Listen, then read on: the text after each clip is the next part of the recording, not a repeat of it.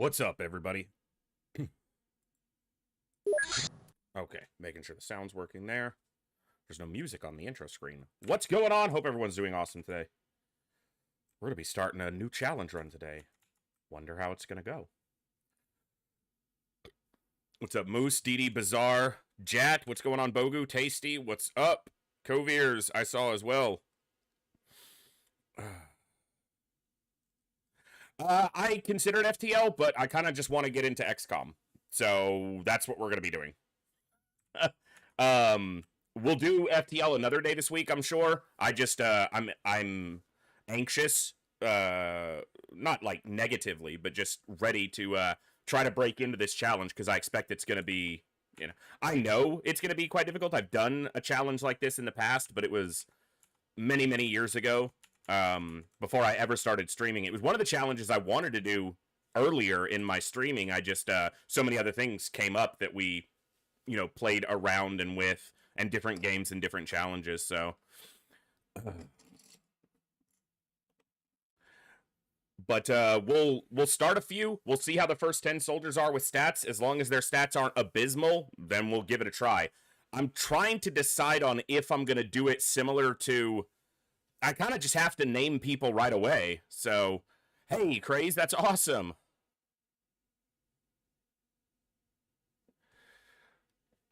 I pretty much just need to, as soon as we start, name 10 people and just go from there. Because there's not really a breaking point in this campaign like there was in the TFTD challenge run. It's pretty much just go for it and see, it might end really quickly. There's always the chance that the first mission, kills 5 people, and then I'll be restarting, so. But we'll see. It's going to be a lot of fun either way. I expect that, so. Let me do this. That way there's the geoscape going. Alright. So yeah, 10 soldiers, not at a time, 10 soldiers ever, for the entirety of the campaign, meaning I modified the game to start us with 10 instead of 8, and we will never hire another soldier again. The last time I remember doing this challenge before I started streaming was probably in... Where was I living? So, that would have been 2015, 2016, somewhere around that time frame. And I was playing a lot of XCOM because I had just moved into my new place, and it was going to be weeks before they could get the internet set up. So I was playing offline stuff instead of online games. So, yeah. So it was probably nearly 10 years ago. And I made it to Mars with, I think, either 5 or 6 soldiers alive. Out of the first 10. So, see if we can duplicate that.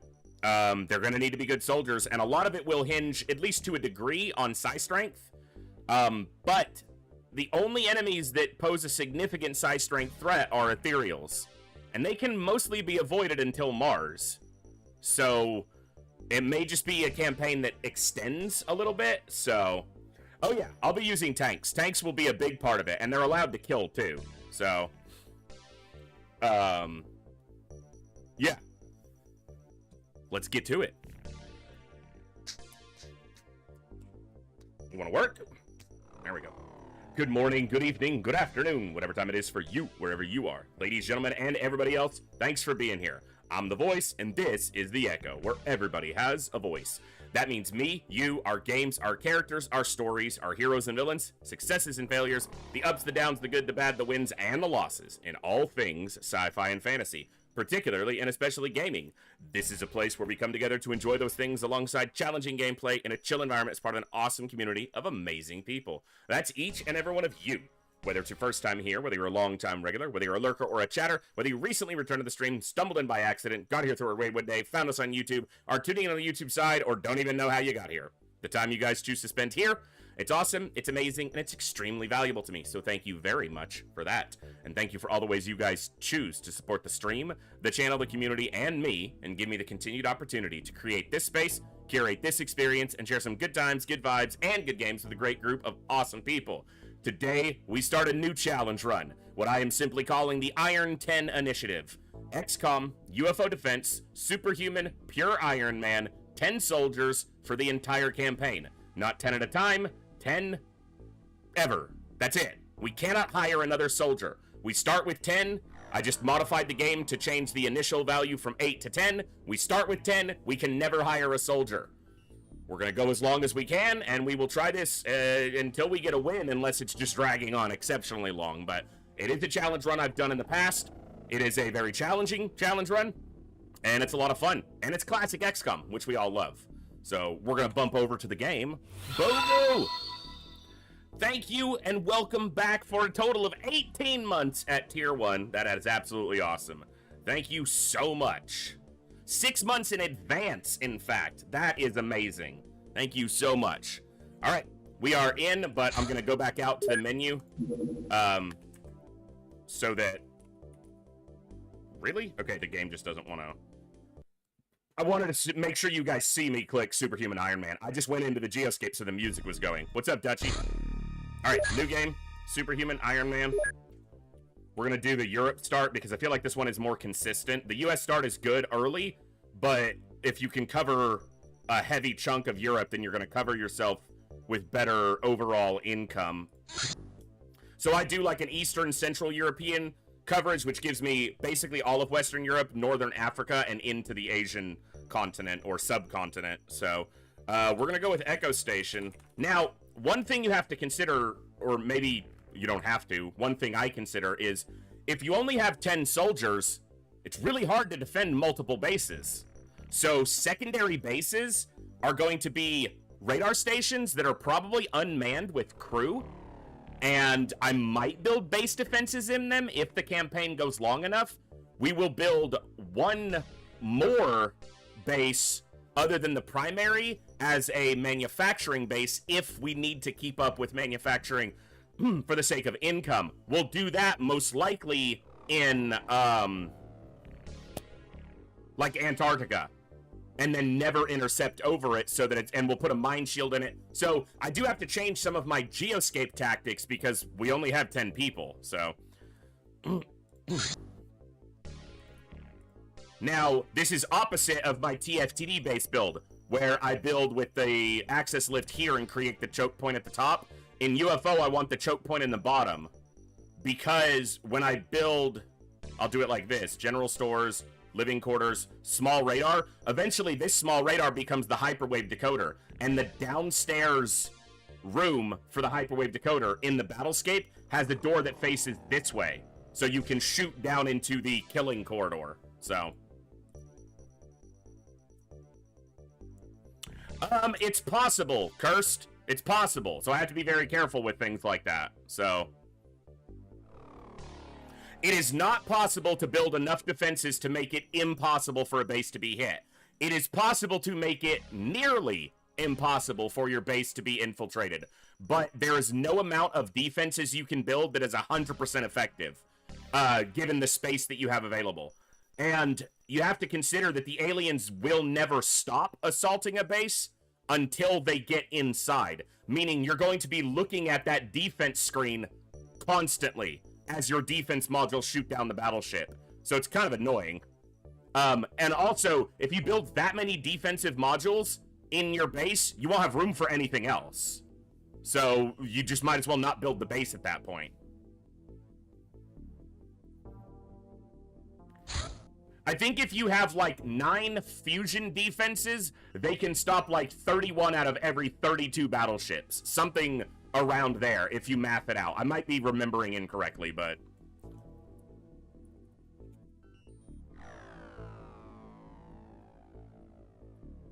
Alright, let's take a look at the soldiers. Before we do anything else, we'll see how the soldiers are. That's pretty bad. Firing accuracy is not bad, actually. So, not... Okay. Low on strength, but strength will grow quickly if they don't die. Good reactions, but... mediocre stamina and time units. And bravery. Not good. Good here, bad here.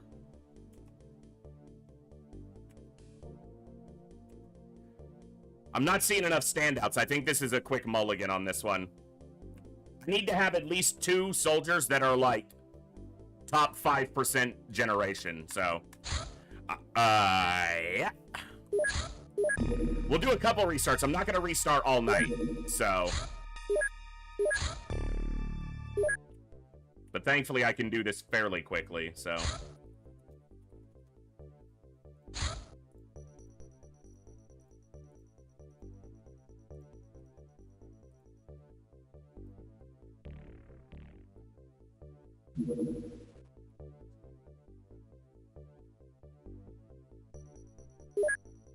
Alright.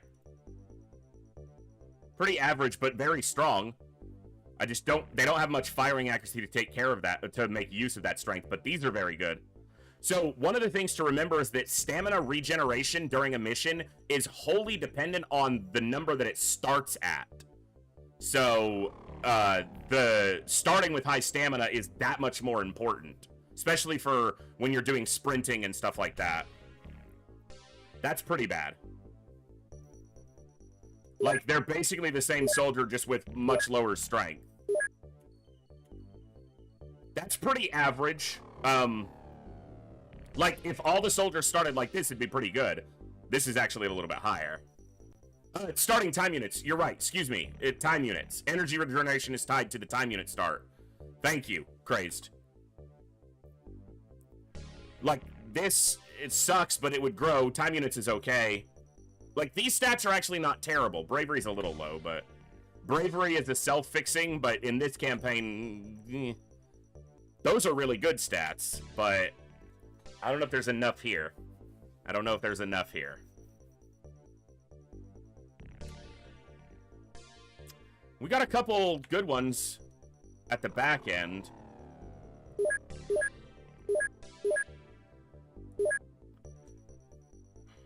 Like, that's really good stats. Those are pretty good stats. Those are average. Bravery's a little low.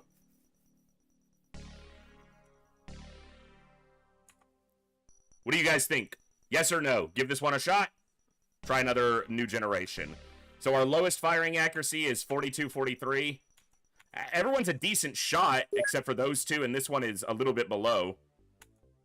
So we've got decent shooter. They're pretty low. The problem with that is they're also very strong. So...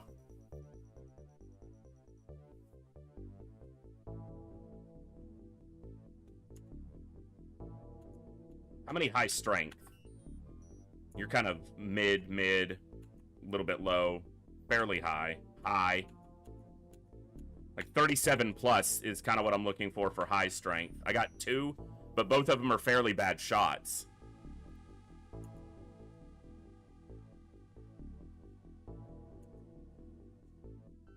Those are really good stats. Strength grows quickly. They're pretty good. Those are pretty good. Bravery's a little low. Good shooter. Not much else going for them. Those are very good stats, too. So Vieira and Verinder. Those are very good stats. Well, I've got like 3 very good stats here. I think I'm going to give this one a try. I think I'm going to give this one a shot. All right. The way I'm gonna do this is just we're gonna pull from the entries, and we'll just do 10 in order. I'm not going to you know, fuss around with the order, because then we'll be here too long every time we restart. So, all right, let's see. Close entries for the moment. Yippee. YP. IPY.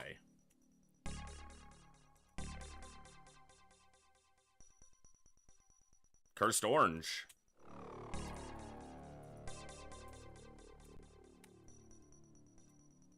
I can't type, apparently. Alright, good soldier here. Eduardo Lin Costa.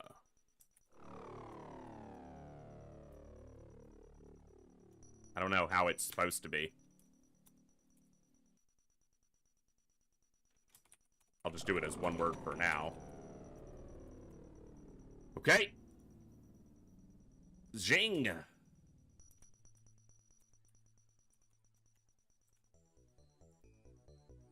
Raf.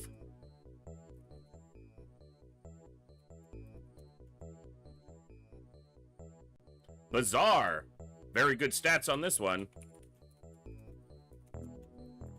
Another good stats here. Attacked.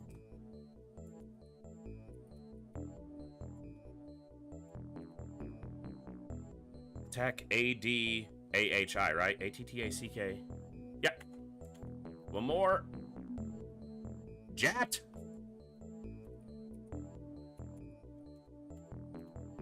One more. Incredulous Ninny. Good stats here, too.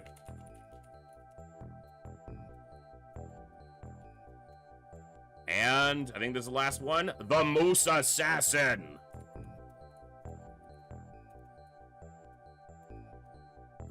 Okay, that's our first 10. I will resume entries there. So you can continue to enter, but if you've already won, I don't think it'll let you re-enter. If it does, great. Go back in. It's fine by me. All right.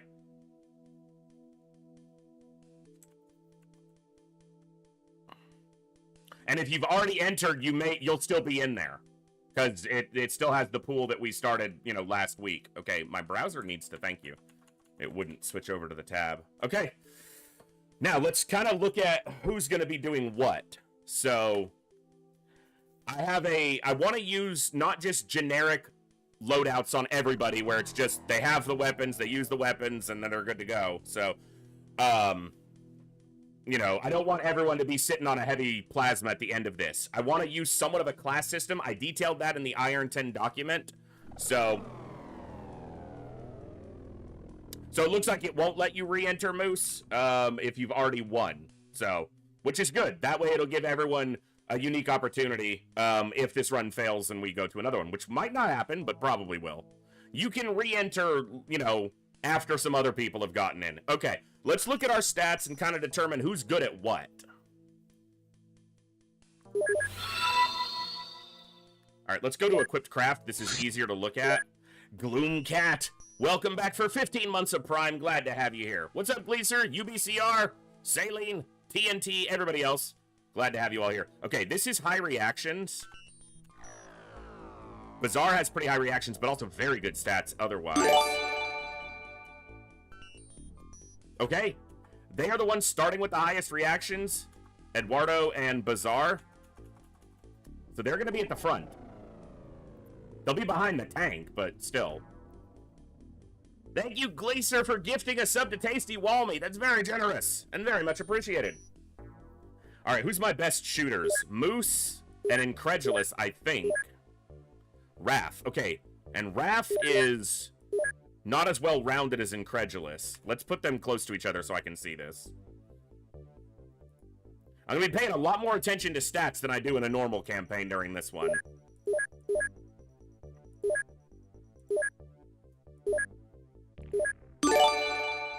Thank you, Gleaser, for gifting another sub to Ready to Play.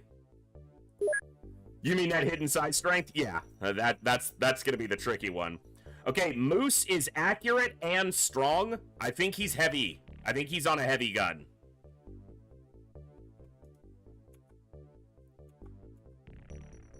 Attacked could be as well. Jat's a little less accurate, but maybe that's fine. I want 2 people on heavy guns. Yippee is just not accurate at all. I think they, even though this isn't a very good throwing accuracy on Yippee, throwing accuracy grows pretty quickly. I think Yippee is going to be a combat engineer. They're going to carry Hayeks and stuff. And I want another combat engineer as well. Alright, let me find my other heavy gunner.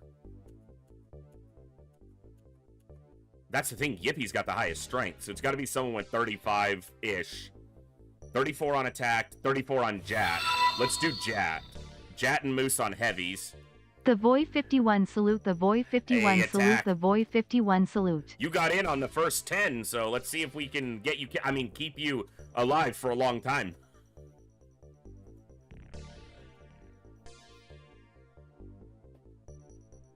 Alright. Cursed is weak. Okay, Cursed is going to be... Those are going to be my 2 combat engineers, because I need to make use of the other stats elsewhere. These are pretty well-rounded stats. I think Jing probably is going to be in the combat medic slot. Attacked is going to be towards the back of the craft. You actually have some of the best stats. You're the squad leader right now, Attack. This is the first try of this challenge right now, Froish.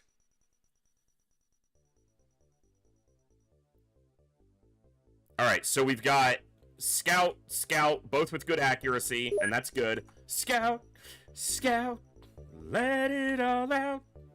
These are the dudes we can do without. Go on. They're shooting at you. Go on.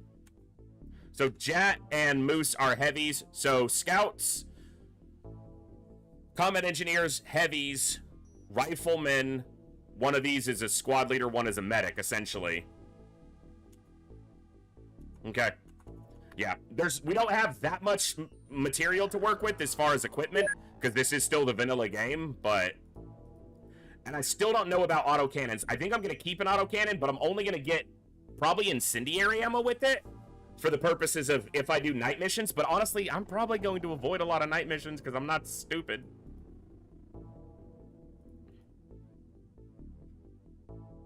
I'm not going to use a heavy cannon. I never do. I never do, so... Alright.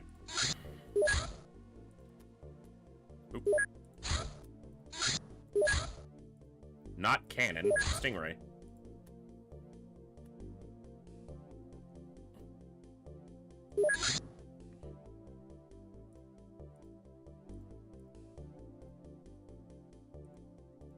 Okay. Lasers. Want to get to rifles, and then I'll go back for motion scanner and med kit. Alright. Sell the cannons and the autocannon. Purchase. No soldiers.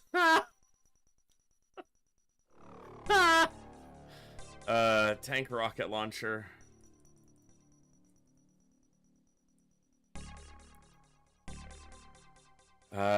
HE ammo. Large rockets. Smoke grenades. Proxies. High-X. I'm almost out of space. Okay, that's fine. Alright, we'll start with those. Here we go. I'll do the loadouts when we get into the first encounter.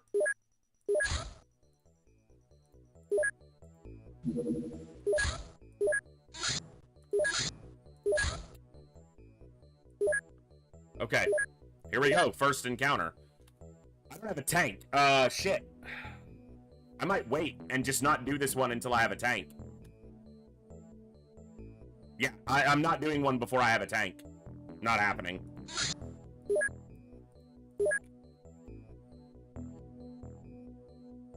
Especially with it being landed. If that's a landed large scout, I need a tank.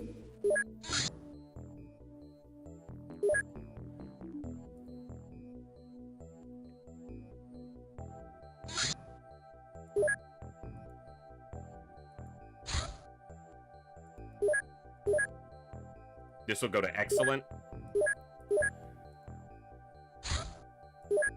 They should have pistols done by the 10th day. There's a little bit of variance. Okay. So tank, HE ammo, large rockets, get rid of the smalls, smoke, proxies. Okay.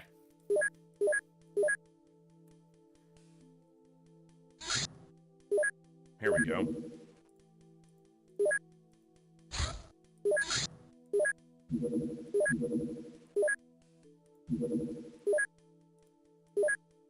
I click really quickly when I'm playing Classic XCOM because I've done this so many times. So if you're new to watching Classic or just in general and have any questions about what I'm doing, just feel free to ask and I'll try to answer if I can. But I tend to just kind of go through it rapidly because I've been doing this a lot for way too long.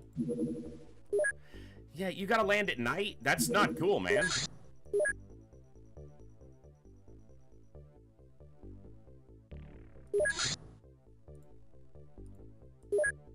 Yeah, I'm not gonna catch it. I'm not doing a night mission.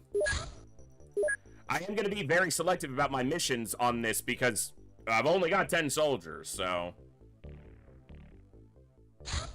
There's gonna be a lot of missions we can't skip.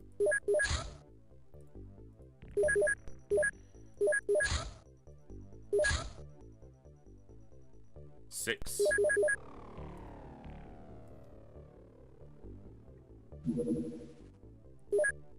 Be nice if we could shoot something down, though.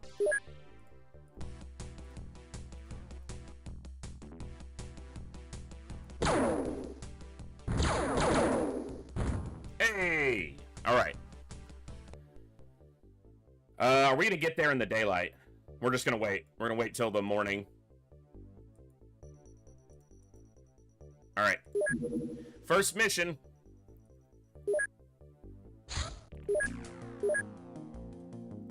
Alright. Rifle.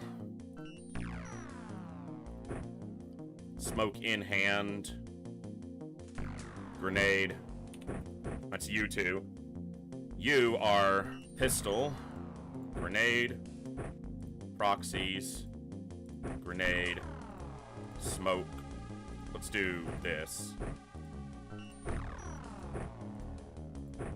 Okay. I'm not gonna prime that, because if he gets shot and drops it... Okay, a little weaker. We'll drop 2 of these for now. And you're not carrying extra ammo clips right now. Alright, Moose and Jat are the heavies. Moose is gonna be on heavy cannon. Oh, it was already loaded with the correct stuff. And Jat is going to be on rocket. Okay. There's not a lot of variants, but I can change the...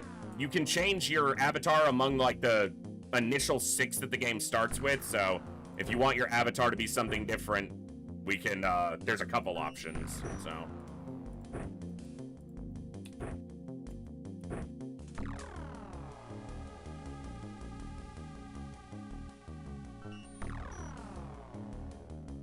I'm trying to debate if I want another heavy cannon user. I think attacked probably will, actually.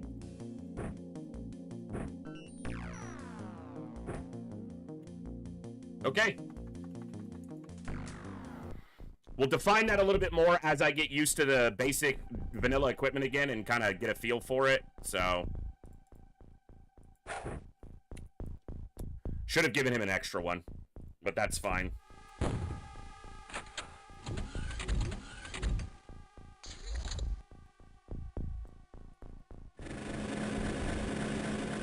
Okay. You know what? No. I can take shots without them being visible, or I should be able to, with no shared vision. Yeah. So I get shots at them that they can't react to, and then the tank can get a snapshot out if we don't drop them. Oh, it's good to be back to people who can't fucking shoot.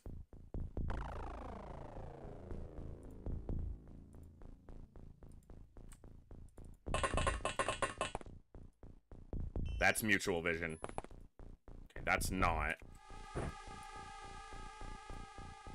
That is, though. Glad she killed it, because it could see her.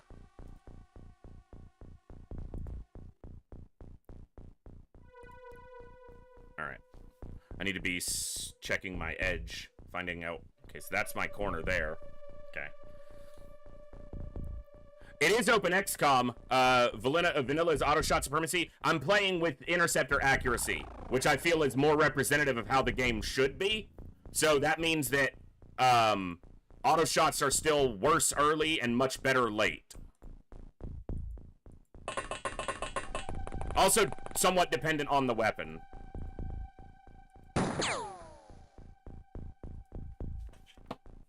And the pistol's better than people give it credit for. Always has been. Well, some people know, but...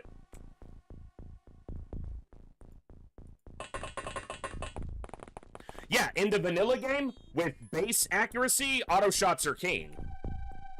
100%. But With extender accuracy, that's not the case specifically. Because there's accuracy drop-off to a distance. So. You know what I need to check?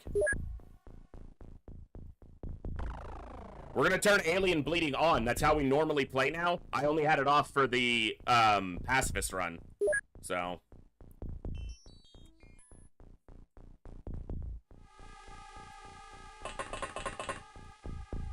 All the other settings I went over the other day. So. It makes the game harder because it makes it harder to get live captures. Yes, there'll be a new draft each time, Sankey, if the run fails.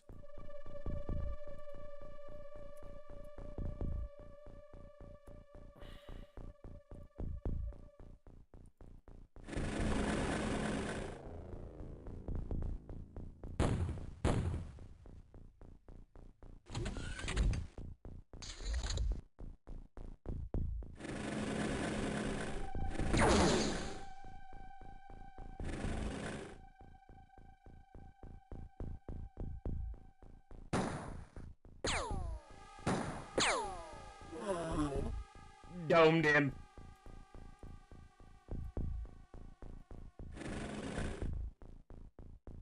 Any foolproof method for checking whether out of the alien's vision a situation like this? Not a ton. Not a ton of ways, so.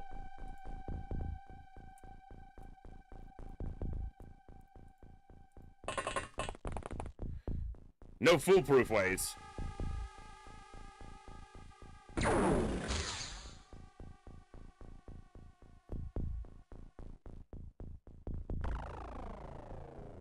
They went right between them!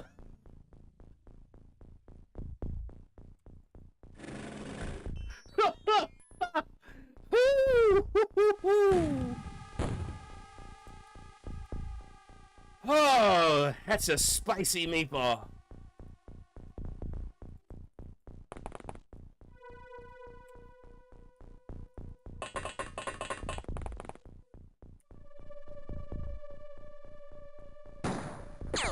Vanilla's stressful when you can recruit.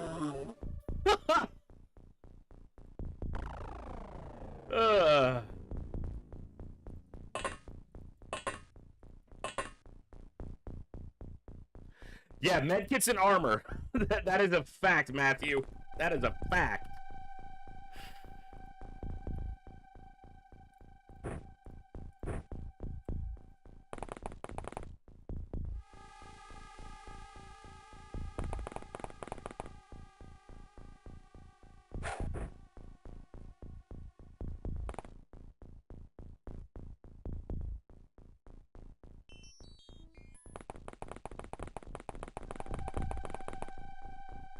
And motion scanners.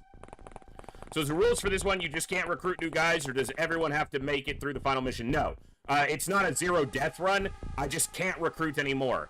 If I can continue trying, even if I'm down to 1 soldier, but once I'm down to 0 soldiers, that's it. So even though you can, well, you can't fly the Sky Ranger without, you have to have at least 1 soldier. So once we're down to 0 soldiers, that's it. Cherry, I will add to the Iron 10, or I'll make a document sheet before tomorrow's stream with the whatever the current roster is at the time, and I'll track anyone who's died during a previous run if we move on to subsequent runs. Right now, it's just I pulled 10 from the raffle, and that's the 10 we have in currently, so. Shit, that was spooky. All right.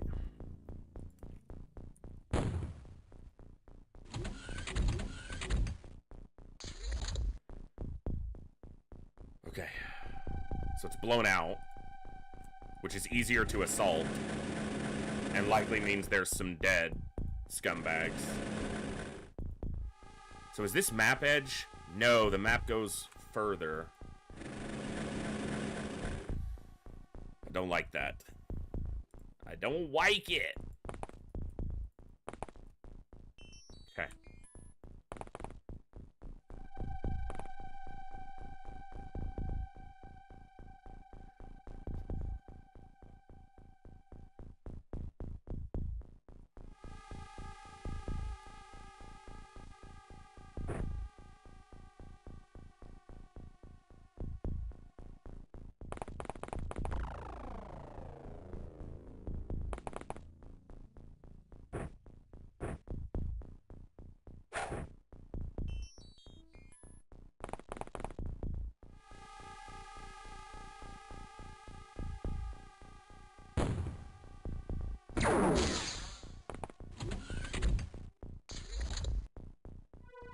The tank is basically half dead, more than half dead off of that. Must have been a heavy, yep.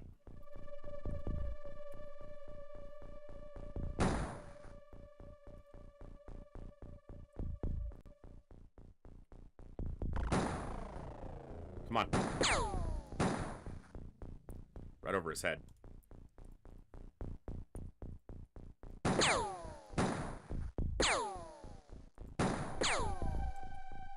Hit him.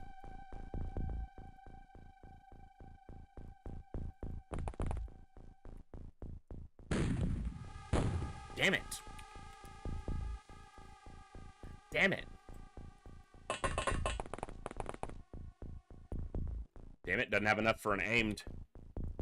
0%. Closer than I would expect at 0%, so I'll take it, but... Fucking hell! Oh my god! The tank just... Whiff, whiff! Alright.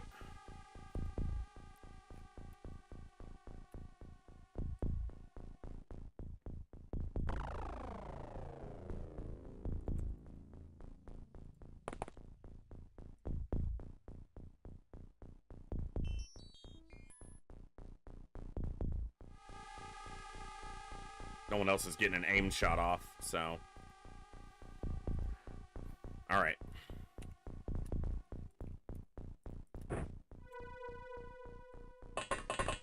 Is RNG mechanic better in the old XCOM game compared to new ones?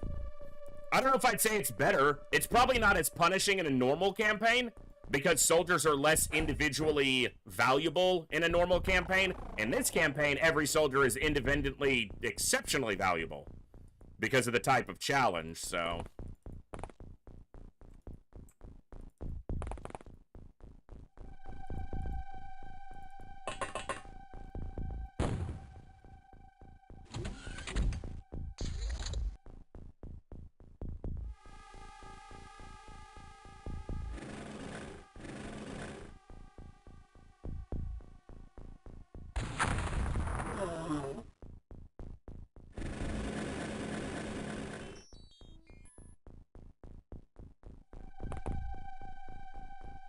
He stood up.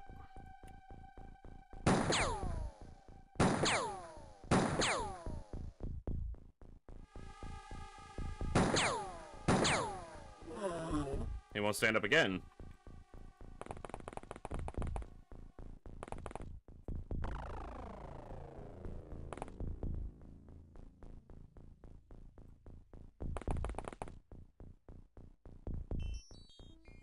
Yeah, but with a pistol, you can get a lot of shots off to try to grow that quicker. So, that's part of the thinking there.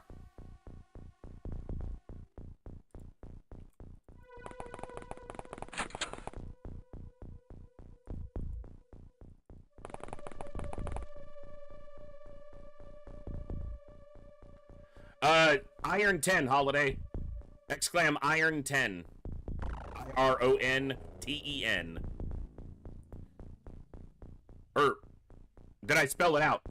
Yeah, TEN. You made me question myself there for a second. I was like, did I? Alright, let's do something funky here. Okay.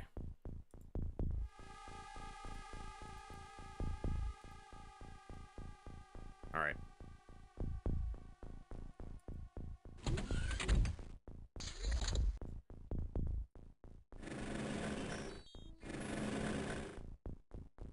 There's a scumbag over here with a heavy plasma.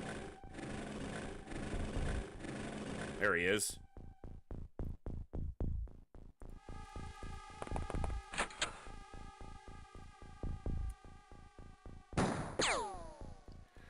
Eventually, these good shooters are going to be, you know, landing good shots.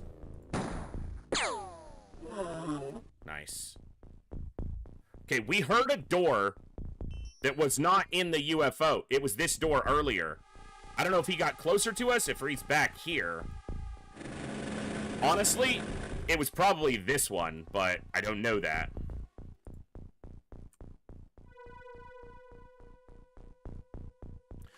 So the way it works is in vanilla UFO, if you shoot at a target and you hit the target, even if you don't do any damage, as long as it impacts the target, honestly, even if it impacts another target, like you shoot at Alien A and you hit Alien B, you get a chance to gain accuracy. If you land 11 shots during a mission on a target, you get a chance to gain between 2 and 6 accuracy during that mission. And your accuracy is soft capped at 120. But if a soldier has 119 and then gains 6, they can go to 125, which is the hard max in the unmodded vanilla game.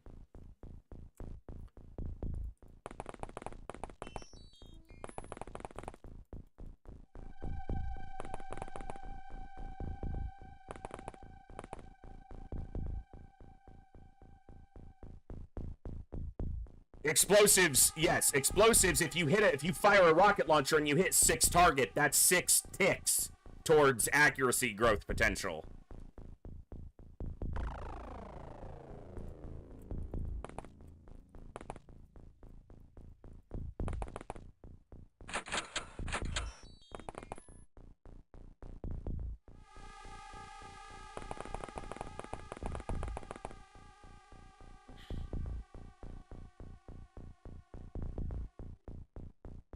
Yeah, you could be at 118 and roll a 2, and 120, which is not low. 120 is not bad. Most soldiers won't get there.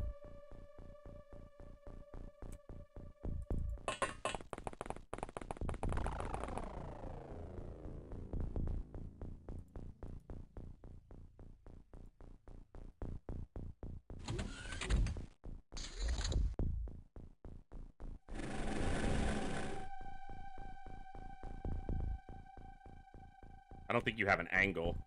Nope.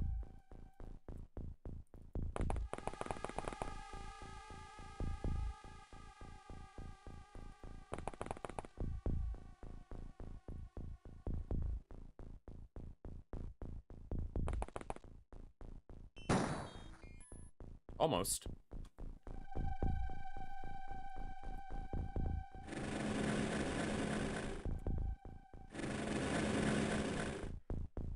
Well, this might blow up some equipment, but I'm going to try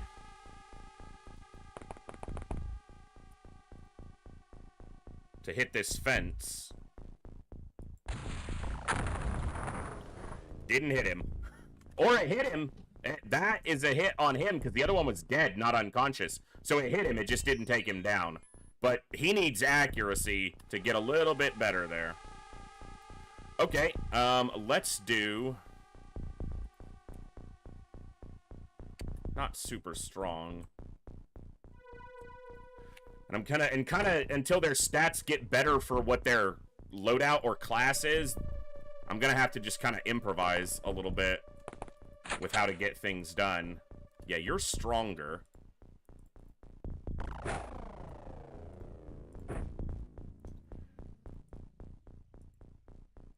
Out of range. How much to throw? 14? It's right next to him. It's good.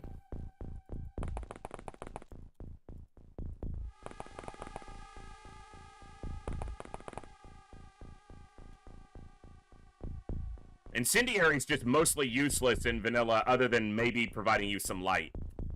That's basically it.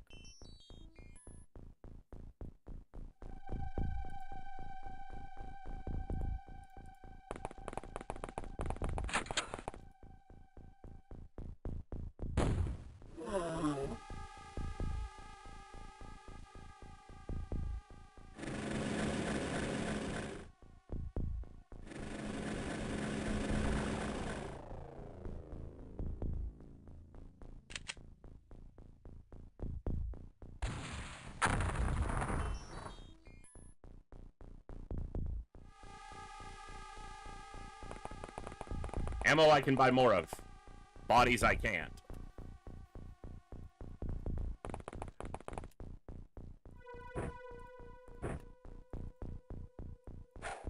This will be me using explosives a lot more aggressively than I often do for this campaign, so.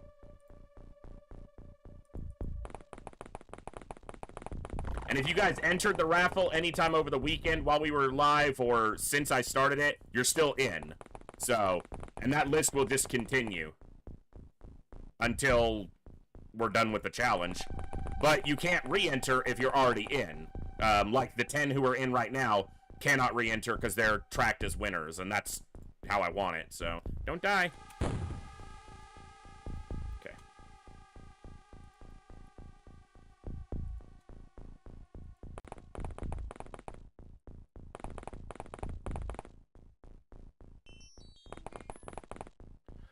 It's got to be on the ship. Yes, indeed, Brimcon. Rifle? Okay. Alright, let's see. Bazaar, Moose, and Attacked.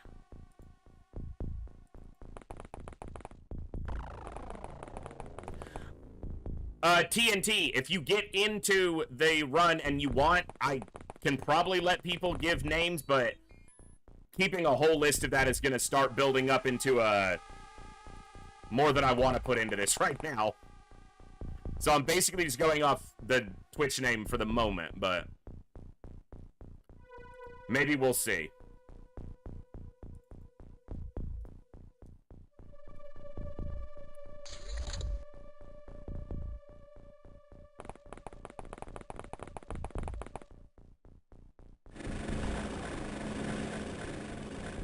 Also, this isn't hard mode, which is what my brain is kind of thinking.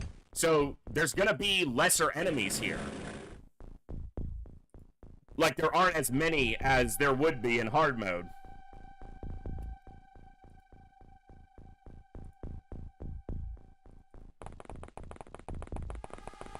Sergeant, yeah. I considered adjusting it, Holiday, because Captain is at 11. I considered adjusting it to where I could get a captain, one captain with 11 soldiers, and I might do that, just because it seems appropriate to have a captain and 2 sergeants, and then the rest be squaddies. So, Quick Mind, what's up? Hello.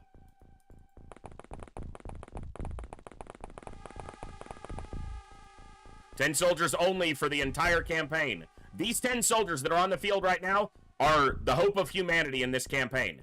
Not 10 at a time, 10 forever. Hey, thanks, Quick Mind. It was fun. I was glad we were able to do that.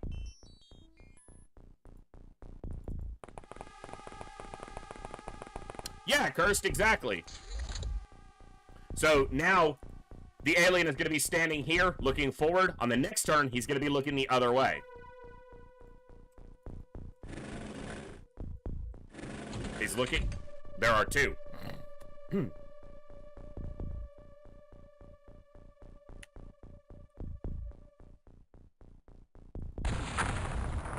There is 1.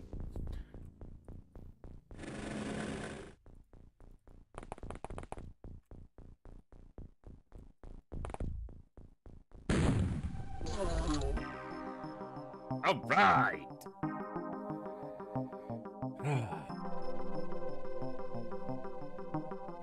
One down.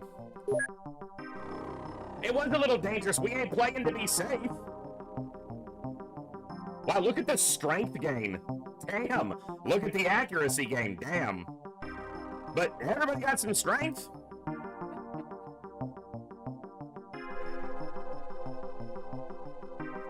Yeah, Cursed, it's the beginning of the campaign. I'm going to take a lot more risks early, so...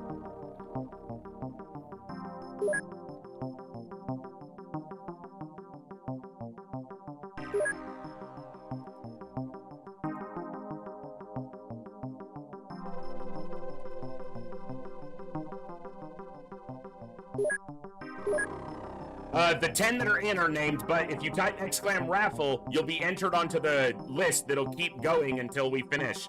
And each time we restart, we'll draw 10 new names.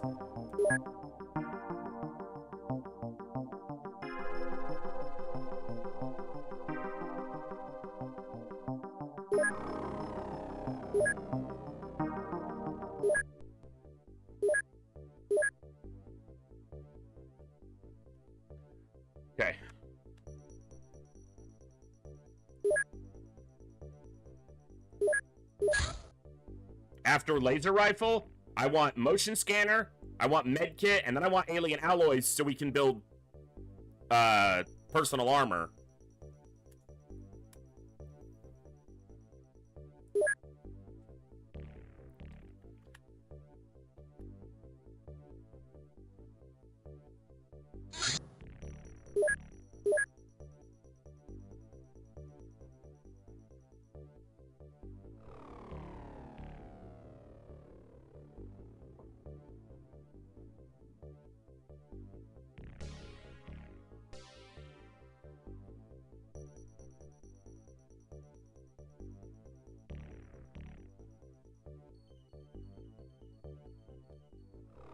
Okay.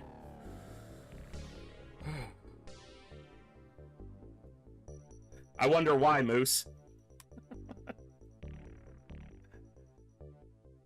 We take a loss early. Are we going to restart? Not a single loss, no. I won't be quitting on a single loss unless it's just like a really brutal loss. But, we get down to 6 or fewer soldiers and I have to really start considering.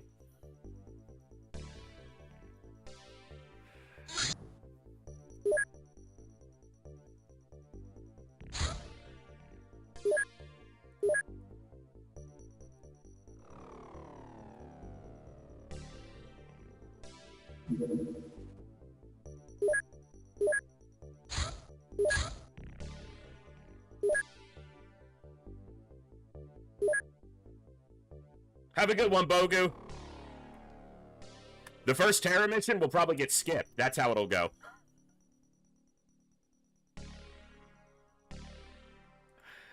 I won't avoid all of them, but the first one I might. If I landed in sectoids, I'm gone. If it's floaters, I'll stay. Maybe.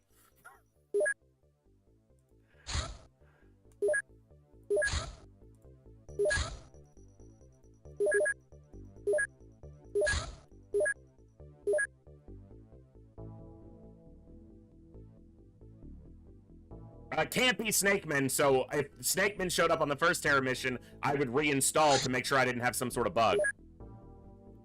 One of the best weapons in the game.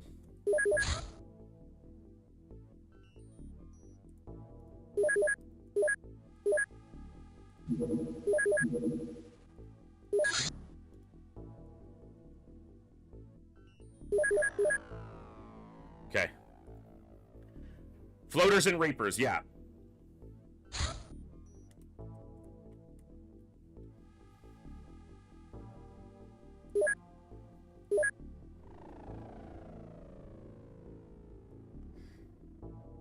Running on the broke side.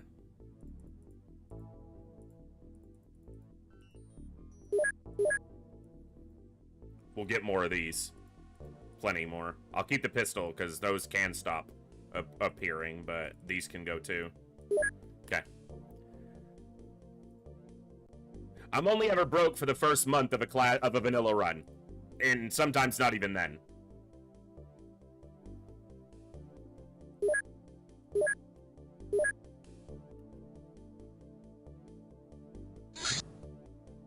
It's also entirely dependent on when the first Terra mission shows up. If it shows up on the 20th, I have 1, maybe 2 laser rifles. If it shows up on the 28th, I have a handful of laser rifles and pistols. Yeah, so the game, the vanilla game starts you with 8 soldiers. I modified that slightly in the game file to start me with 10, just so I could see all 10 stats immediately, and I'm never hiring another soldier. So I just modified it slightly to start us with 10 instead of 8, and then I'll never hire another one.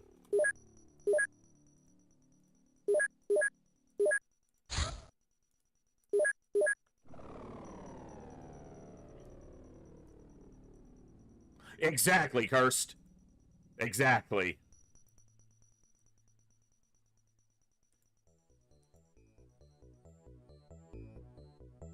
It's pretty quiet. Medkit's good.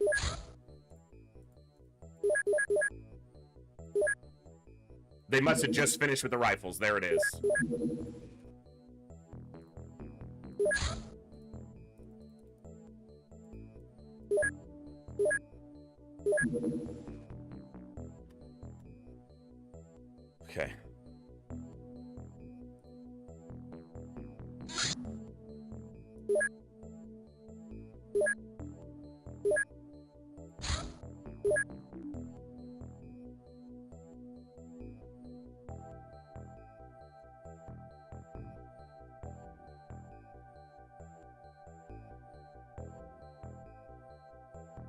I've got laser weapons.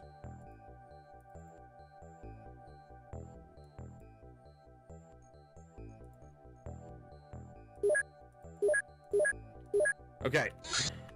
We're gonna do it like this. Sky Ranger's gonna go this way.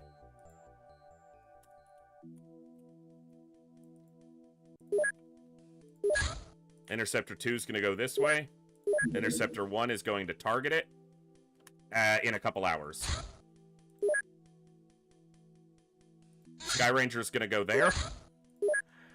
Oh, if that's a large scout, fuck. If I wind up not doing this terror mission, I'm gonna want the score from this, and we're getting it in the daylight.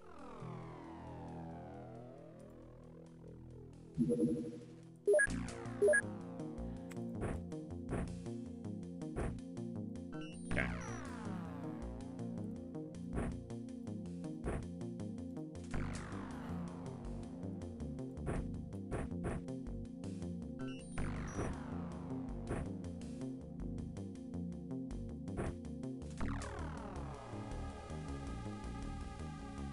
I'm pretty sure it's in the day, but you're not gonna be able to throw that far enough. Take an extra smoke. Moose is good. Jat is good. Jing.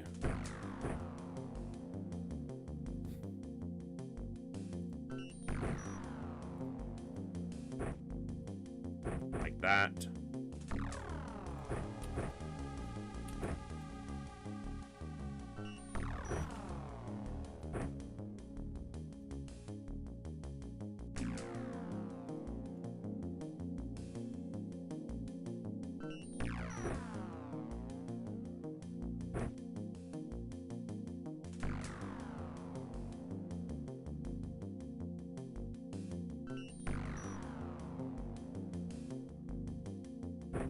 Wrong person.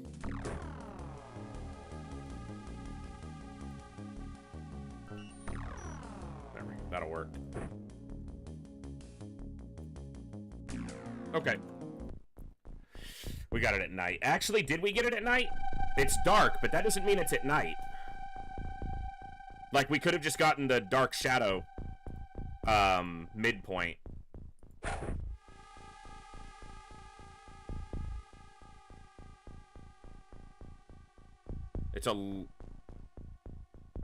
It's a large scout, or a medium scout. No, large scout. Yeah, it has to be. So the way I'll tell is if I see an alien past, you know, the 9-tile nighttime. Well, that's smoky, so that doesn't... Hello? I'm not playing hard mode. Why the fuck are they deployed on my face? They are on us.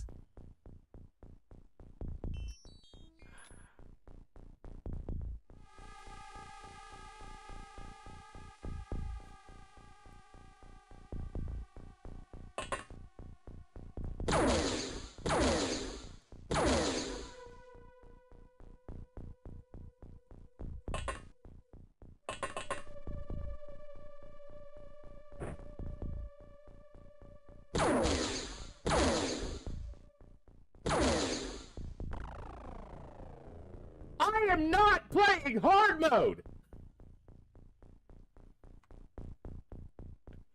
What is happening?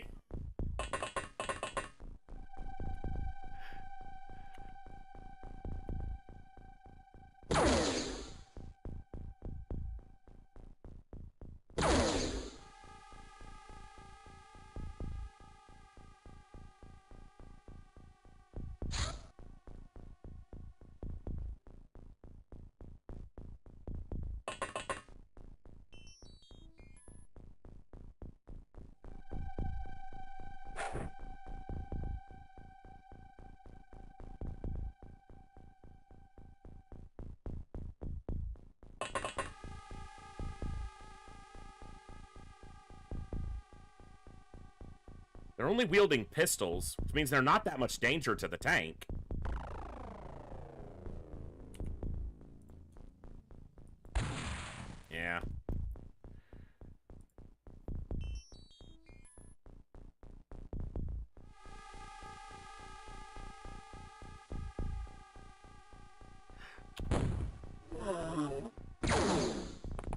Okay. Pistol as well.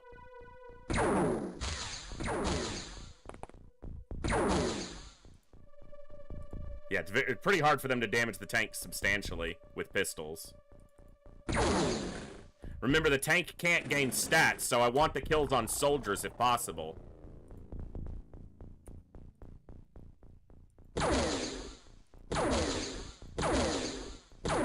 Sectoids are supposed to die easily! Ah! You are so inaccurate!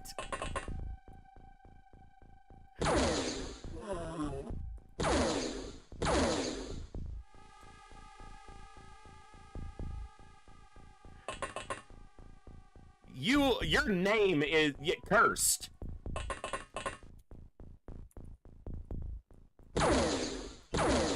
Bro.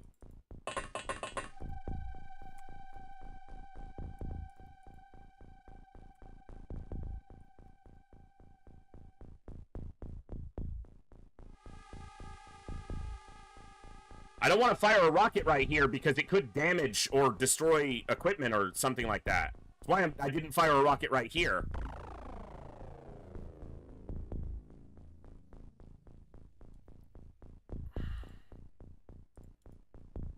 I'm gonna hit this with a rocket. It'll take that guy out without destroying anything.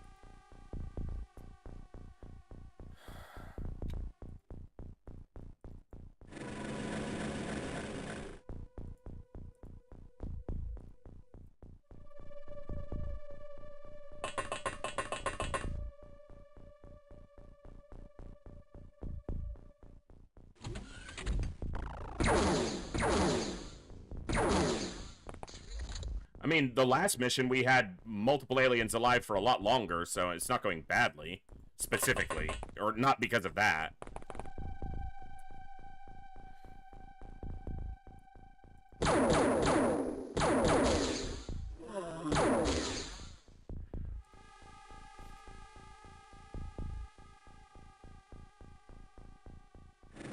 Tank's low, though.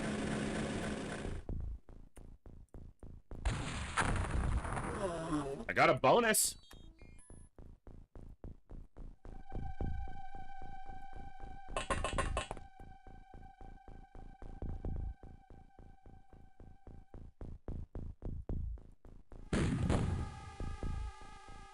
Didn't hit him.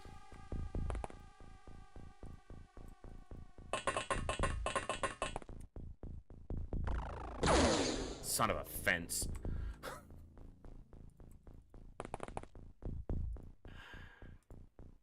All right.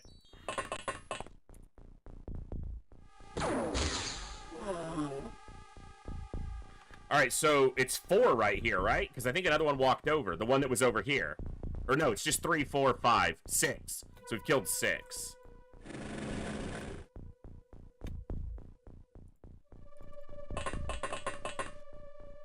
The only problem with putting a proxy over here is if I need to get up there and they don't set it off first. I can do it with the tank, but it can damage the tank.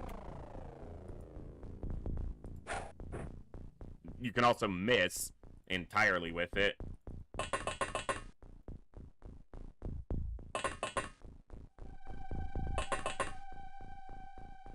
Not the first time through, Orbital. Is it up to 16 here? Hold on. The last 2 times we played Classic, or 2 of the last times that we played Classic, it was not vanilla, it was hard mode, so, and that's a lot more enemies and always maximum. So let me, take a look at my large scout breakdown and kind of relearn some old info.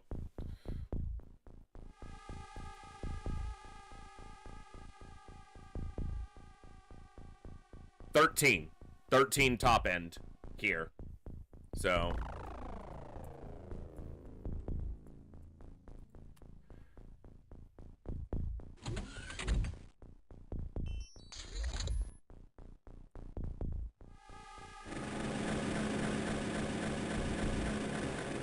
also, we saw this guy from further back. I didn't pay attention to it enough to know if it was nighttime vision or if we've got actual vision, and it's actually tough to tell right now. That's true, Eclectic. You can't do that in hard mode because they have different explosive armors.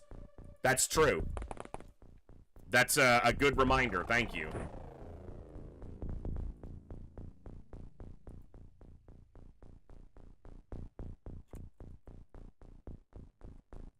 We don't hot potato proxies because someone fucks up and everybody dies.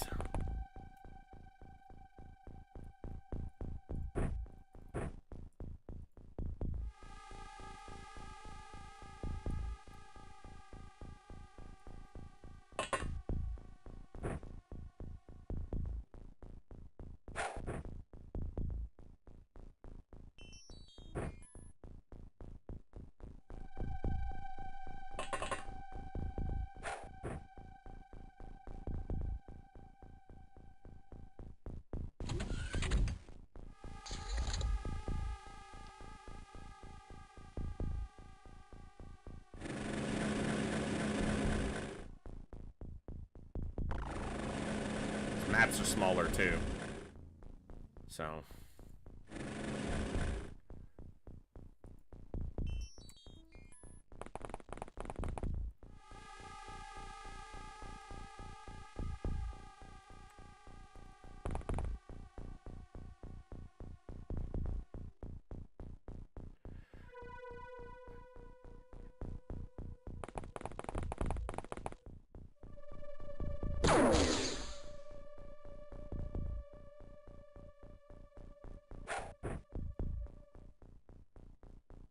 right where it needs to be.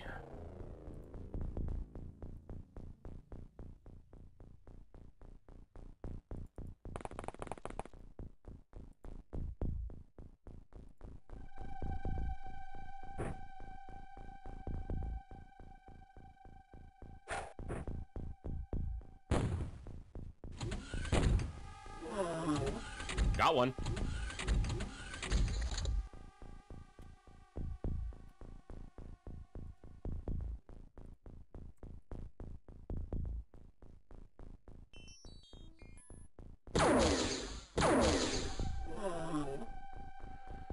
Beautiful.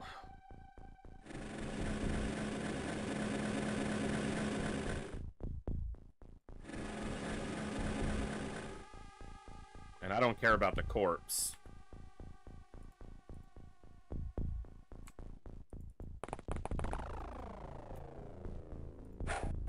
Nice throw. All right. I don't like that that fucker was so close to me, but what are you gonna do?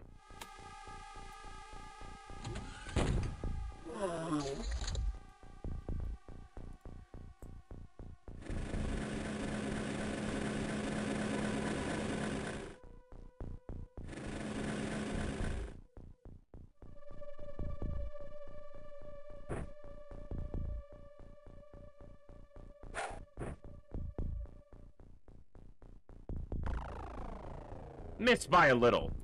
Just, it's over. Well, bad.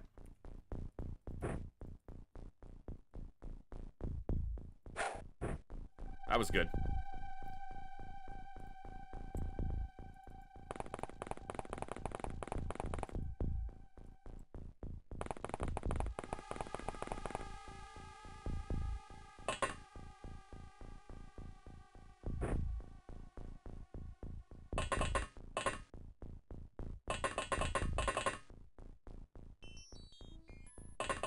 I need these people who are rookies to...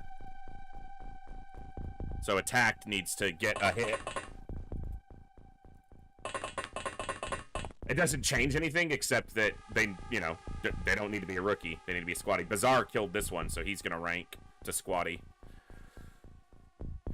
Yeah, I'll get a scumbag counter set up as soon as I can remember to do it during the day.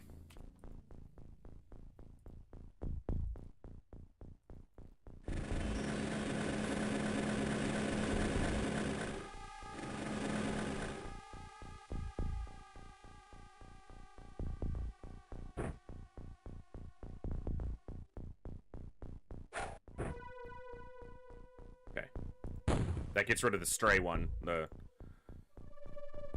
one I don't want to have to deal with.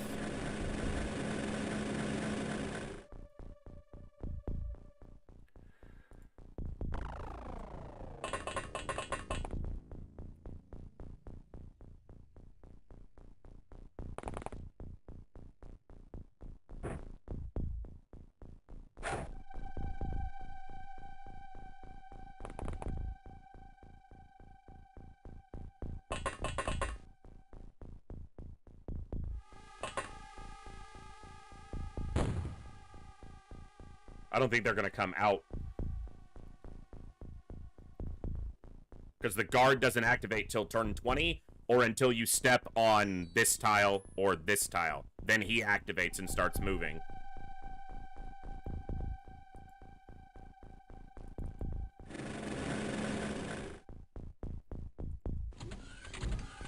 Okay, someone's moving, though. I don't want the tank where they can open the door and see it, because then they won't step out. Yeah, right before you step on the tile just in front of the door, and there's a bridge guard, essentially, who stands up here. And there's a door here and a door here. And when you step up to the door, there's another alien in here, a navigator, that I think activates as soon as you enter the ship. But then the bridge guard activates once you step to these doors. Usually. Okay, we heard another door. We are blowing up a ton of equipment, though. Which is honestly not that big of a deal. Because I can't buy new soldiers, so. Close. It's not exact. But if they step out the door, it will go off. So. Yeah. I'll take it. We blew up some artifacts, but I'll take it.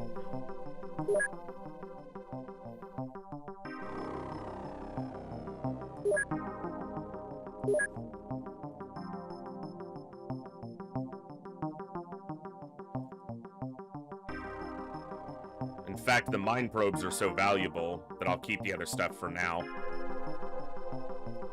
Okay.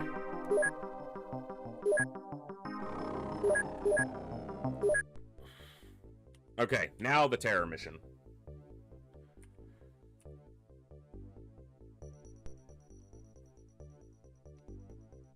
Hey, Cool Dan, what's up, bud? Sierra, as long as you're in the raffle, you're still in it for future attempts if this run fails, but you didn't make it in the first 10 this time. So, not yet.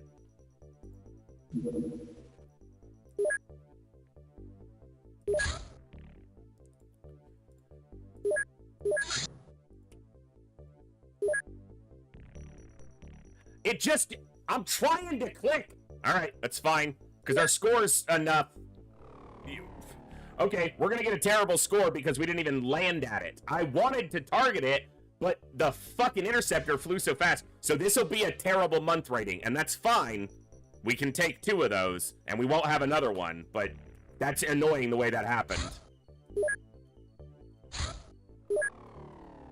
I should have retasked this one, and, yeah. Alright, that's fine. Living is more important anyway, and I probably would have just been taking off. But we wouldn't have taken as much of a score hit, because I would have minimized the ignore penalty and just taken the civilian penalty. So, is what it is. It'll probably tell us that Russia's pissed at us for ignoring that, so, yeah. Okay.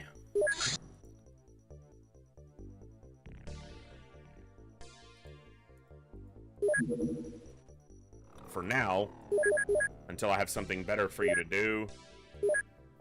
Motion scanner soon. Good. Alright, we're going to take a big score hit here. We did a lot of research, though.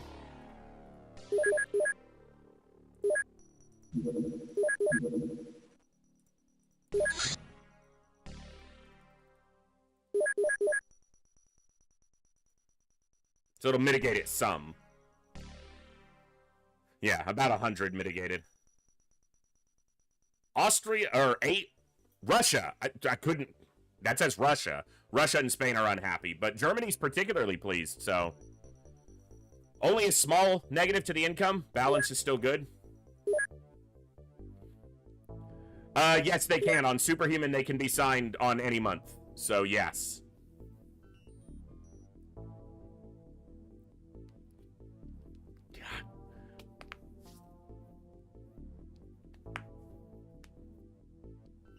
My hands are really hurting today, sorry. What's up, Equally? Purchase. I can't do it. It won't let me. Some psycho said I'm not allowed to.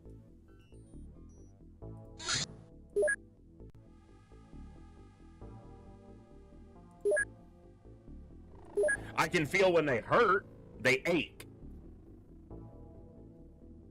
And it's funny, it's one of the it was like 83 degrees Fahrenheit outside yesterday, which is one of the warmest days we've had in ages.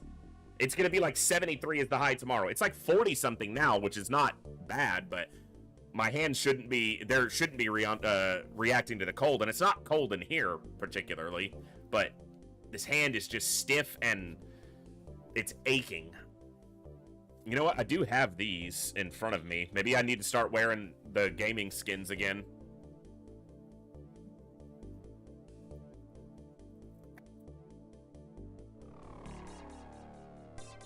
You know what, Crazed? I'm still thinking fucking hard mode. I'm still thinking hard mode, where they can infiltrate immediately.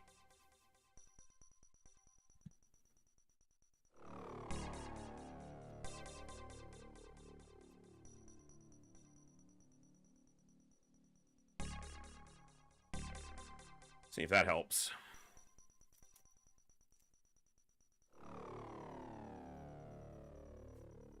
Yeah, because of the last 1,000 hours I've played of UFO Defense, 700 of it's been hard mode. So it's kind of reprogrammed my brain a little bit. I've played a lot more vanilla, but more recently I played a lot more hard mode.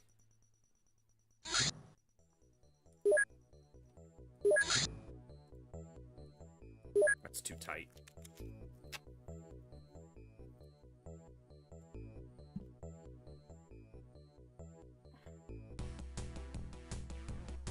Medium scout. That's why I turned it off, because I figured they were going to start running.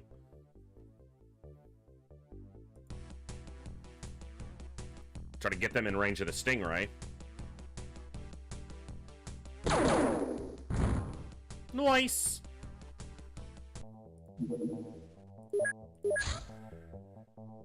Motion scanners are the most profitable.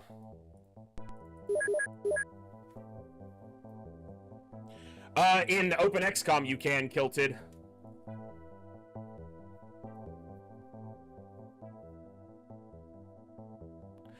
For the moment, Cursed, I just didn't have a lot of funds in the first month. I'll swap them all to Avalanche very soon.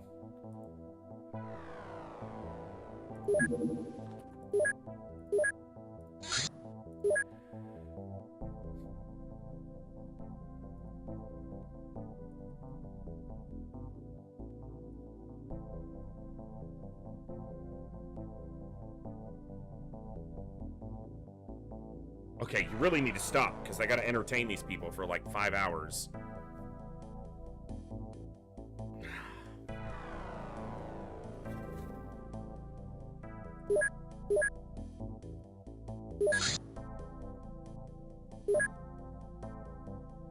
Alright. So we're getting stronger, so we're able to start adapting our loadouts to what these soldiers are meant to be carrying. There will be one medic who carries additional med kits, like one combat medic, but everyone will have some medic, you know, med kit on them, or most soldiers will. Just like in a squad, I assume out in the field would have, some of them would carry basic trauma necessities, like a or in my EDC, I always had a basic trauma kit with a tourniquet and bandages and, you know, a couple 6x6s, gauze pads, so, but... Alright. Okay, You still got to get your strength up, and you don't need to carry those. You're getting close, though. That'll work. Jat needs to get a shot off this mission.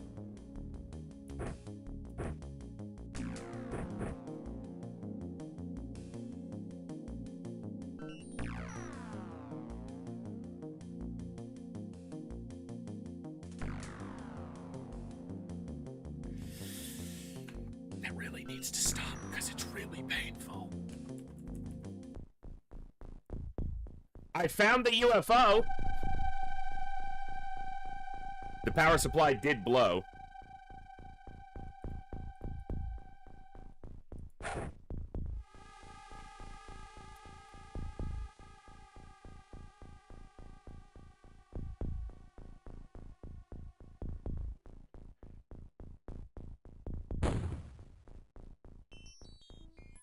Yeah, this is a medium scout. And there's no houses or buildings for them to hide in, so...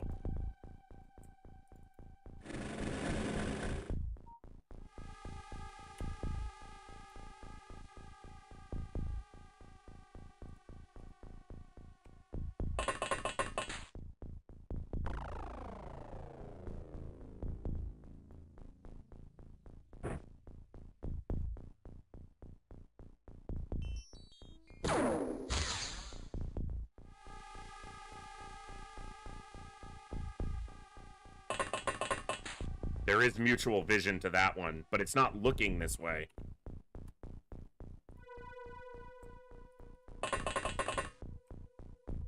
Okay, you know what?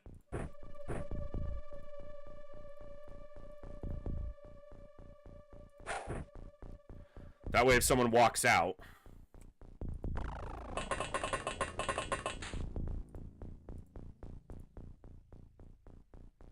He doesn't have enough to throw.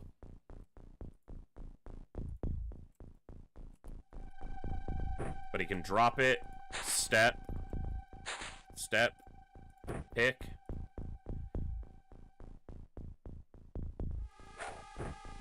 Okay, it's close enough to that one. Yeah, the Rocketeer's kind of far back in the ship. He can take a snapshot.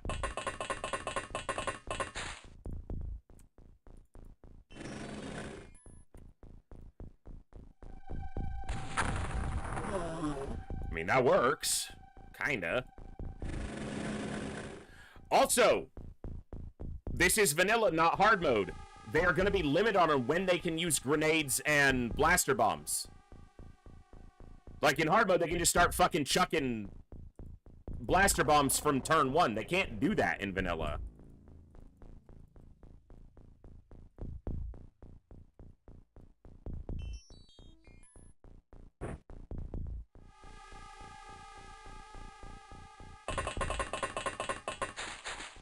Good luck, but I hope you lose so that I can get in. I know, Sankey.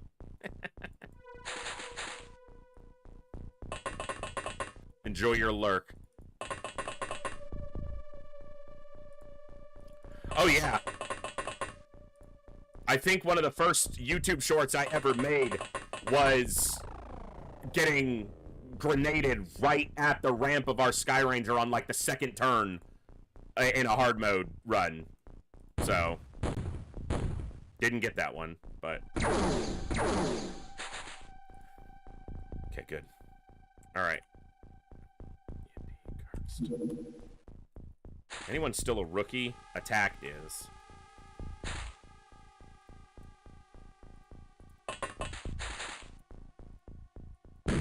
Not anymore. Good job. Okay. Cursed. Get that accuracy up, son.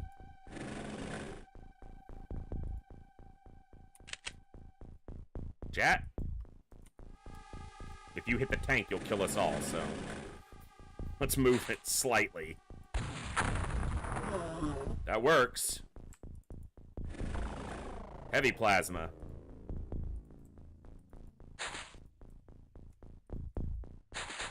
Ref. Nice!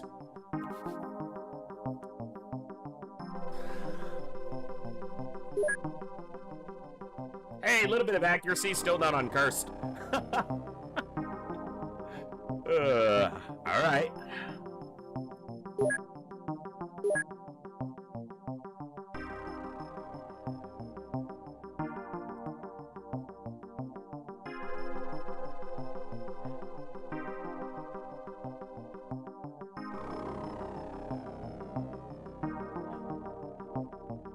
Hey, Super Essence, it's a fun one. One of the best games ever made, in my opinion. I would say humble opinion, but I'd be lying. It is truly one of the best games ever made. Most enduring games.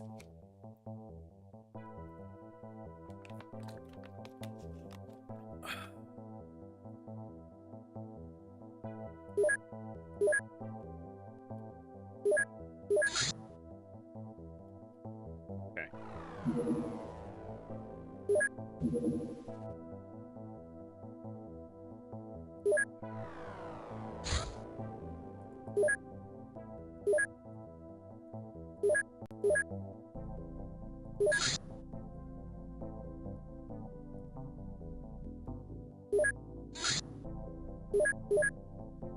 All right.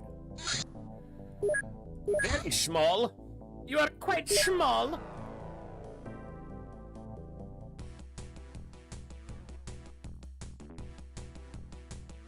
Maybe not by 2K holiday. Then maybe, you know, the rights will change hands or something. Who knows? Look, we can still enjoy Classic. We can still enjoy Enemy Within. We can still enjoy XCOM 2. We don't need an XCOM 3. Obviously, we'd all want one. As long as they don't spit out something like Apocalypse again, it would be great.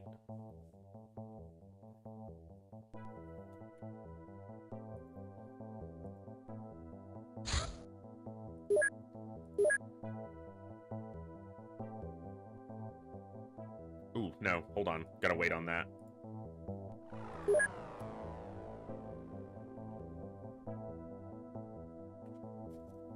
Yes, Super Essence, it is. Essentially, it's kind of a little mini game, but it determines shooting down craft allows us to assault them on the ground without having to wait for them to potentially land, and not all UFOs will land.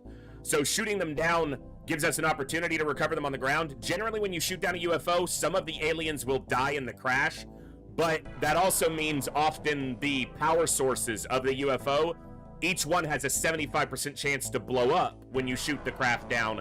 And in vanilla UFO defense, in order to get Illyrium, which is the alien fuel source, it is stored on the same tile as the power supply. So when the power supply blows, the Illyrium blows. So you kind of have to balance shooting down craft with trying to get some that are intact. If you can find an alien base, they get refueled by supply ships regularly, and those can become a very efficient way to farm for Illyrium by just leaving the base there, and then every time they send a supply ship, going and doing the assault on it. Just the ship itself, not the base. So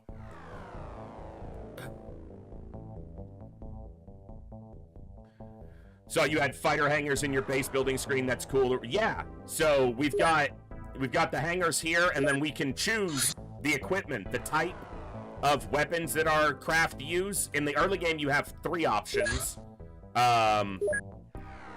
You have the cannon, which is extremely short range and relatively low accuracy, but fires relatively quickly. But you're in a lot of danger against bigger ships using it because it's very short range. You can see 10K. And then you have the avalanche, which is probably the most efficient of the starting weapons. Has very high accuracy, and it can one-shot drop most of the small craft, all of the smalls, and it can even take down the mediums, and it has the range to outrange every ship except the enemy battleship, but it doesn't, there's only 3 rounds. And then the Stingray is kind of in between those. Mid-range, decent damage, decent accuracy, and it fires 6 rounds, whereas the Avalanche only has 3. And then you can research and get more as you go. And then stats on the Interceptor. Its maximum speed, fuel capacity is just how long it can stay in the air. Acceleration, weapon pods. It can only take 100 damage before it goes, meaning if it ate its own Avalanche, it would die.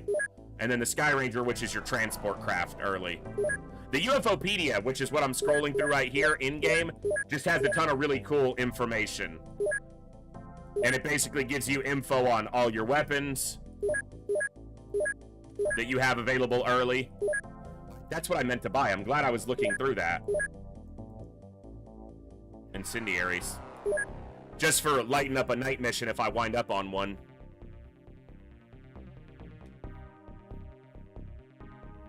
Hey, I'm glad to be able to explain, and it's one of my favorite games ever, so I know a decent amount about it when I don't keep confusing it with modded versions that I've played. Which is the problem. Small, very low. That one might land. Because it's going relatively slow and it's flying very low. But it's at night. And I don't want to do it if it's going to land at night. So I'm going to try to shoot it down. And we'll just assault it during the day. It's a medium scout again. Got it. The numbers in the buildings, the days it takes to complete. Yes, that's how many days until these are built.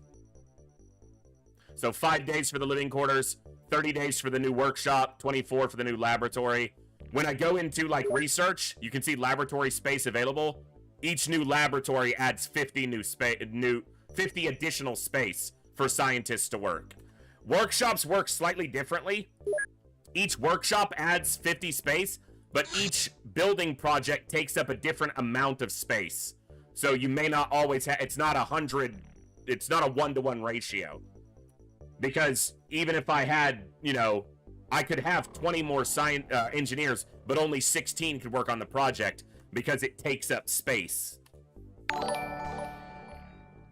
Hey, Super Essence, thank you for the sub over on the YouTube channel. And for those of you who are waiting for the next episode of Hard Mode, Campaign 2, on the YouTube channel, I finally got the VOD corrected. There was a problem with the encoding, and then there was a problem with the audio, not, like, I didn't ever split the audio track, and it just wasn't there. So I had to do a whole bunch of crap to make that work. The quality's a little lower than I would like, but it's still high def, and I'm gonna have it uploaded as soon as possible. And I'm gonna try to upload the Pacifist Challenge Run 2 ASAP, so that it doesn't get left behind. So no, there's no adjacency bonus in the in the new games. No, nothing like that for labs. Or you could build them anywhere in the base. I just like to keep my base kind of organized because it looks better.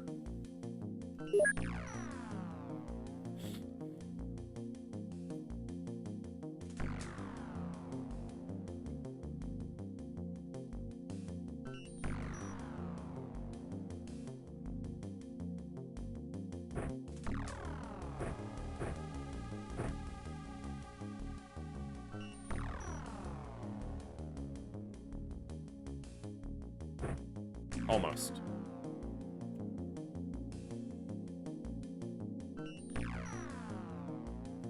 Okay. I don't like when they're looking right at me. Because they can see these soldiers, meaning if the soldiers shoot or throw a smoke, this fucker can shoot. So this is one of those times I need to kill him right away. So. Because if this soldier goes to throw a smoke grenade, that guy can shoot and go right over the tank and kill the soldier.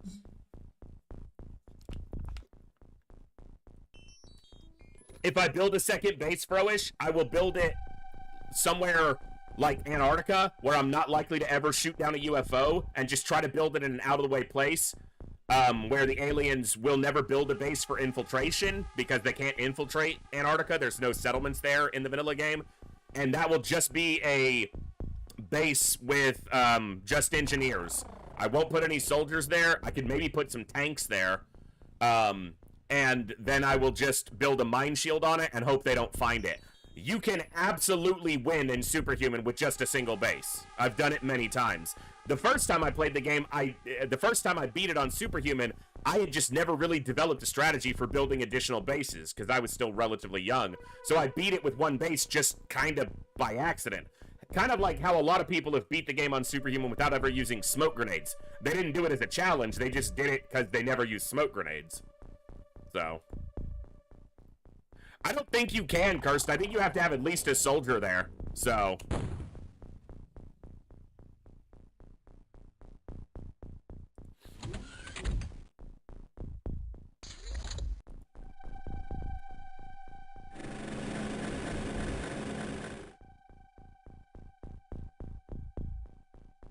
Power supply's intact. So, I use the cursor, particularly the cursor when you're on a 4-tile unit like a tank, to scout in the shadows. So, right at the middle of this ship, this is a little square ship, right at the middle will be the power supply, which is a cylinder with a flared base. If you look, you can see that in the cursor. You can see the cylinder in the shadow, and then the flared base. So I know that the power supply is intact. It's just a habit you get into if you play this game a lot to cursor scan. So...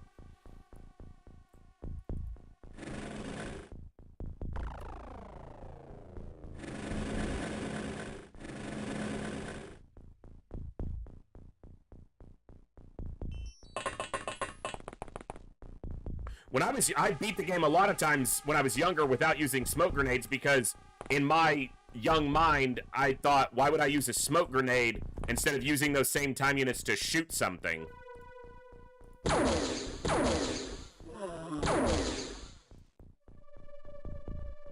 I thought it was like a very passive thing to use smoke grenades. And then I started playing on Superhuman consistently and was like, I wonder if those smoke grenades are good.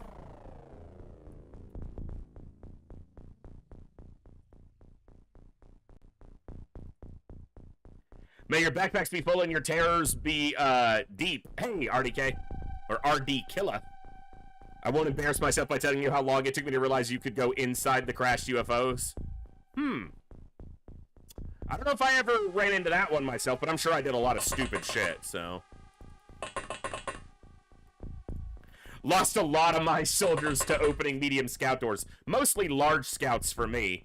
In the entryway to the large scout, you walk in and then they can shoot you from both sides. That's where I lost most of my soldiers.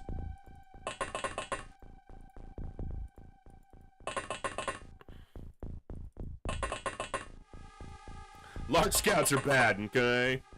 Yeah, they are. Hey, hey, hey! Hey! Hey!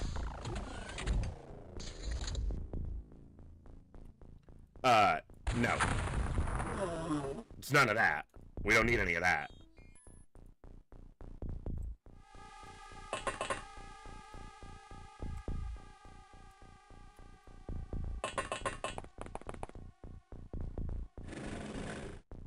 Oh, you guys are close together. Uh-oh. Come on, Jack. Time to shine. Time to shine. Shine. Shine. Shining. Yes. He's shiny. All right.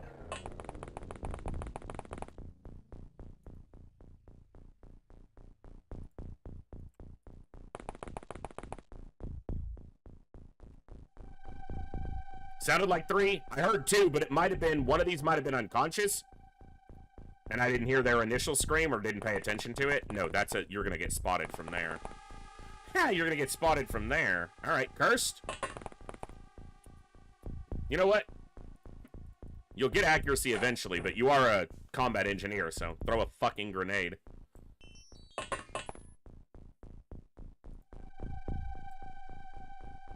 Okay, just come back here.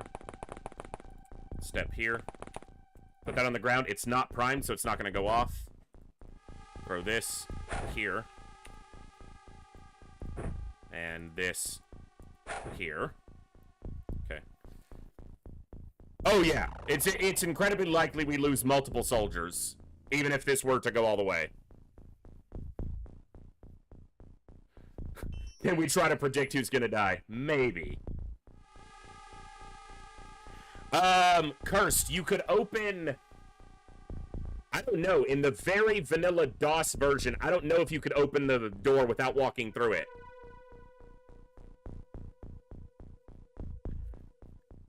How many do you think you could lose and still win the game? Probably no more than 6. Technically, you can do this with a single soldier. There have been people who've done single soldier runs before.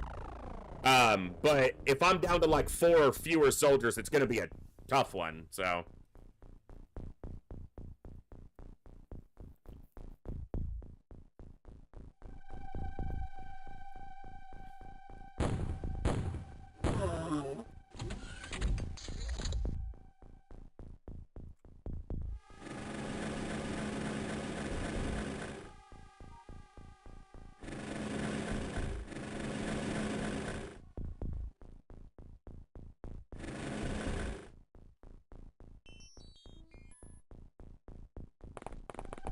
think this tree's gonna be in the way, but maybe from there?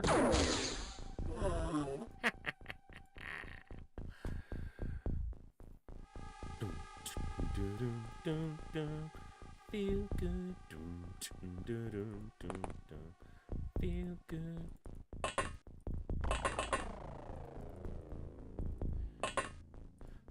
What are the chances even half the squad has good enough size strength? It's about 50-50. Now, if my cutoff were like 80, then it would be 20%. Because you have to consider that, obviously you can extrapolate this out to an extreme, but they all have between 0 and 100 size strength. If I want 50 plus, then it's a 50-50 that they're there. Rough, you know, broadly speaking. So...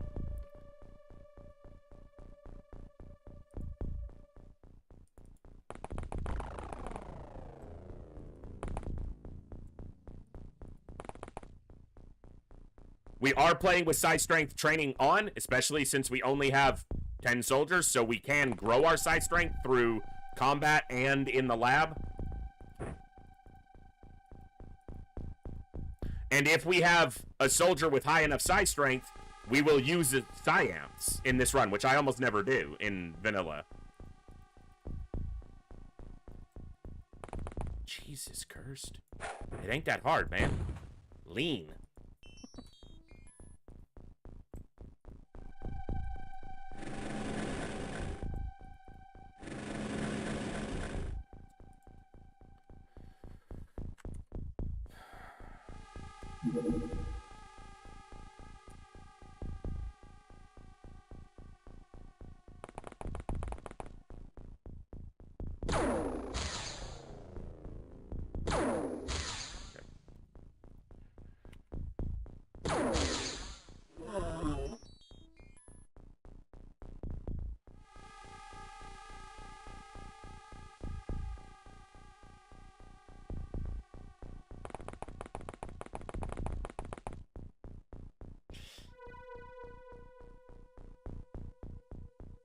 Okay, if he steps immediately back, there's no mutual vision. So no problem there. He won't be able to take an aimed shot. Moose.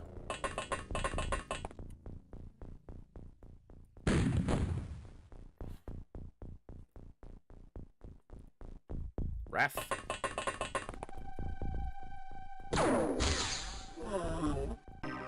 All right, clean mission. Well, right now, the two that are sergeants are already assigned, and if I change it to where a captain can get in, I can't tell between the two of them. So... still no accuracy for Curse. I don't think you shot that time, I'm just picking on you. Good strength growth, though. That allows us to carry more equipment, and base stats are going up. A little bit of accuracy here, so we're getting there.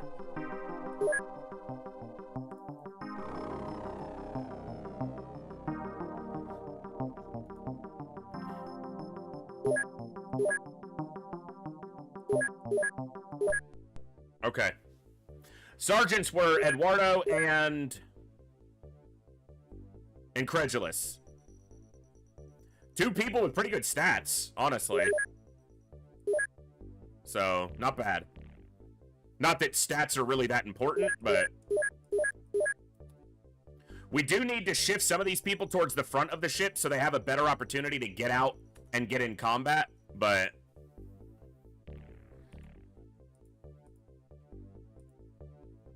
there will be plenty of combat to come, so...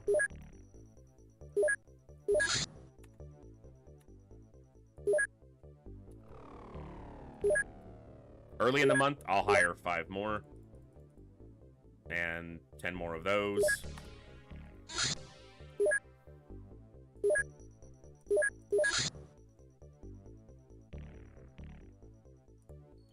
Personal armor. Okay, good. Well, you've thrown a couple grenades, and if you only land 1 shot, there's a chance you gain 0 to 2 accuracy. So you've just rolled 0 a couple times. Basically.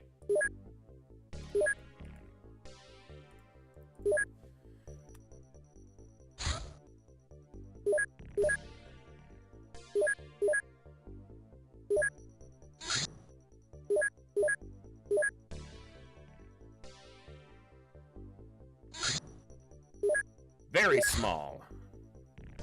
Very small. Come here, sir.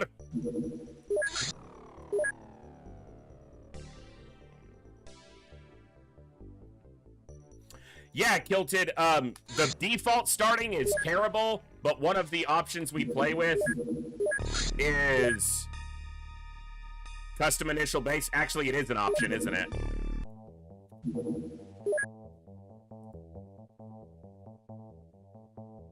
Custom initial base. Just lets you choose where the first modules go, because the way the base is laid out in the default game makes 0 sense from either a functional standpoint or the standpoint of being able to defend it against attack. Like, there's no explanation for why it would be laid out that way. If you're playing classic XCOM at all these days, you need to have Open XCOM. It modernizes it. It modernizes the interface so you can scale it up to modern resolutions, and it adds nice quality of life, even if you don't want to change any of the mechanics of the base game. There's just good quality of life updates and changes, and it fixes a lot of the bugs present in the default game. And then you also have all the advanced options and settings and all the mods. So Open XCOM Extended is the best version to go with. And if you have the Steam, that's all you need. Open XCOM just uses those files. So Open XCOM Extended is the one to go for these days, because it's just the most complete and modded version, so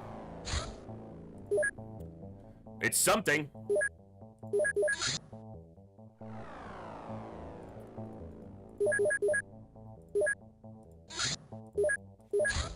It's armor.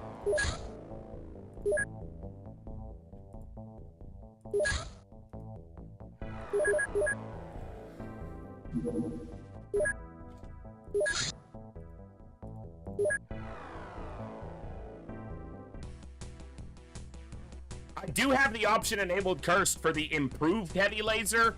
How improved that is, I don't know. But I don't anticipate I'll use it a lot, but...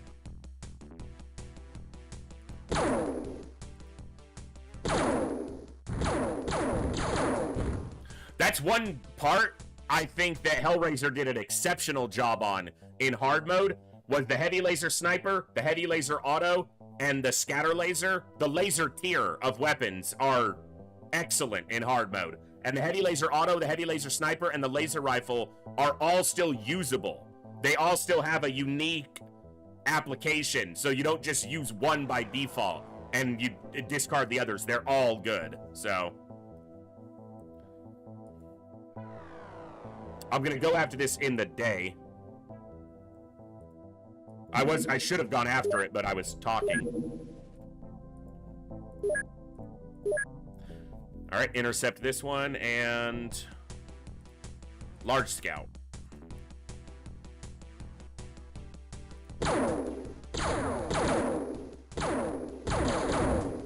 Got it. Took a little damage, which makes no never mind. Alright. One suit of personal armor for Bazaar.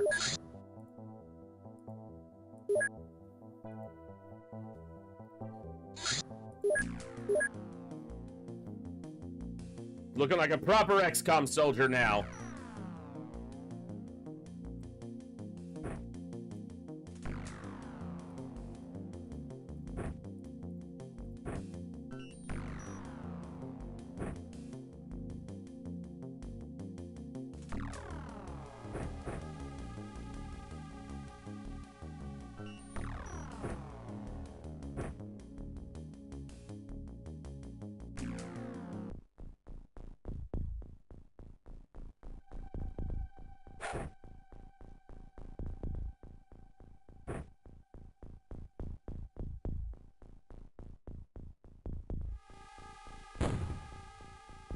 Because you're not at the front of the ship. First person stepping off is getting the armor.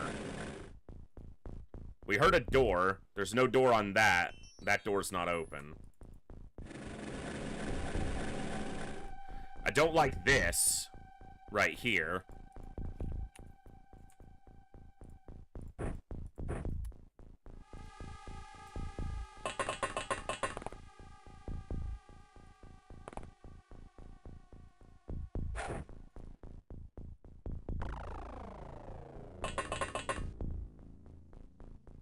Don't die. If you die there, we're gonna feel it. If you die there, 10 more people are gonna get a chance.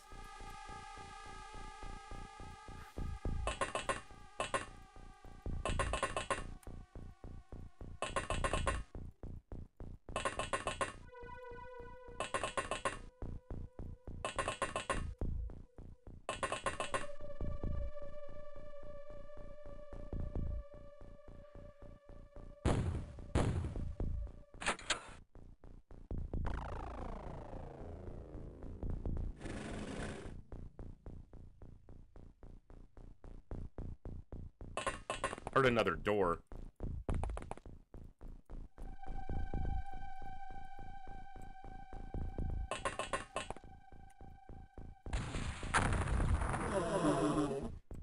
That was 3. 1, 2, 3.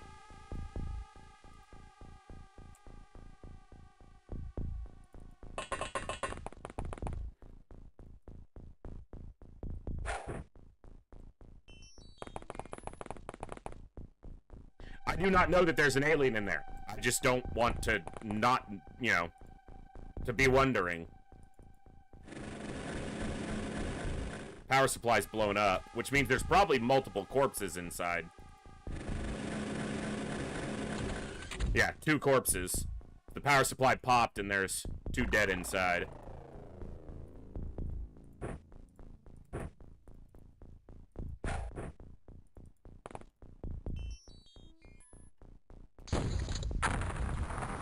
There wasn't an alien there. Good. So now you know.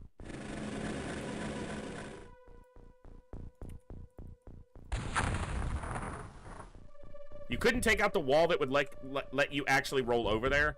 Son of a bitch.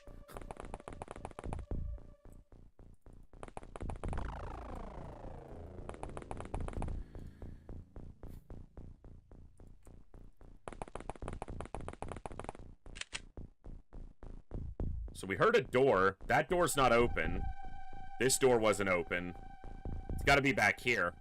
Because there's no door on this structure. Thanks for the explosion on arrival? Yeah. Thanks for the explosion.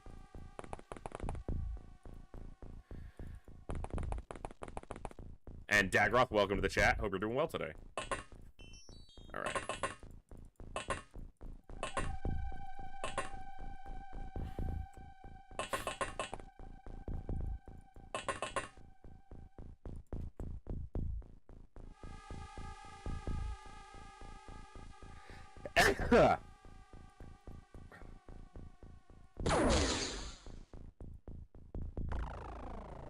Sir.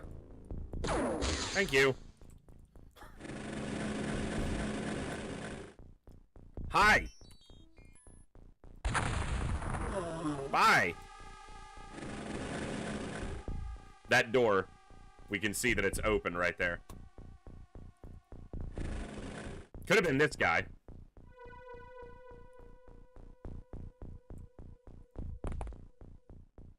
I can buy more ammo. I can't buy more soldiers. So I'll just use the ammo. I was gonna try to fire that past, but that's probably the corner. Yeah, so that's an empty field. But more damage to this structure is fine by me. My hand is absolutely killing me.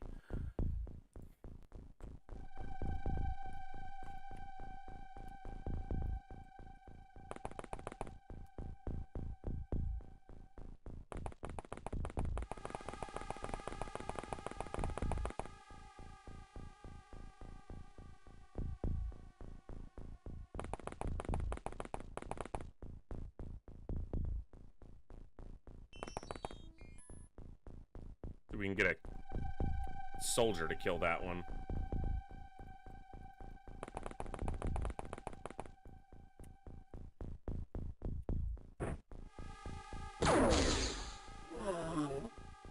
Nice. Tanks don't get experience in vanilla, soldiers do.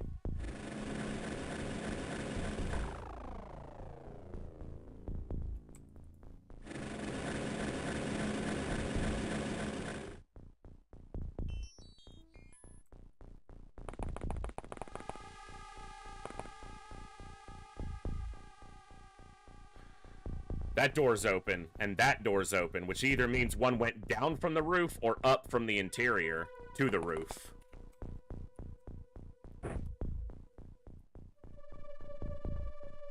I don't know of any mods for vanilla where tanks get XP, but like XCOM files, tanks get experience, as an example. Technically, in XCOM files, AI units get experience, but yeah, they occupy a tank as their armor.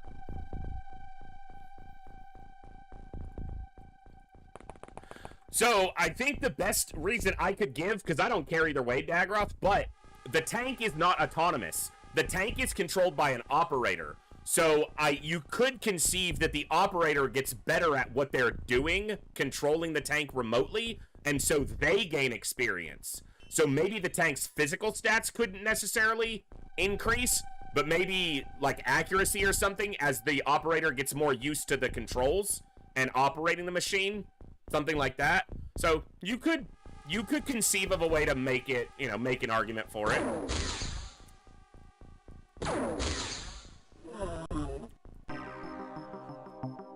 Yeah.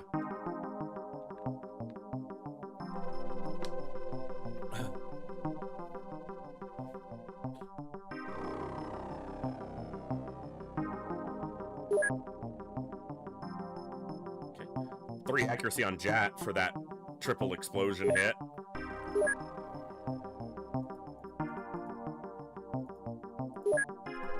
Nice! Dum dum dum.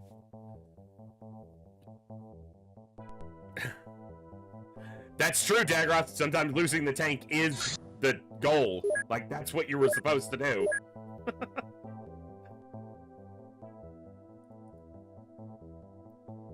Absolute fact.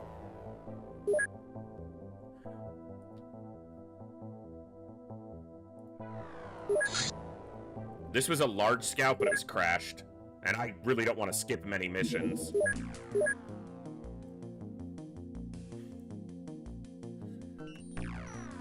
I should have checked. We might have completed another suit of armor.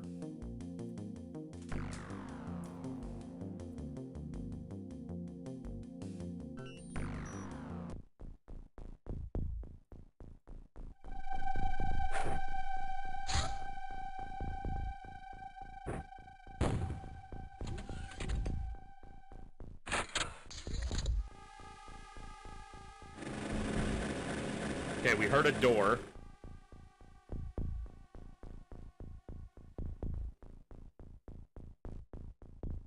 That door's still closed.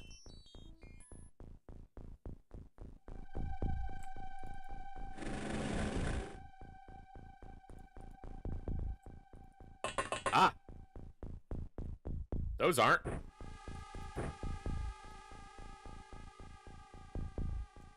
Motion trackers, baby. Use them.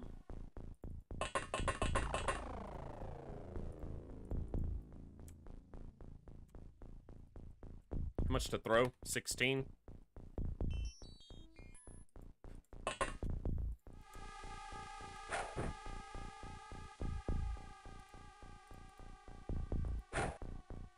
I think he just beamed you with that smoke grenade. Nope, he must have hit them. Yeah.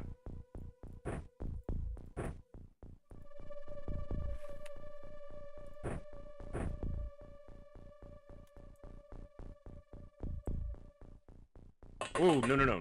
Don't go that way. Because he might shoot. He might get a shot at you. Alright, let's just move this here. Could be floaters. Could be a sectoid that survived, but it could be floaters.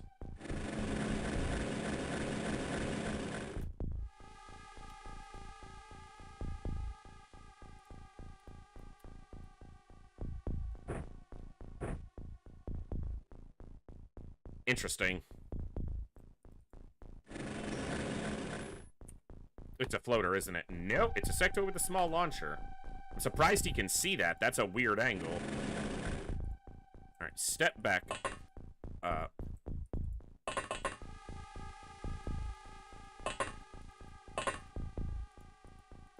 And there's no mixed crews in vanilla, so once you see one type of alien, you know that's what's there.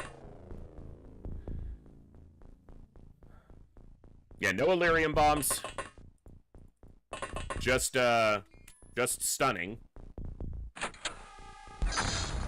And it tried to stun a tank, so, you know. Not the brightest gray boy in the book. Well, maybe he is.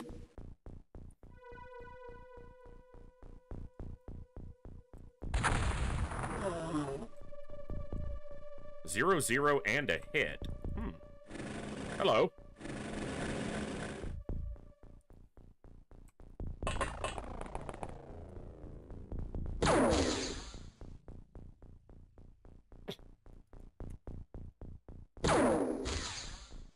The classic laser pistol is kind of a junk weapon, but...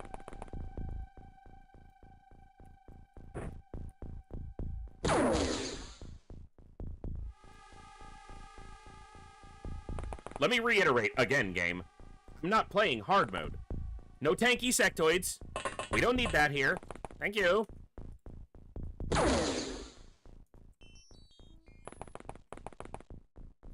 Yeah, I fucking knew he was gonna see another one. Alright.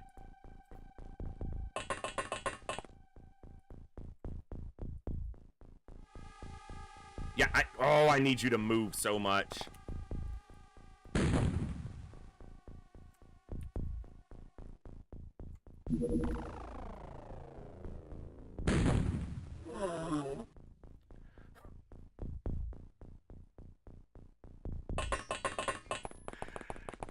This is not primed, so I can drop it.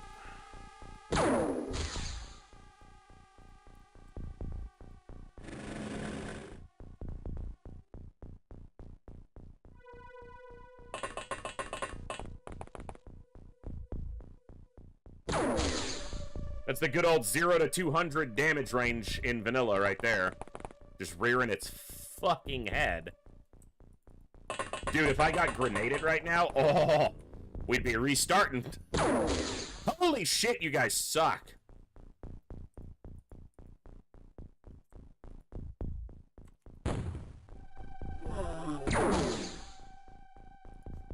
So something else died that we had damaged from bleeding. It wasn't him, so not sure. Yeah, you can stop that. Okay, I don't want to move further because they'll keep taking reaction shots.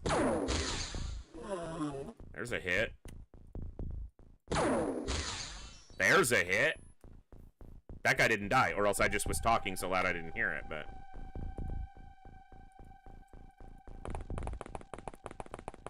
Wait, is it at your... Whose? I dropped the motion tracker and I don't know where. Hello.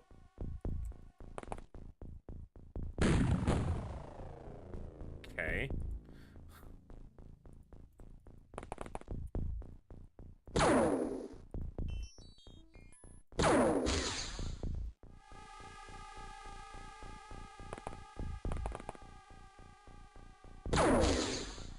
Bruh. Bruh.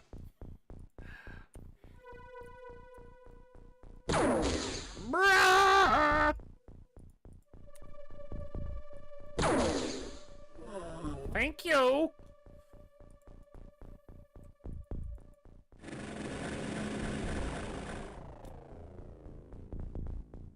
Power supply's blown.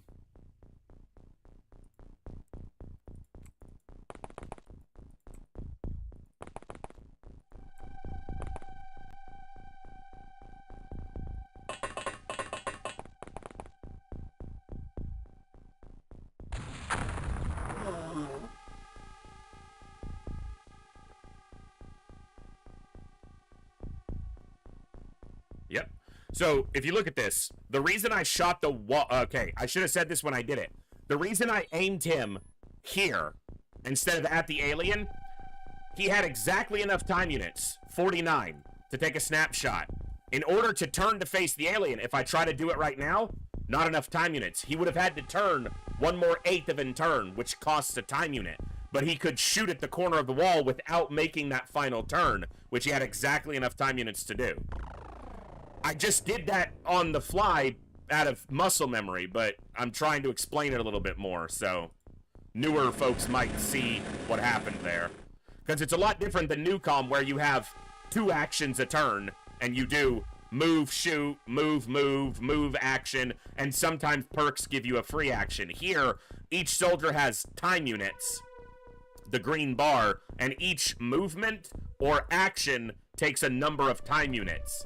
So, in some minds, that gives more diverse options, because you can do more in a turn, but the number of actions they can take are fairly limited to essentially move, shoot, or throw an item or use an item. Not much more than that, so.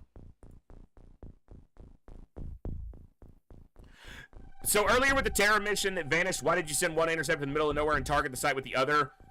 So the intention was to, what I refer to as juggling the mission. So as long as the mission is targeted by a craft, it will not despawn.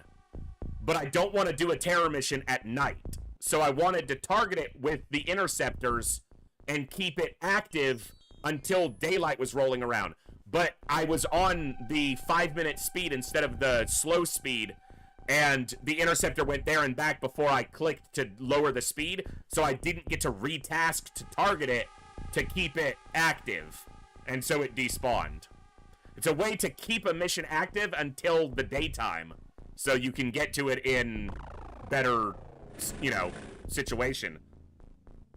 How is that guy dead? He must have gotten hit by this and was bleeding, and then got... No. How did he die? I don't know. Maybe he was bleeding on the mission start. There's only one alien left. That intern was almost instant. Okay. There might only be one left. It could be. Yeah, no, that's probably what it was. The grenade hit this one and then he ran this way. That's probably exactly what it is. In the new engine, I feel like the multi-action system works better than time units in the new engine.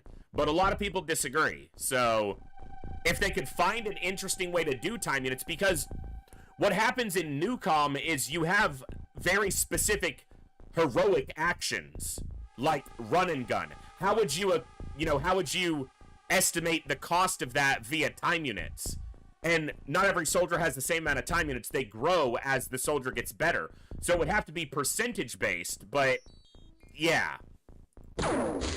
So I think I would prefer the action system for XCOM games in the newer engine, or newer style of engines.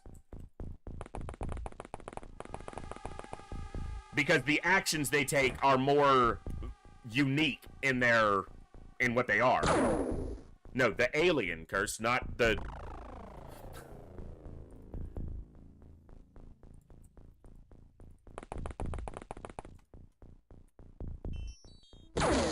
Not the fence.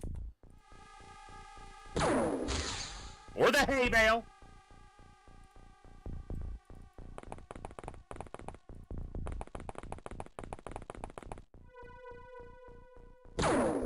Or the UFO.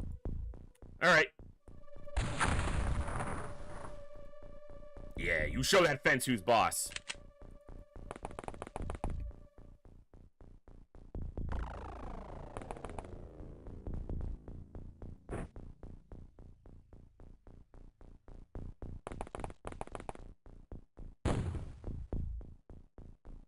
I think that is the last alien.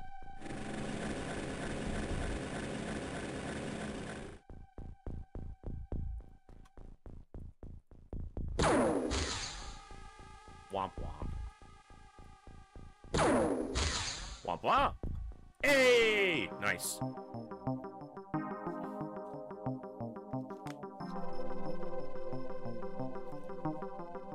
I tried to take the cap off. I had a stroke while I was trying to get that sentence out. I tried to take the cap off, but there is no cap on it. Ghost!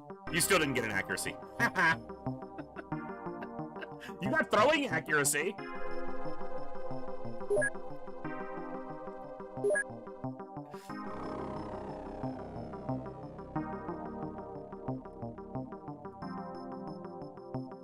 Got a live sectoid soldier. All right.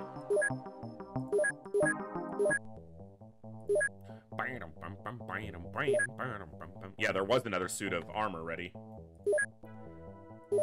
How late are we in the month? I'll hire. I can pay them twice, that's fine.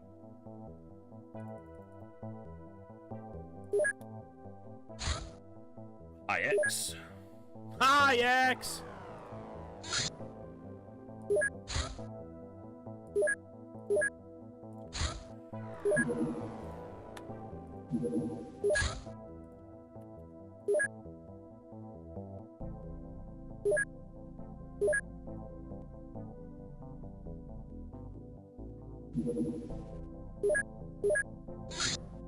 Oh, they... Cool. They get to sit around until I have the other workshop built. When I'm done with the armor, they'll be able to work on another project, so... Now, if you shoot a sub down over the water, you cannot recover it. And when I was a kid, my belief was always that the subs, the UFOs, I said subs, didn't I, earlier? The UFOs you shoot down over the land were what became the enemies in Terror from the Deep. That's not the case, but that's what I always, like, thought they were going for. Because I didn't do any reading of the UFOpedia.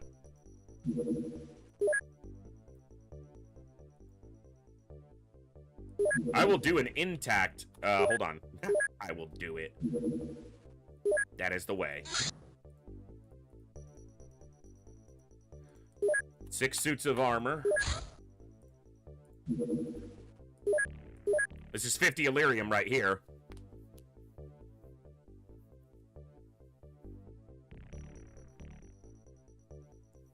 Aquatoids. Sectoids might be aquatic in New nature, donation sure. from Kilted Ninja for $25.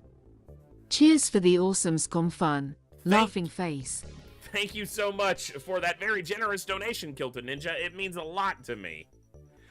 I posted for the Pacifist Challenge run #2. I'm not much of a Redditor, but I do post on the XCOM Reddit once in a while and answer questions because I know XCOM pretty well. And the most recent comment on the post for the Pacifist Challenge run was, so which cheats did you use, or did you just save reload? And I was like, well, Iron Man's in the post. Like, it's a pure Iron Man run, so no reloading, and I didn't use any cheats. Like, that would... Huh? Come on, man. I was just sharing some fun. Most everyone else who responded was like, you're an idiot, you're crazy. Good job. Most of the time, the response to those challenge runs are, you're an idiot, and that's awesome. One person was like, I've never even played that game, and that's impressive. Thank you. Glad I could share. That's all I do it for, just to share. Just to share fun.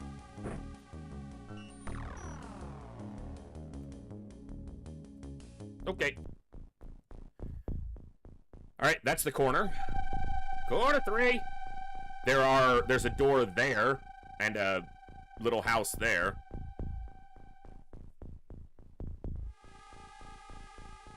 And there's the UFO. I think, yeah, that's gotta be it. Wait, hold on. Nope, that's an angled side. But there's no power supply, and we didn't shoot this down. I'm confused, but I thought that was the UFO.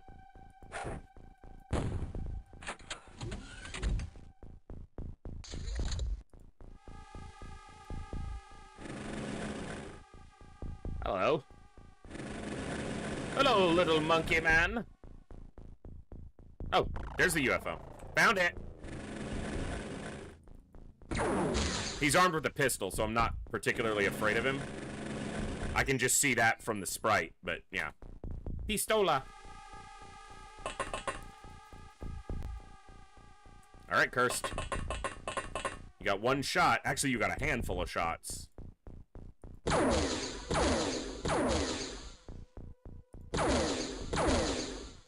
Hey! You hit him!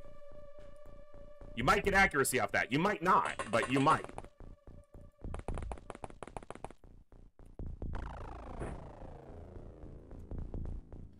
No movement there.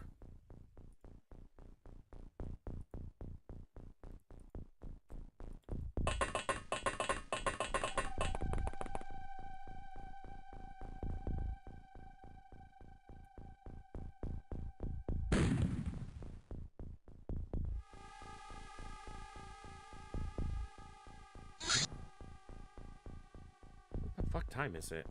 It's not that late. I think I heard someone at the door. Give me just a second, folks. Let me go see if that was at the door, or the wind might have just caught the screen door again. I'll be right back, like 1 second.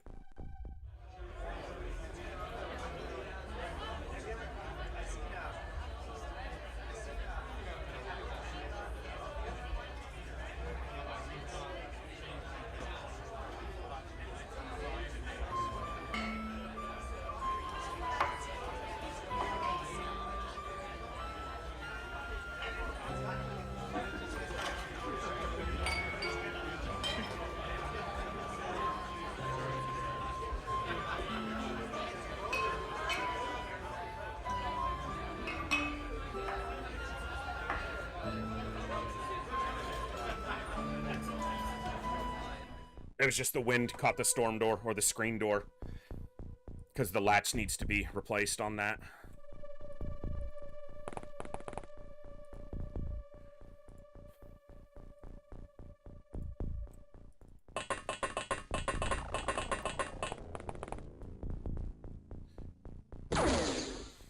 That's ours.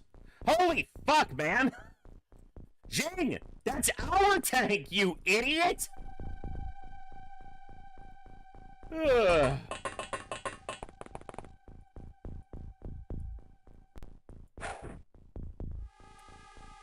I'm not shooting over it again. Fuck.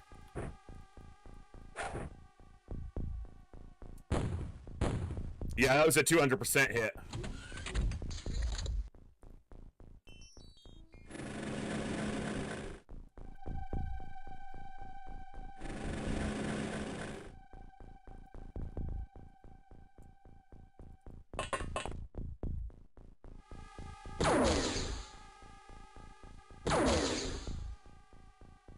That pistol really is a garbage weapon.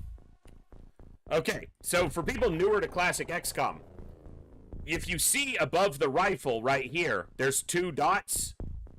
In the base game, not Open XCOM, this wouldn't show green. It would just show red.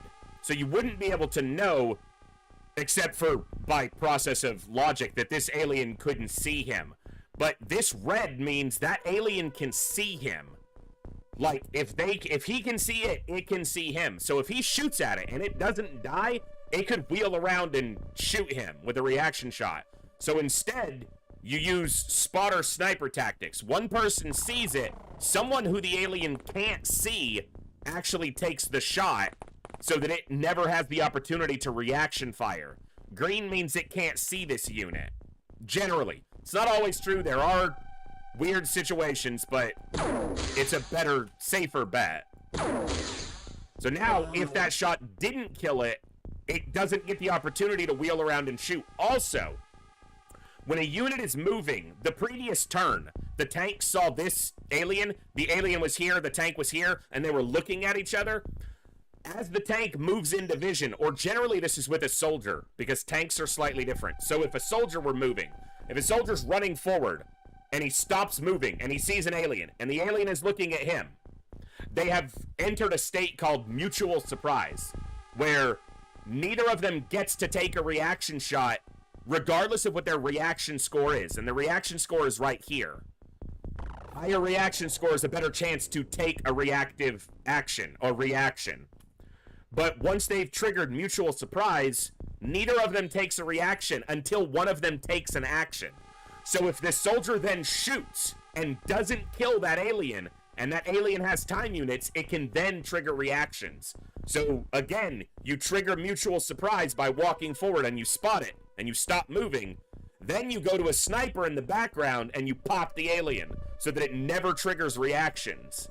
That is the #1 thing to do to play this on a higher difficulty. Use smoke grenades and use spotter sniper tactics, and you will anyone can beat the game on Superhuman with those. You just have to be resilient enough to take the losses when they happen, because they will. Yeah, essentially using a scout.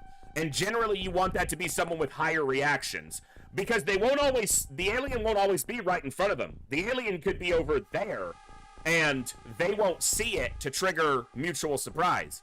But if they have a high enough reaction score, then the alien, it compares their reaction scores and the time units remaining to see if they get to take a shot.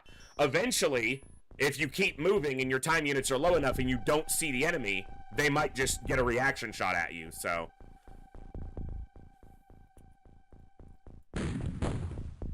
It's one of those things that is at once complicated and simple. Like, it's a simply complex algorithm that determines reaction shots. What mod adds the sight indicator? Is that an OpenXCom thing? This is just in OpenXCom by default. It changes the colors. That's just an OpenXCom, it's certainly OpenXCom extended, but I think even an OpenXCom, maybe it is just extended. Because in extended, they're color-coded differently. Red means you see it, the unit you're selected on sees it. Green means someone sees it. But maybe not the unit you're directly selected on. Now, if he turns, he sees it. Blue means you have a soldier who's wounded, or purple means you have a soldier who's about to pass out. Yeah, so it must be just OpenXCom Extended. Gives you that additional piece of info.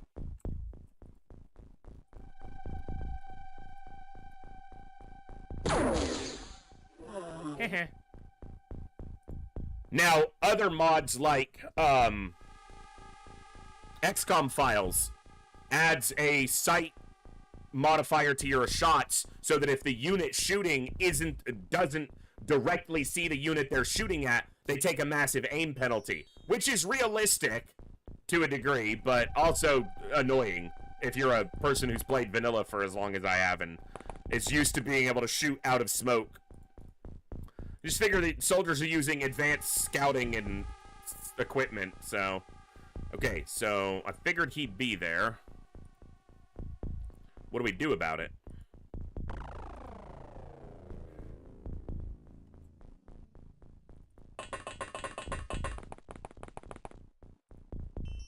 He's not going to have enough to throw that this turn.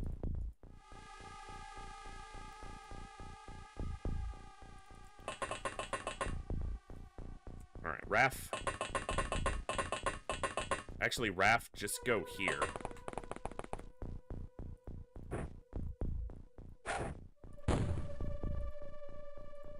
Okay, now I want to spot this guy, but he's got a heavy plasma. So the tanks have a disadvantage in the tanks have an advantage in scouting in that they're not a soldier. So if they die, you just replace it with another tank, and the tank is as good as the one you lost. Costs money, but not a trained soldier. They have a disadvantage in scouting in that they're a 2-tile unit, and the vision that the tank sees originates from its rear tiles, not its front tiles. So as it's moving forward, the aliens see the front of the tank before the tank sees the aliens. It has to move an additional tile before it actually gains vision of the unit. So that's why tanks get reaction shot at quite frequently, because the aliens see them before they see the aliens, technically.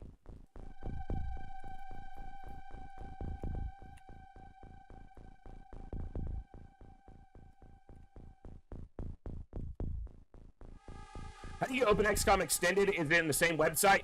If you just, like, Google OpenXCom Extended download, you should find a, probably a mod.io for it.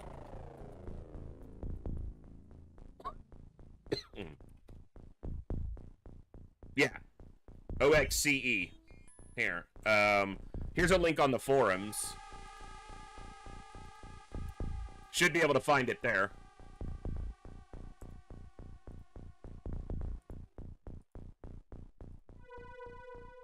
I don't know why it linked like that, but yeah.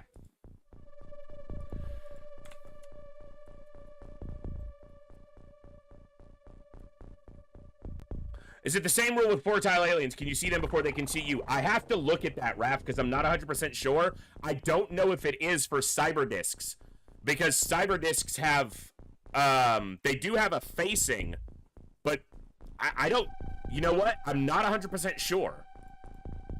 I'm not 100% sure on that.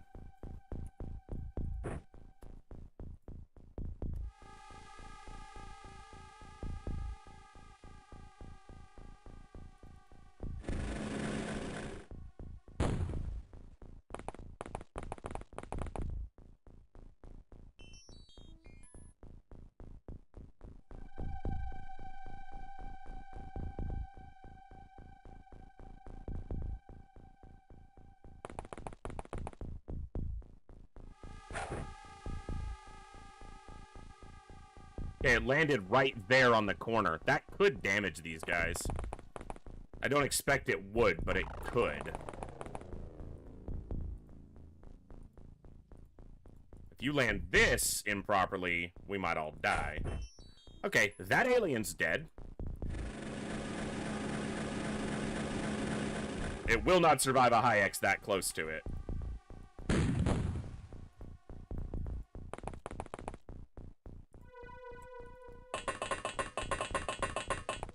Yeah, Cyberdisc reactions are kind of ridiculous. Nice. Go for 2 in cred? No. Yes. Oh, there was a lag there like he hit something. Might have just been the game getting choppy for a moment. I was like, ooh, he got a bonus. No, the alien. No, the alien. Trying to get these guys at the back of the craft the chance to get a shot.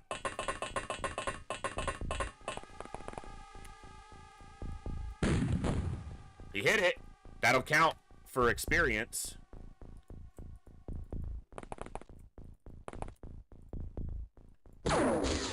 Nice.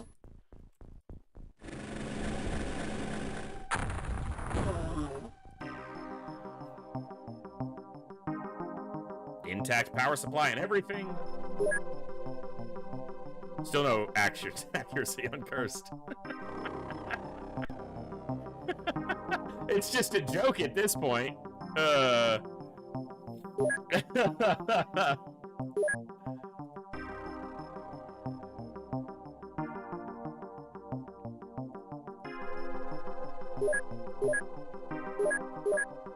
All right. 7 missions, 8 kills, 43 firing accuracy.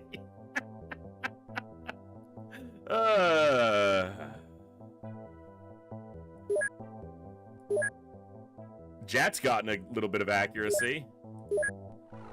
You can see the secondary stats, which is time unit, stamina, health, and strength, have grown for everybody.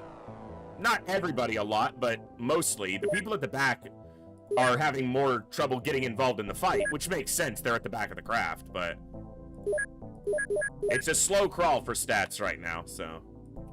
We're early in the game. We're not even 2 full months in, so.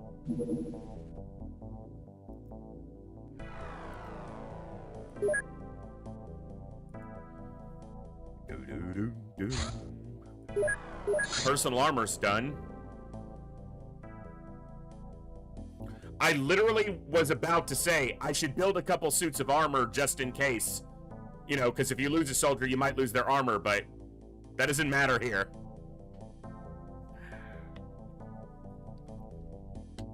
SL. I'm not sure why it doesn't work, but let me see.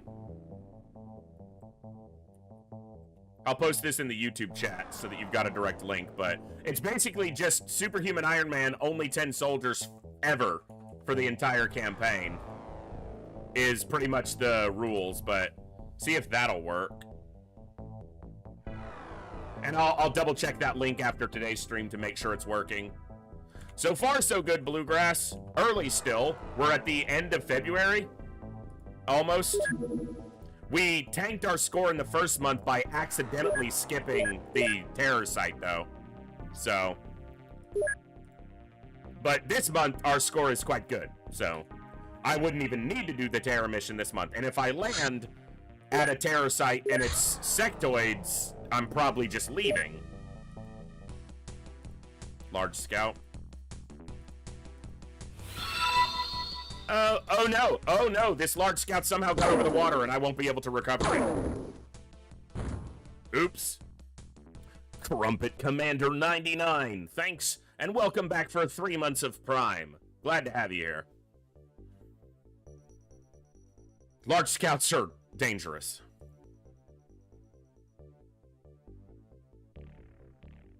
Terror site? Not yet.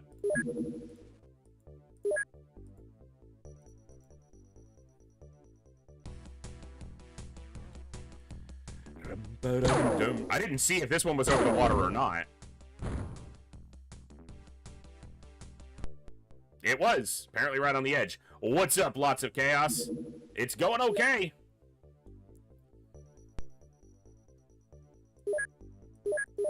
And that's our money maker right there, laser cannons. Laser cannons are the best item for selling as far as profitability goes. So I'm going to make one heavy laser and see how it is. See how I like the feel of it. Because I do have, there's an option here. I'm going to show again. Improved heavy laser. The heavy laser in the base game is just really bad. So I did turn this on to just kind of see how the heavy laser feels. So, because I've never played with that option, and we'll see how it goes. We named the 10 on this run, Chaos. I restarted once because the first 10 had horrible stats. And then I started this time, and the stats were, we had 3 very good stats, and the rest were okay. Cursed Orange has some questionable stats, but he's doing okay so far, so. He's still in it. No one's died yet. That's a terror ship. 4800 is terror. It's gonna be... I don't know where.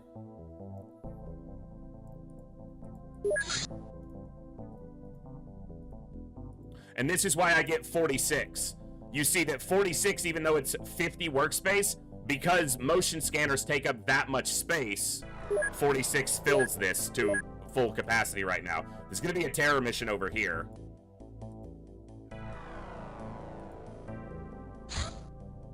Or not. That may have been the scout, the terror mission scout, and then we'll find another one.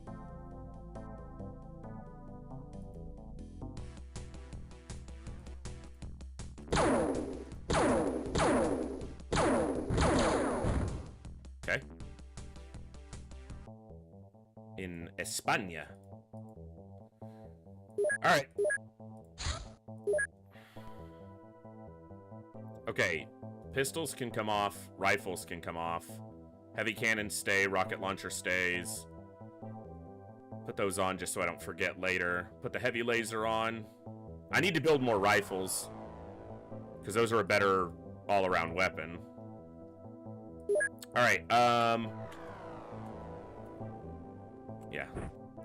Let's try this on Moose.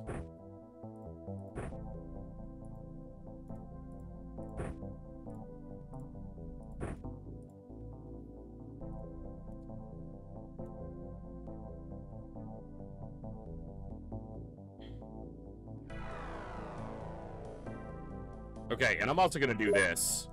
No, I'm not. I was gonna move some people around, but their positioning is fine.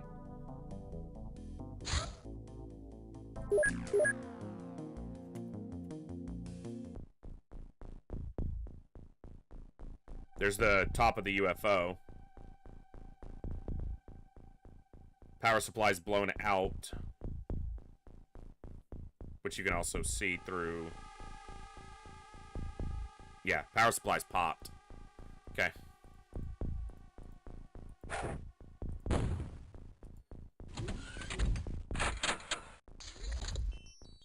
Heard multiple doors there. And the clicking door sound means it's terrestrial door like one of these, not a UFO door, which obviously has the power door sound. Don't see that door open. Okay. We're gonna be careful here, but...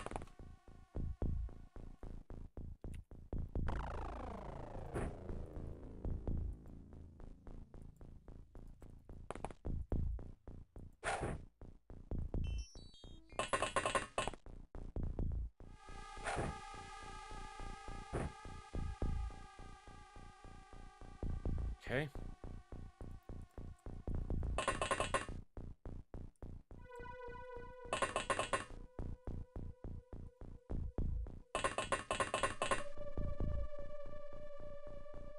Okay. Snapshot accuracy is a lot, or time unit efficiency on the snapshot is better, and the damage is higher. I think. Maybe the damage is the same. The test run last night, I got 3 people killed to reaction fire that wasn't at them. I had 3 shots reaction fire at the tank and killed 3 soldiers. Like the first mission, or one of the first missions we did today, where the sectoid reaction shot at the tank missed the tank and it barely missed 2 soldiers. But in my test run the other day, it didn't miss the soldiers. It kept killing the soldiers.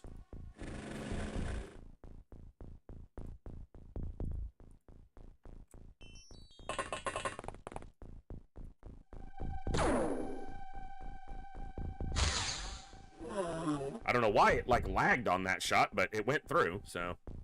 And it killed him, which isn't saying much. It's a sectoid, but... Okay, so none of these doors got opened. That door... That door... Those doors are all still closed.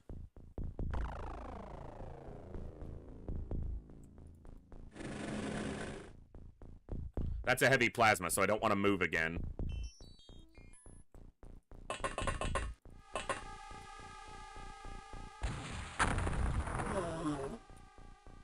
Okay. It missed, but it didn't.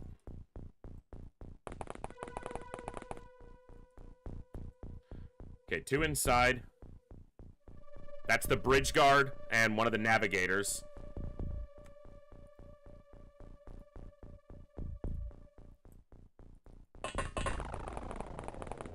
The bridge guard is just a soldier.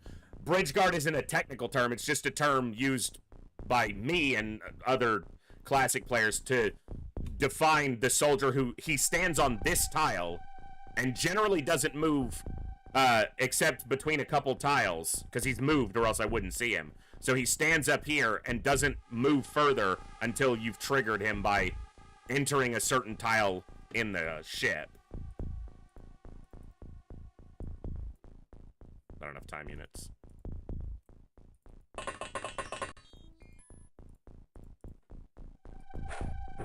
Got him.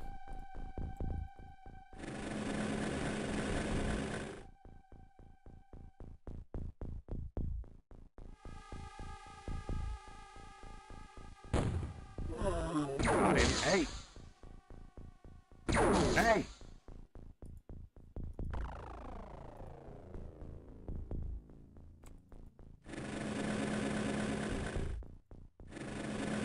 Where are you, you little shit? You shot at me. He's blending in with the fucking floor.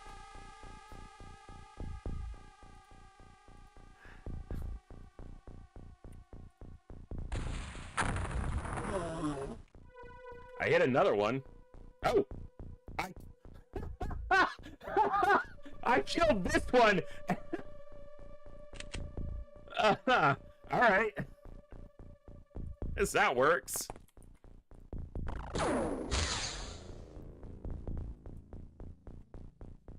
Better heavy plasma. That was a 0% roll. All right, Cursed, here it is. Here it is. Good job hitting that wall. That weapon's just not made for that. That's dead on him.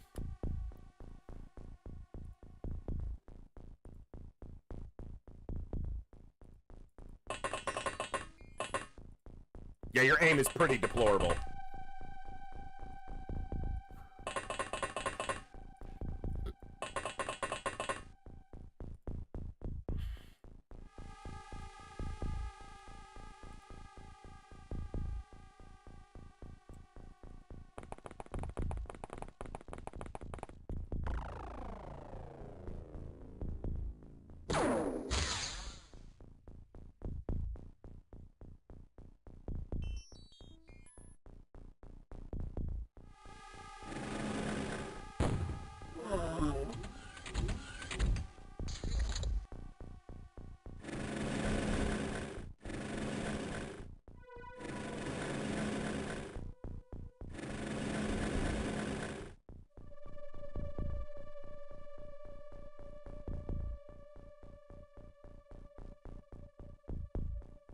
A lot of map over there.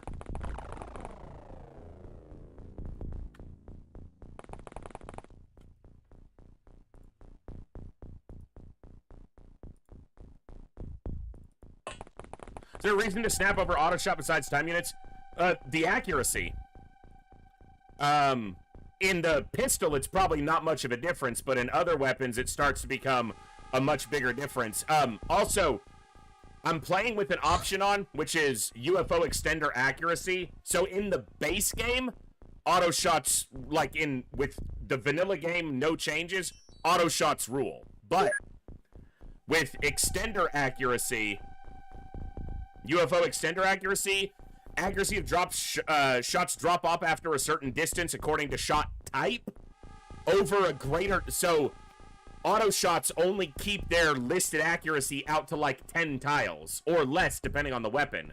Snapshots will keep their accuracy further, and aim shots will keep their accuracy generally infinitely.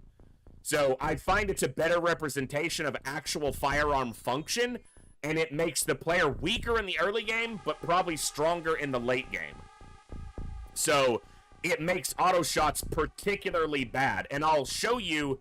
I can probably demonstrate it somewhat here. So if I go onto a rifle and I do snapshot, you see how it's green on the 44%? And it stays green right until there. And then it goes yellow, and I lose 2%. And then I lose 2% each tile. But if I'm on an aim shot, it's accurate the whole distance. But if I go to an auto shot, 31%, and it starts dropping right there. Much shorter distance. About half as far as for the snapshot. So with extender accuracy, auto shots become much less predictable at a greater distance. So even though the accuracy listed here isn't a substantial difference, when you are playing with extender accuracy, it drops off much quicker at a distance. So, yeah.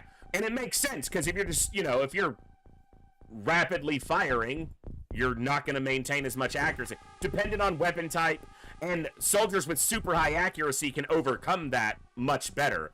But with, like, the pistol, like, there, he's already losing accuracy.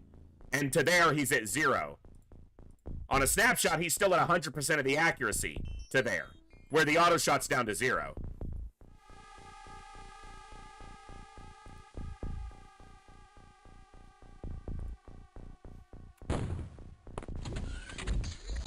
Something was visible there.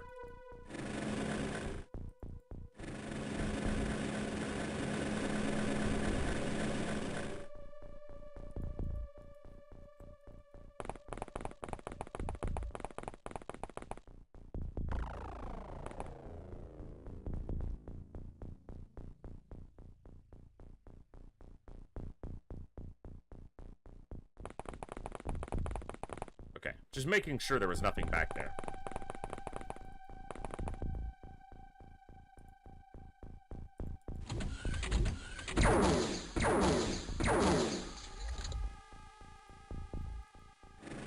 You're rude and your mother didn't love you. Oh wait, you didn't have a mother because you're a clone. Get fucked.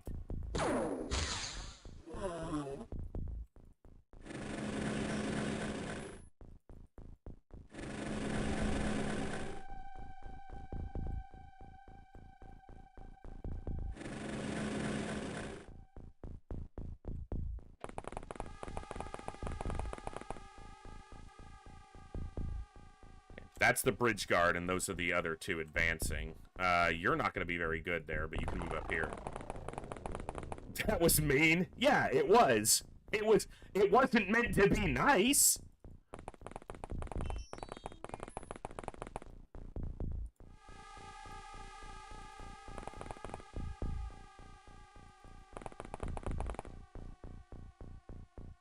It's rare that the power supply is blown out and the roof isn't blown out with it. It happens, but it's pretty rare.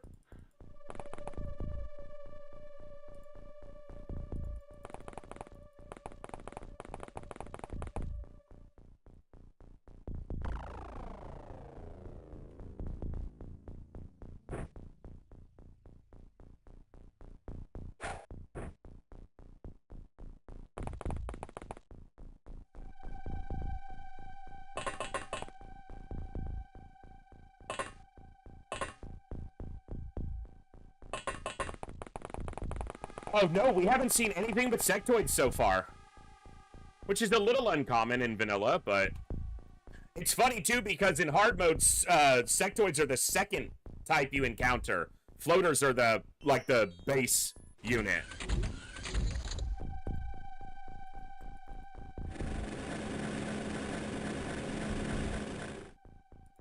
And the reason it's like that in hard mode is because it has to give you an alien base to assault early, and if it made it sectoids, that would be really rough. So it ensures that it's a floater base in hard mode to start.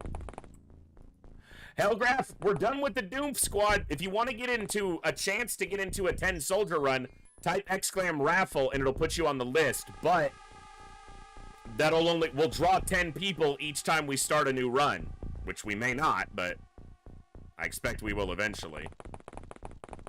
We're on the first 10 right now, so...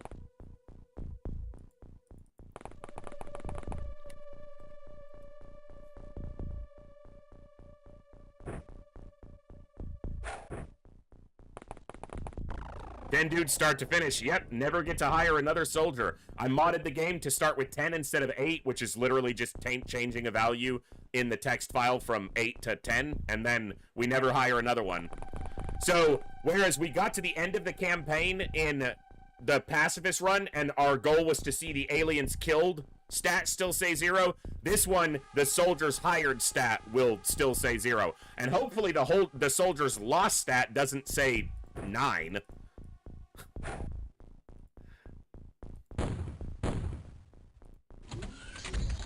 Well, it's me playing classic XCOM. If I don't throw smoke, people won't know who I am.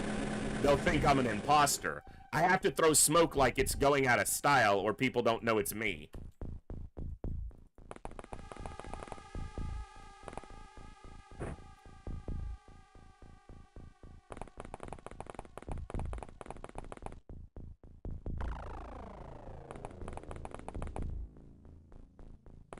Smoke.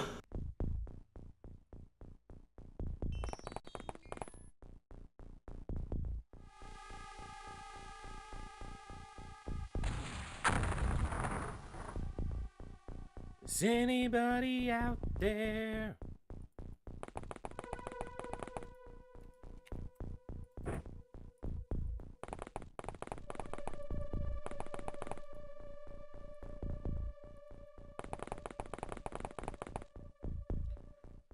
The walls are blown out, not the side walls, but the center wall is.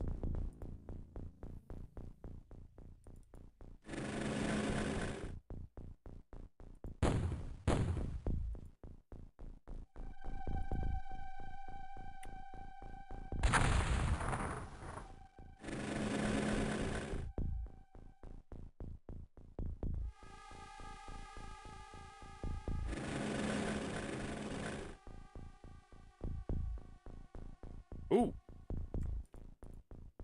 Tricksy little hobbit.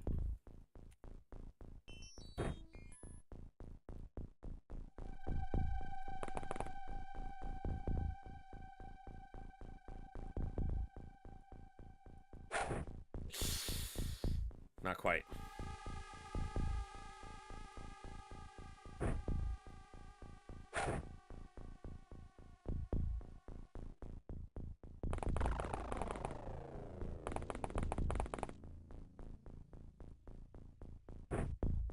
As someone who failed badly at this game on release, learning here to use entire fog banks of smoke and how reaction fire has made superhuman fun, I'm glad to hear that. I love to be able to, you know, help people get into this absolute amazing classic game. So. And superhuman for me is just the best. Because it's a huge challenge. Even to this day. For most people. I'm not trying to be, like, braggish, but superhuman's pretty straightforward for me these days. It's pretty rare that if I'm playing XCOM somewhat consistently, that I'll ever lose a superhuman campaign. I did in my first smokeless run. I lost on money because it's something I never pay attention to. So I have to lose in, like, almost a gimmicky way these days. But that's why I play challenge runs, because this game is so free form in a way that you can tack on so many different variables to how you approach it, and it keeps it fresh. So, after all these years.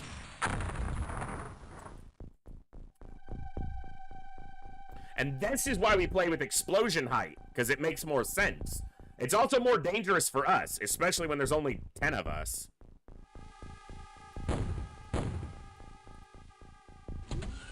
Yep. Oh, okay, that's a little tricky, but we knew he was going to come through the door because we saw him standing at it, and this proxy missed, so. No kill run doable in this game, as in a pacifist run or a no deaths run?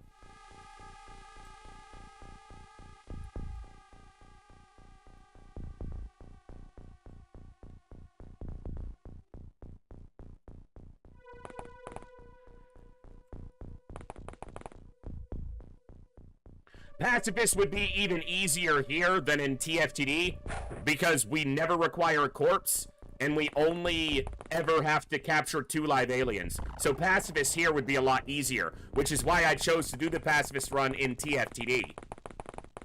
You could literally do a pacifist run in UFO defense by having 1 base defense and capturing 1 intact large scout. You get a commander, you get another live alien, you get the Illyrium and the alien alloys you need to finish the game. So it'd be a lot easier.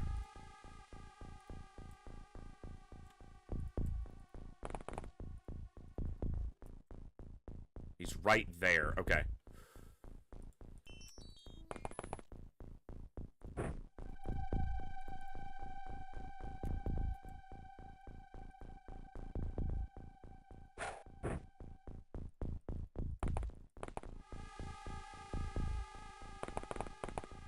Yeah, we could lose a soldier here with the tank down. That removes a lot of our scouting.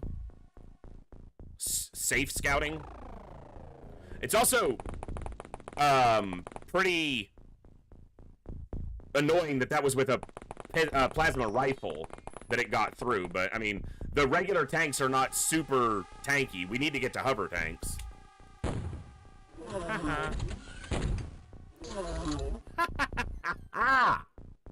You little shits. Double proxy kill. Where's my other cracker? There they are. Ooh, he's low on energy. You know what? We can fix that.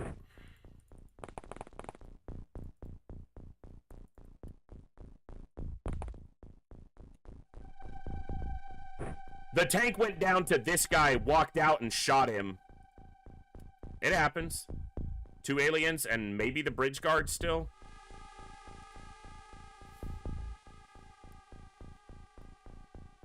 Alright. Superhuman is normally as high as I go, and even then I only discover something powerful and want to see how it works out of higher difficulties. Yeah, no casualties for either side. It's definitely doable, but a no-death run is just so entirely beholden to RNG. Like, sometimes you'd have no control over that, whereas in the no-kills run, meaning the player doesn't get any kills, that you have control over, essentially, as the player, so...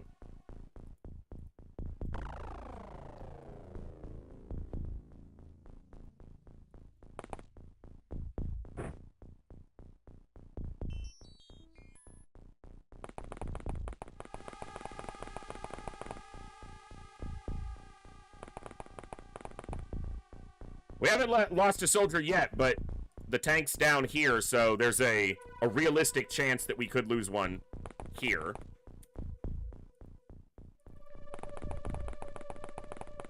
Yeah, that's the first tank we've lost.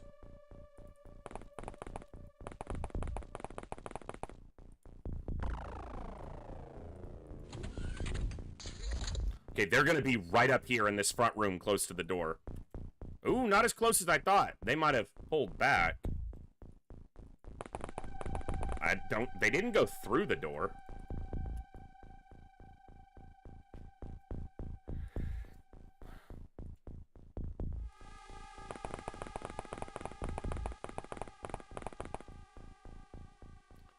Where is... Yeah, I need you over here. And obviously, I try to not lose soldiers in general when I play Classic, but with only 10 of them forever, really don't want to lose anybody. So, especially for a crashed large scout. It's not even like we're going to get a lyrium out of this.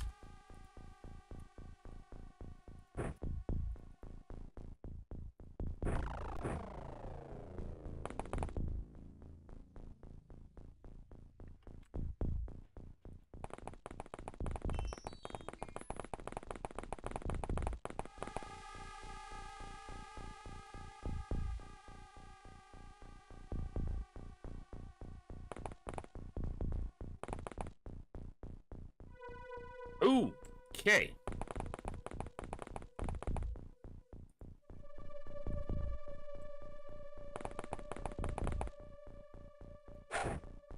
Dude, how do you fucking miss from that close?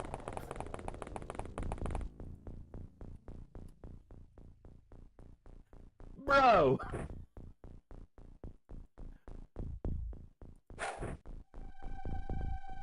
Where did it land? Okay. At least we can move, but damn it, that's not good.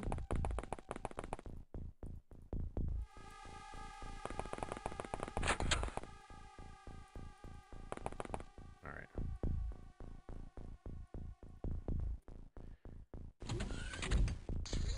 Okay, it walked out.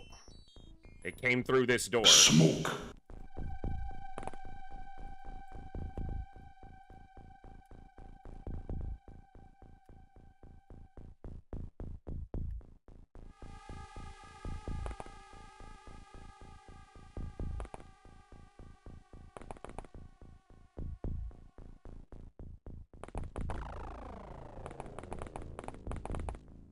It might have gone back in?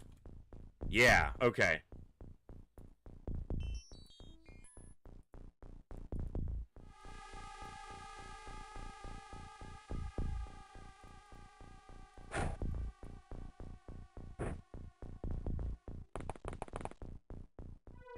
Don't fuck it up. You're just bound and determined for that not to go there. Don't die, Eduardo. Oh, he did walk out. Fuck! There were two. Son of a bitch! That's two dead. I didn't catch this one on a tracker from this side. It's a trap! Son of a bitch. Wait, did that one die?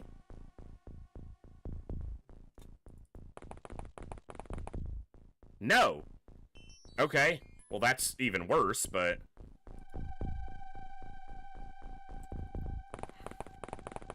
This early, obviously we're a couple hours in, but this early in the campaign, 2 losses is where you start thinking it might just be a restart.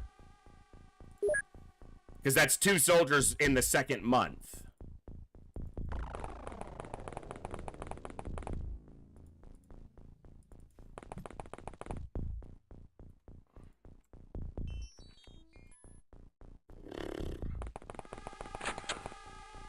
Could not. I lost track of this guy, and then we couldn't get the fucking proxy by the door, even though we tried 3 times.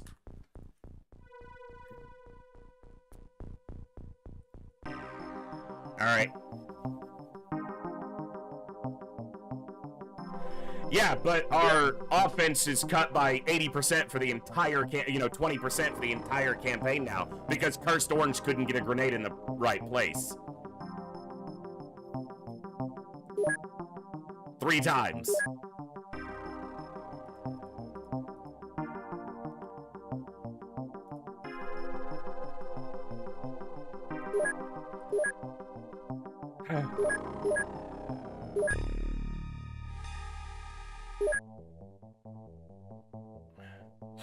All right.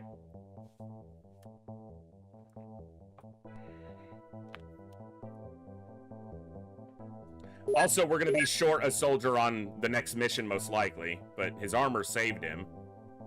It's actually pretty unlucky that Eduardo died, given the armor, so, but it happens. All right.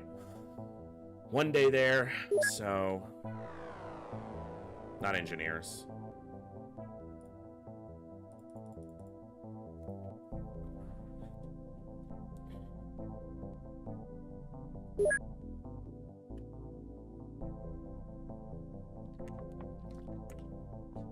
No, we accidentally skipped the first Terra mission. I was trying to juggle it, but fucked up the timing.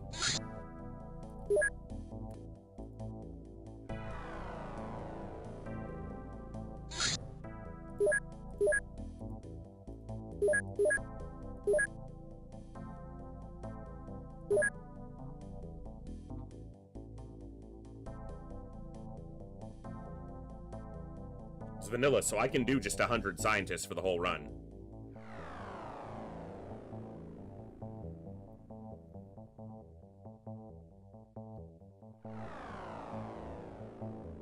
Okay.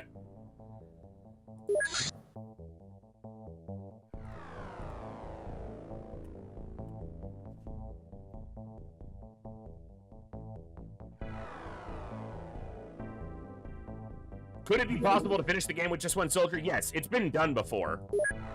It's a run that is entirely dependent on RNG.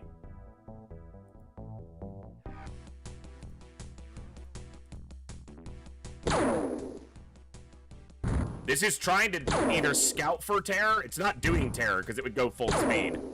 But, okay, we hit it every time.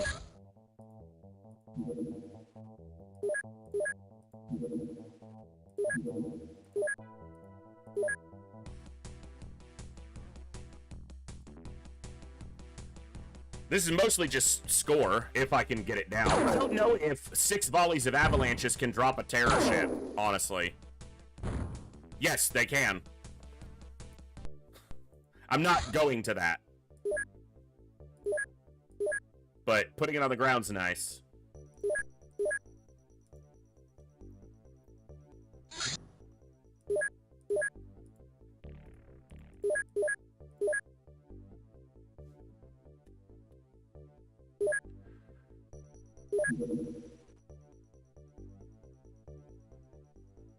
Two labs, soldiers, 2 inch. Okay, so living quarters there.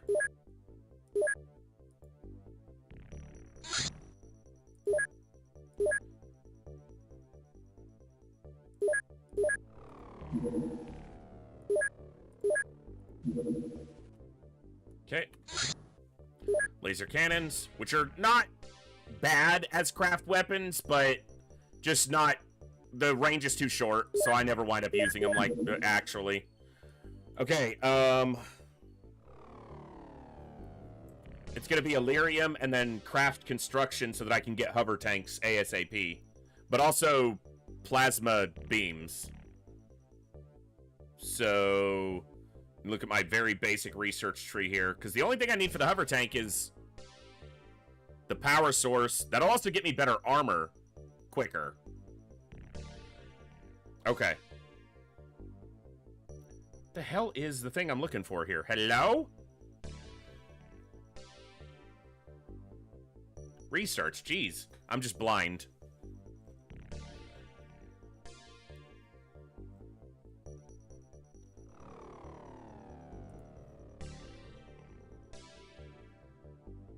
Yeah. Illyrium, and then power source for the power suit. And then for the tanks... Yeah, exactly. Okay.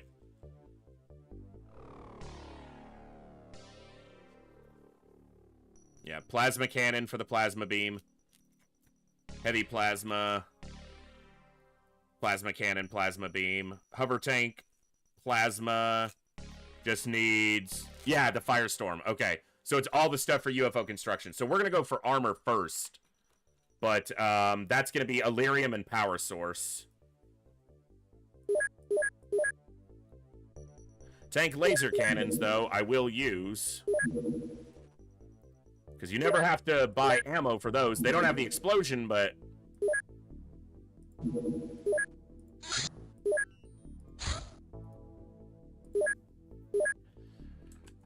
Of the tank rocket launcher, that is. Hey, awesome. Glad you've got Open XCOM extended now.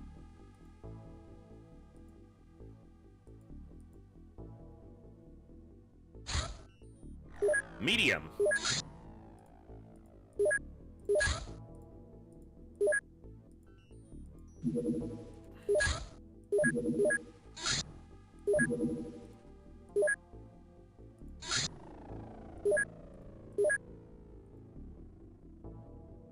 It's a harvester or an abductor. Okay, it's an abductor. If it's sectoids, that could have a leader, which is dangerous, but also could be a live leader, although I don't have stun weapons at this point.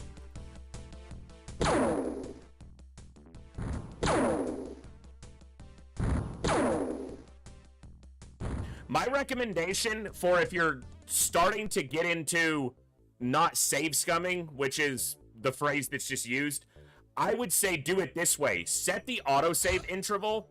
So in your game options, autosave on, set the autosave frequency to like 5, or set it to like 3 turns or 5 turns. And then instead of going back to the previous, just reloading as soon as something goes wrong, only give yourself just that buffer of only that many turns. Like you have to go back and play those turns. Using the autosave function only and just using those saves can step you up towards never reloading. So you can't reload to the beginning of the mission, you can't reload to before the mission. Maybe do 10 turns, or maybe only let yourself reload to the beginning of the mission. Like that mission, you can't reload before that. You get a whole squad wipe, you can try again. Like stair step into it, but... Or just go cold turkey, because that's what I did when I started getting into Iron Man runs, is I just went for it. It's not for everybody, and it can be extremely frustrating. I don't think I'm going after this, but I can't just avoid everything. I mean, I can. Yeah, there's the other ones. There's always 3. 3 abductors, 3 harvesters, always.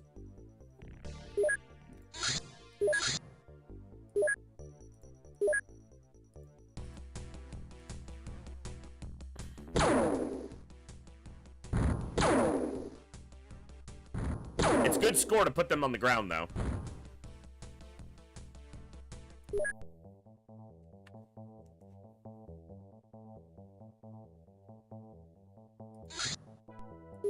Yeah, I don't want to try to avoid everything, but I also have to be intelligently selective about the missions I do, especially with having just lost 2 soldiers. If I could tell what type of alien this was, I'd be more inclined, but... Or if I had the small launcher available. For those types of missions, yes. Yeah, we just lost 2 soldiers on the last mission, Hellgraph. All in the same turn. We lost 2 and Moose was wounded, but he's recovered now.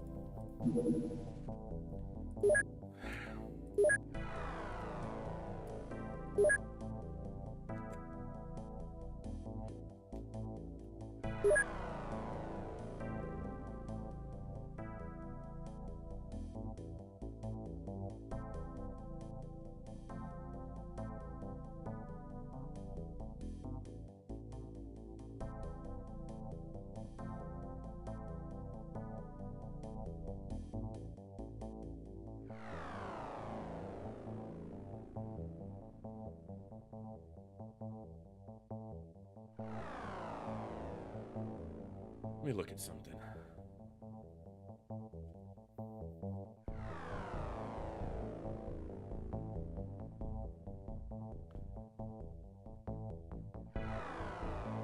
It is 3 aliens. Alien, 1 leader, 1 commander. Yeah.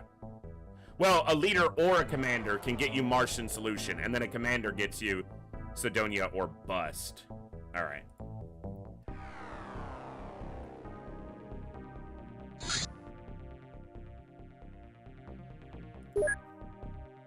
See, that's intact, but that's going to be more crew there, or more enemies there as well.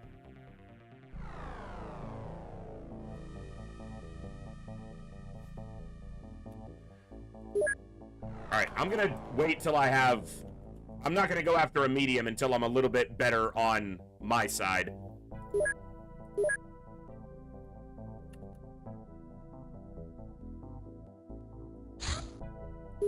Smalls we can take right now. We have to be very selective. Only 8 soldiers now for the rest of the campaign, so... That might even mean large scouts become less common right now.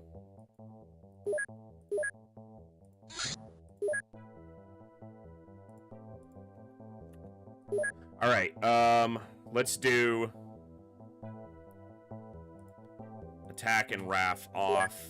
Let's do 2 tanks. Okay.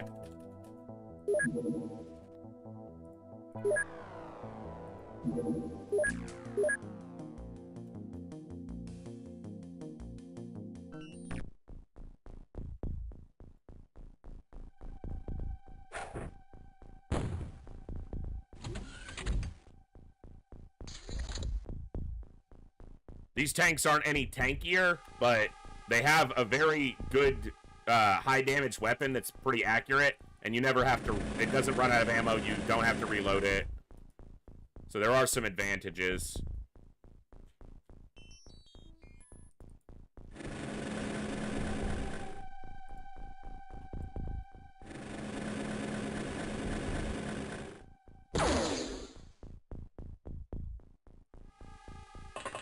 But the shot is a single instead of an AoE like the HWP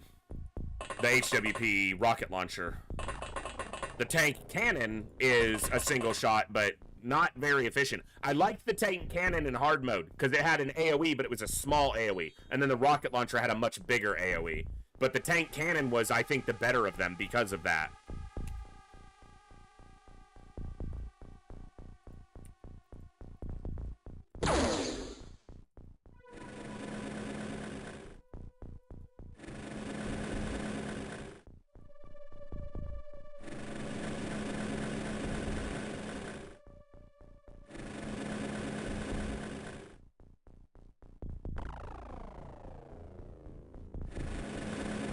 We're gonna do a lot of scouting with these tanks before we step out of that ship.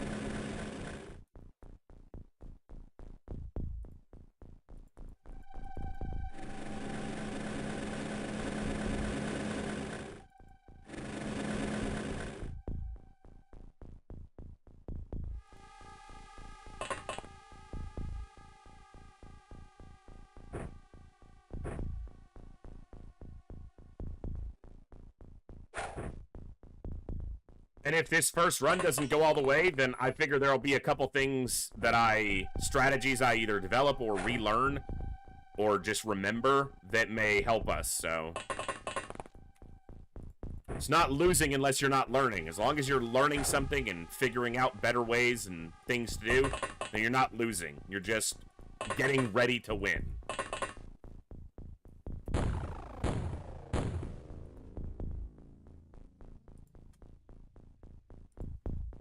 You only lose when you stop trying.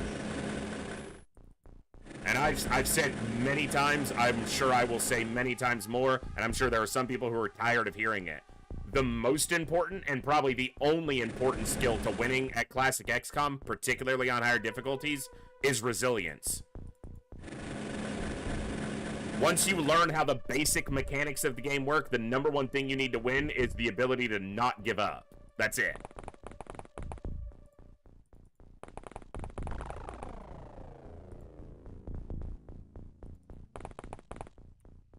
Because, man, it will make you want to.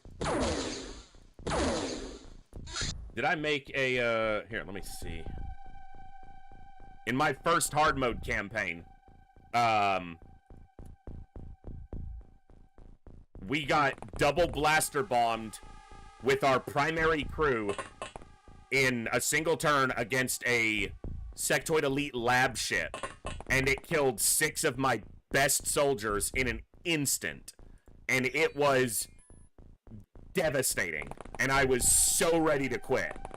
And we won that campaign, pure Iron Man. But they killed 6 of my best instantly. there weren't even bodies to recover because the second bomb vaporized half of them.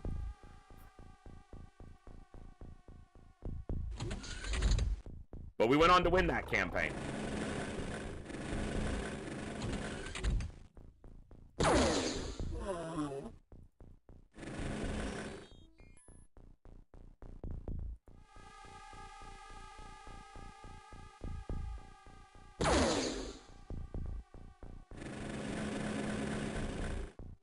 That's when Becerra died. Cobras the Third died there, yeah. Or there was also we assaulted an alien base in that. It was a Muton elite base. And we lost like 14 soldiers, or it was 11. It was 11 soldiers on that base assault and had to flee. We didn't lose 11 and win it. We lost 11 and had to leave. And that was 11 soldiers in excellent gear that was super expensive, highly trained soldiers that had spent months in game service gaining stats and just dead.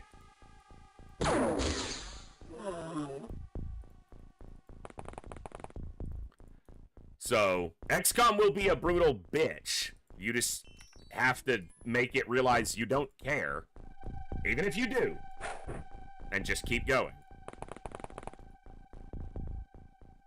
Yeah, Hard Mode 2 was great until the surface of Mars. Hard Mode 1, so the same thing happened in Hard Mode Campaign 1, but in Hard Mode Campaign 1, we didn't reload the surface at all. We started and the exit was right in front of us. We got bombed and ran to the interior. So basically the same thing happened, but we didn't experience it for 5 hours because we just had the exit. So it was a problem even during the first campaign. We just didn't experience it enough to say, hey, this is a problem.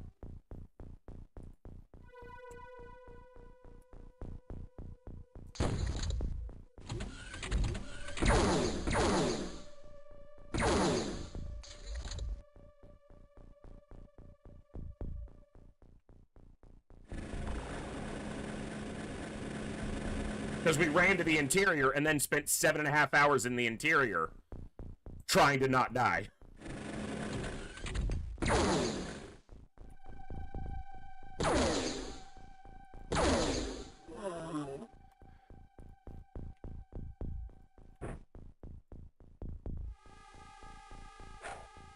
Ooh, child, I'm gonna blow your legs off.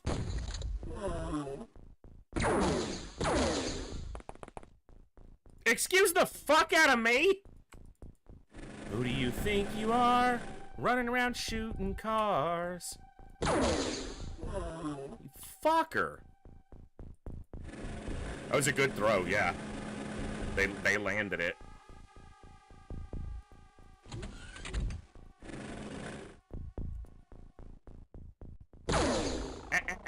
Come on. I know there's one in there.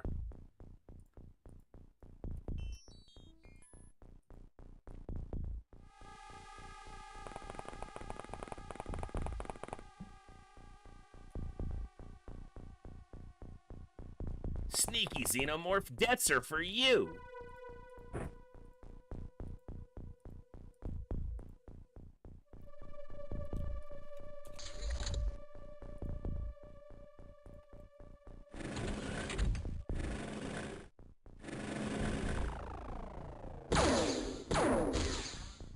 No one on the center line. It's a little surprising.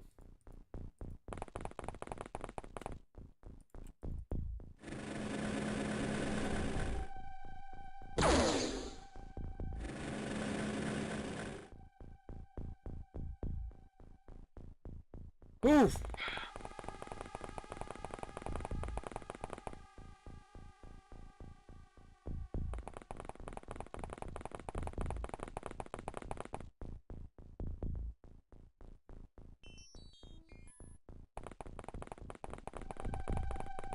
I'm a little surprised that there wasn't an alien in here, but... Oh, found you! Hey, hey! What are you fucking shooting at? You know what you're gonna get for that? Here. Enjoy, you little shit. You almost destroyed my tank. This is what we call overkill. There he is. Ah, balls. Bye, asshole.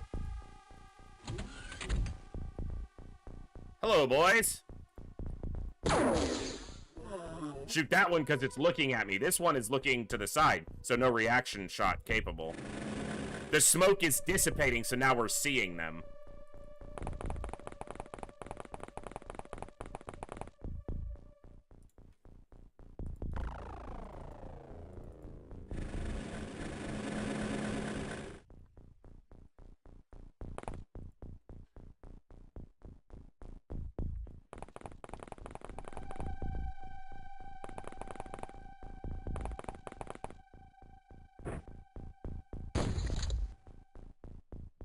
I think it's one left.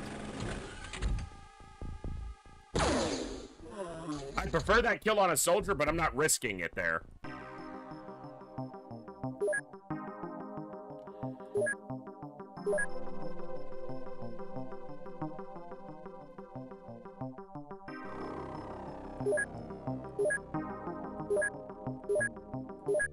Okay.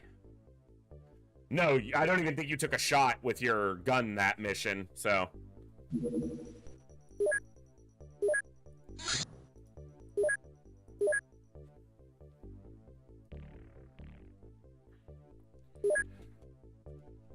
All right.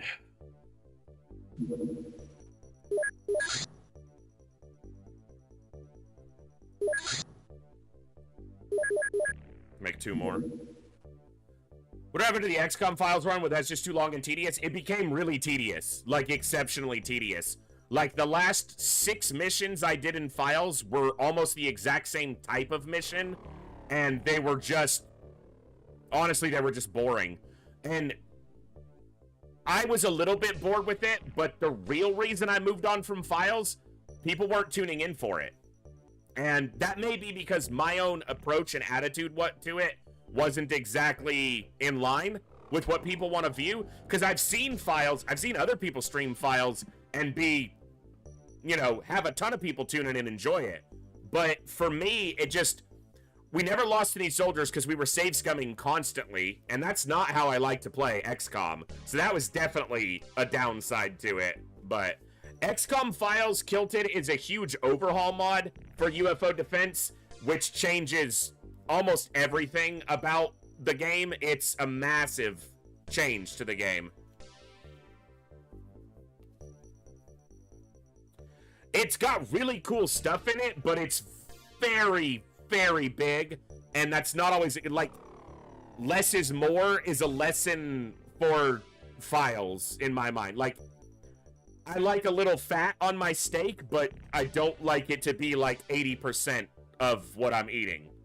And that was kind of how files felt. There's a lot of cool stuff, but there was also a lot of cool stuff that you only interacted with like twice. So it's added in, it's there, and you're like, hey, that's cool, and then it's just gone. And it's just like, okay, that was neat, but there were a lot of really cool things about files, but it was just a lot. It was almost too much, so I moved on for now.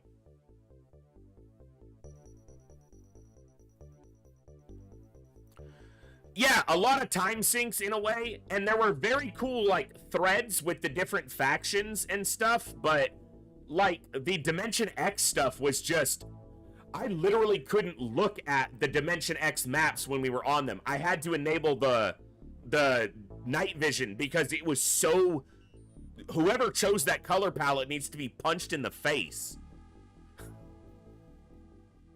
Like, hard. It was literally painful to look at.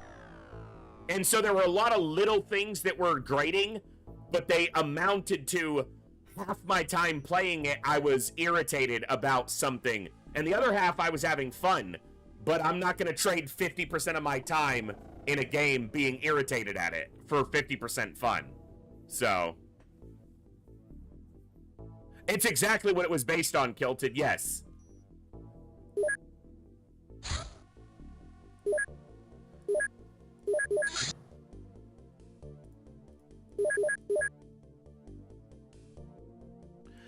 do you think about TFTD, the Harmony mod? I'm not familiar with it, Local. I haven't looked into that one very much, so I might have to look into it. Because I'd love a modded version of TFTD, but for me, World of Terrifying Silence just had too many flaws on superhuman difficulty. I'm going to put that in asterisks.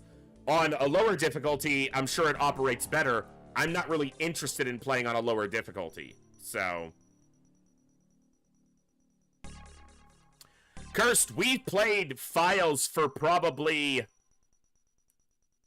5 months, a lot on stream, and I was like in the later part of the mid-game, maybe, and it was just very tedious. There were great things about it. It was just too much.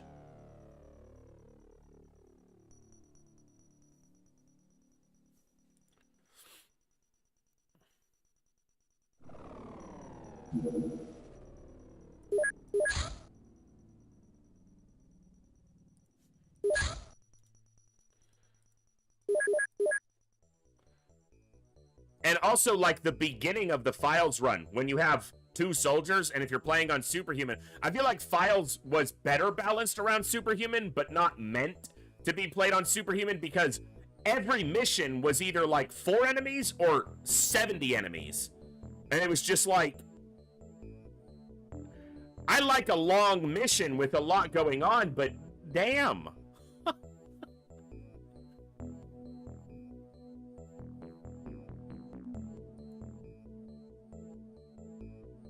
Grimy, hello, hello.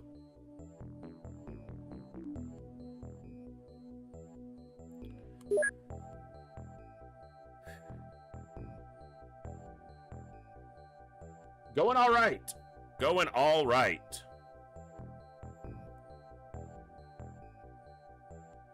I think I'm going to do 3 laboratories just to speed up research here. So I like to build my bases neatly because I'm not OCD. I really don't like when people say, oh, I'm OCD, and they're not. They're just a little bit anal retentive. I just like these to be organized. So I want general stores, living quarters, laboratories, workshops. This will go away and become a second general stores. This will be the hyperwave decoder.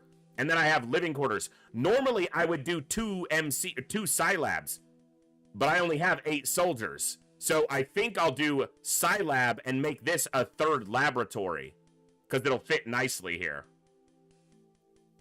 But I have to, do I have enough living quarters for that? Because each of these is a full living quarters onto itself. And then these are basically 2 living quarters, except you never fill these all the way, and I only have 8 soldiers. So I think that works perfectly. We did lose 2, like 2 missions ago. Been watching your vids for a few weeks now. Loved the game. Hey, Grimy, I'm glad you enjoy it. We love classic XCOM around here. We play other stuff too, but we always come back to classic. So yeah, this'll work.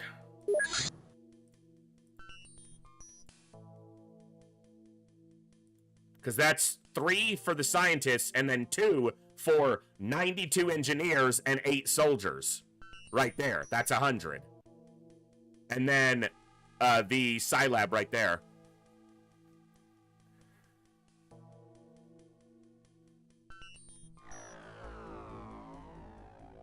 Are you... Well, see, Local, that sounds like World of Terrifying Silence for TFTD.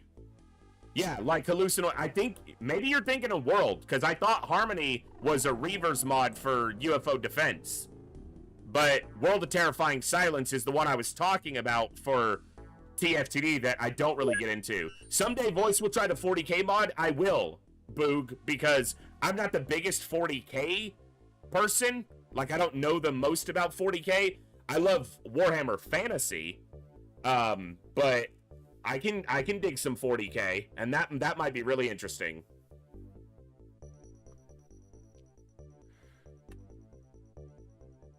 All right. Power suit.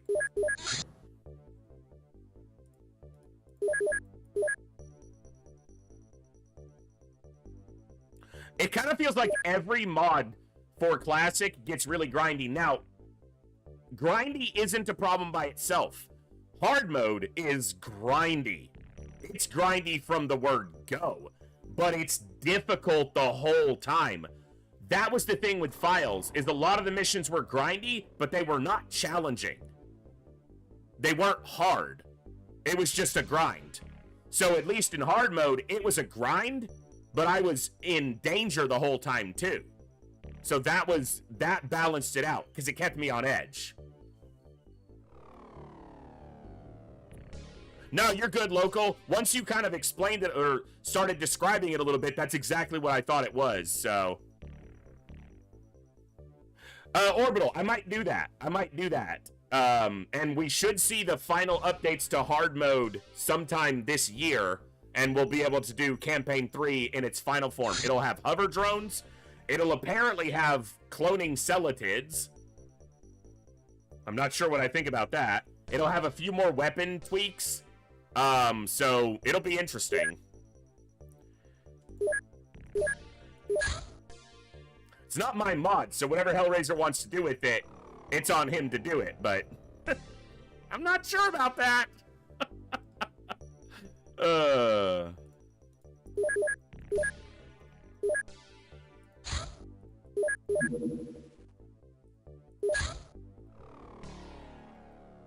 least I only ever have to build 8.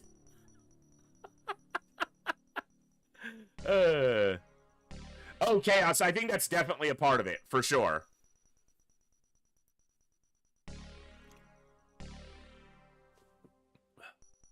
So currently, who has the rights? Is it 2K? I don't know. We talked about it just the other day. Someone put it in chat. Who currently owns the rights to the franchise IP?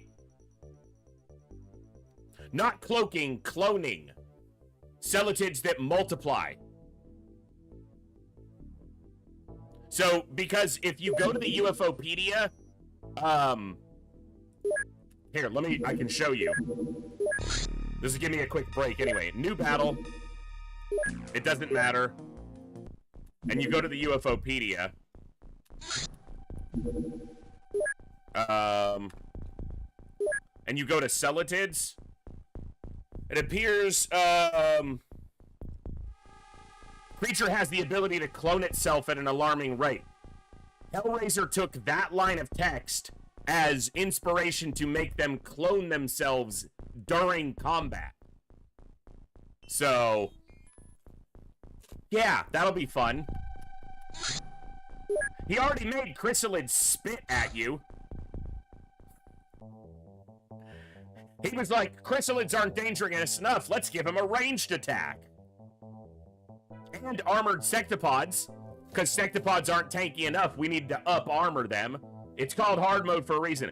That's a mod I recommend, and another thing that he's gonna do this year is he created the algorithm to scale the economy so that hard mode is playable on all difficulties, not just superhuman.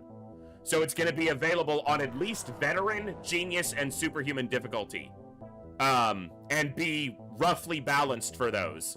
So hard mode will be expanded like that, which will be really nice.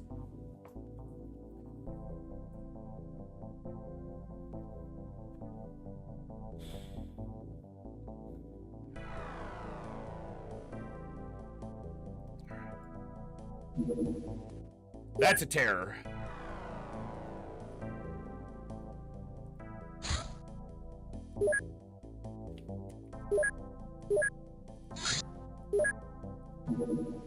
No power suits yet.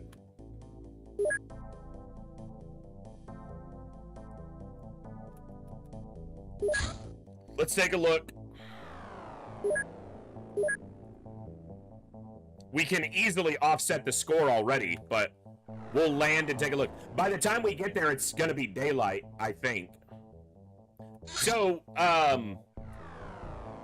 essentially, just I've already done enough UFO recoveries and shooting down UFOs and research that I've mitigated the potential loss if I don't get a good score on this terror mission.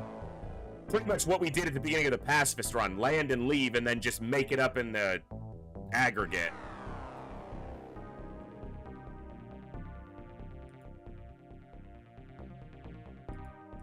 If this is floaters, we'll see what we can do.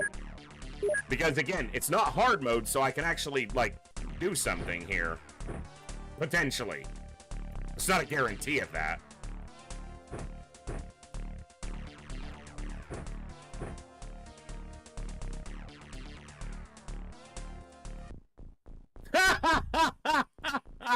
Bye. No. Fucking no.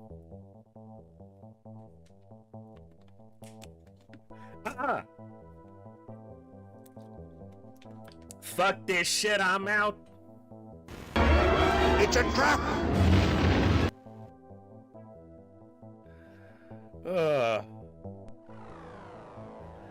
There's a disc right there. I can't even throw a smoke grenade without a cyber disc shooting at us. No.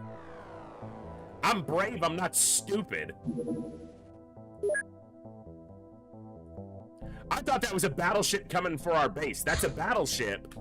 But what's up, Nag? Well, it's Iron 8 now. We're down to 8. They're searching for retaliation.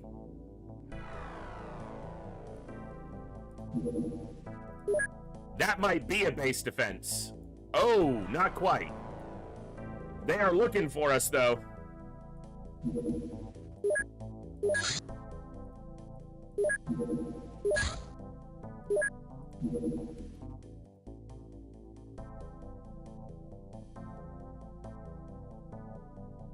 Four dudes, we weren't going to lose 2 people there. We were going to lose everybody there.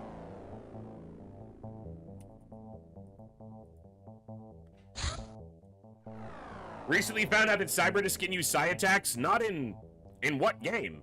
Because they can't hear. Did I miss something?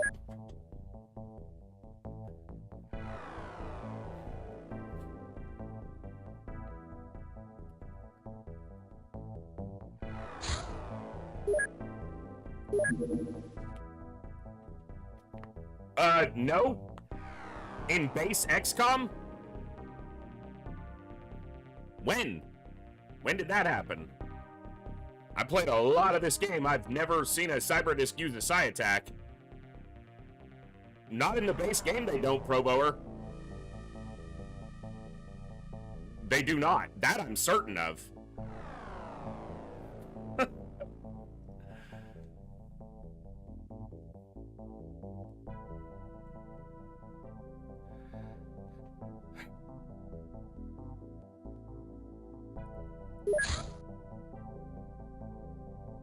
New update just dropped. New patch for UFO defense. Shit.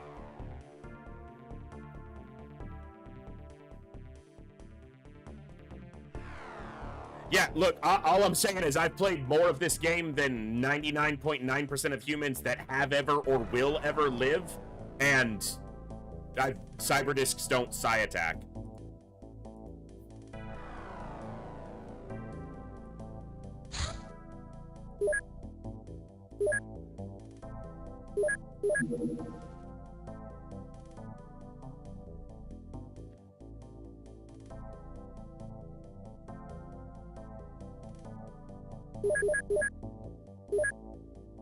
All right.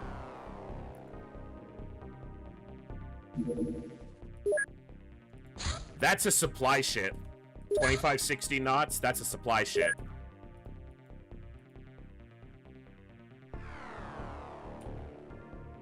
It slowed down. No, it didn't. We were almost keeping pace.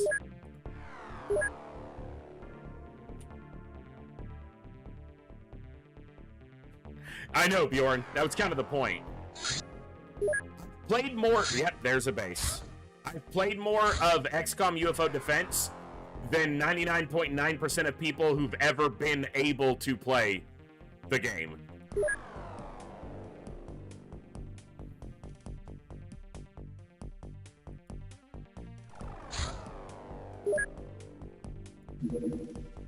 $3,200? Is that a full-speed supply ship?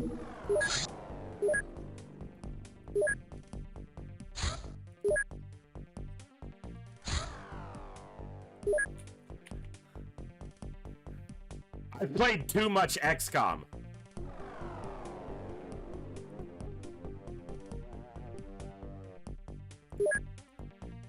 Wow, they brought the score back down close pretty quick.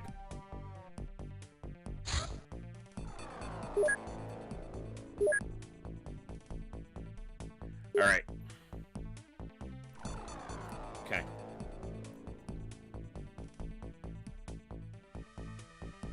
Okay, good. Nice.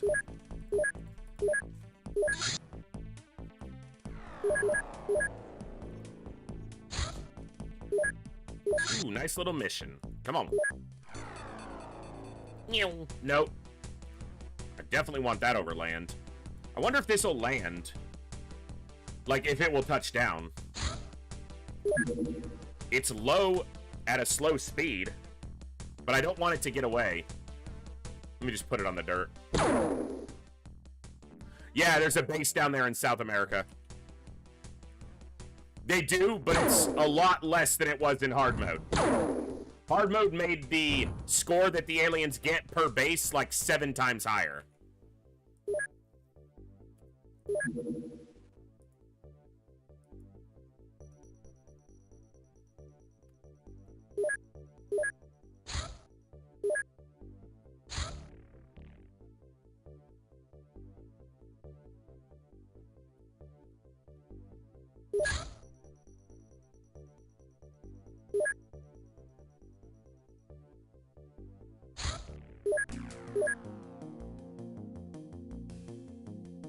Well, we're feeling better. Not that this armor makes you, you know, immune. Hello.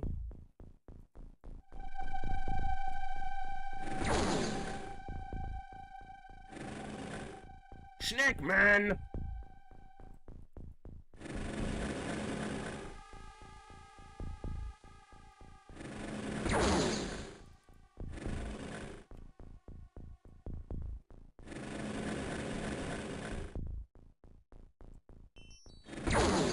You guys got AAA? Because it looks like you had an accident.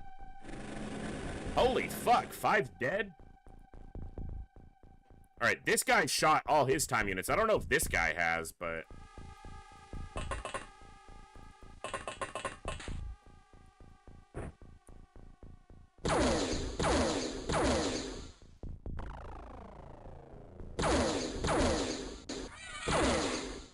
Love that sound.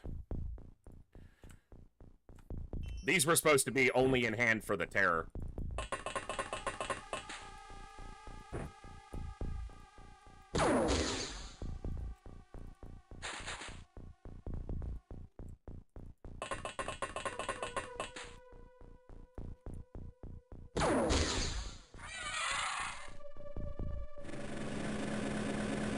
Hey, Franz, good to see you, bud.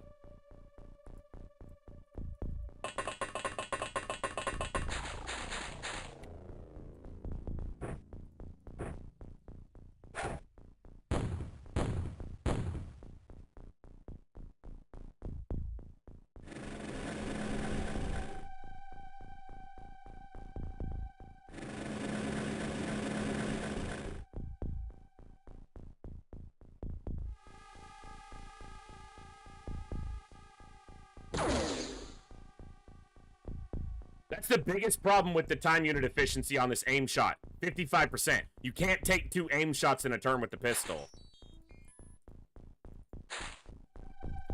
Besides the fact that it's wildly inaccurate.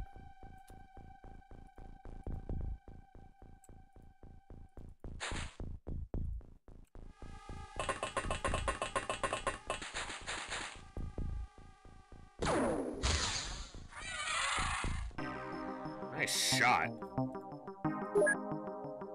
Still no aim.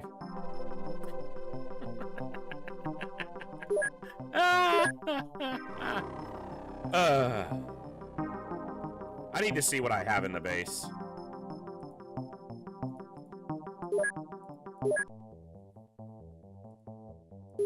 Alright, what are we sitting on plasma weapon-wise?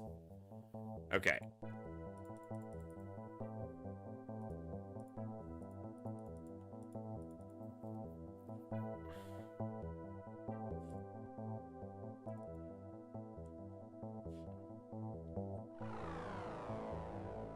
Okay.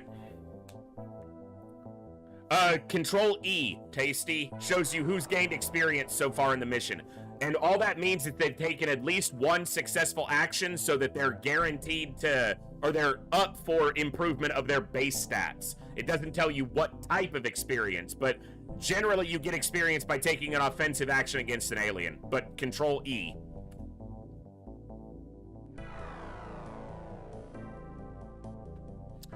Dee, and it might happen, so...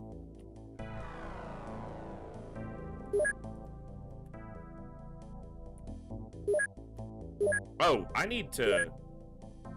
Yeah, more scientists. More engineers.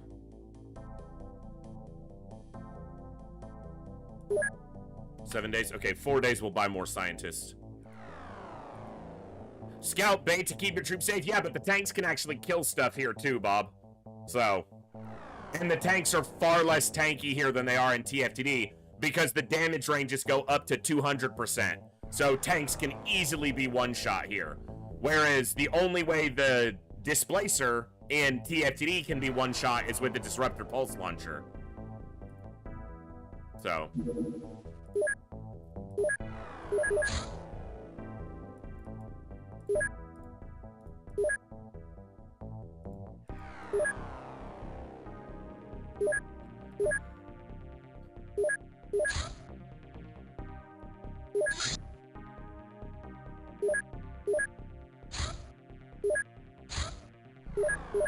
Okay. Yeah, they don't get stat growth, but it's more just about just keeping stuff dead. So, because rather stuff be dead than a soldier gain a little bit more stats, because they gain no stats if they're dead. So if a tank kills something, I'm fine with that.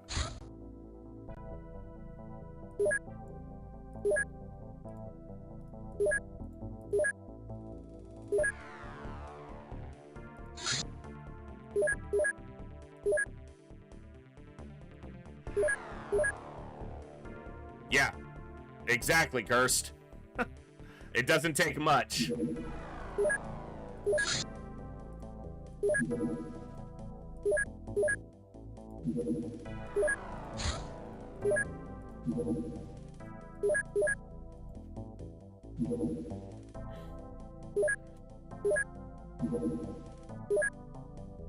Okay.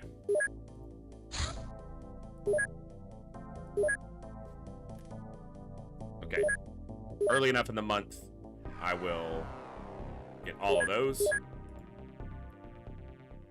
I need a live psionic alien now. That's why I built a few stun bombs. I'd probably build a few more, actually. No, we should have plenty.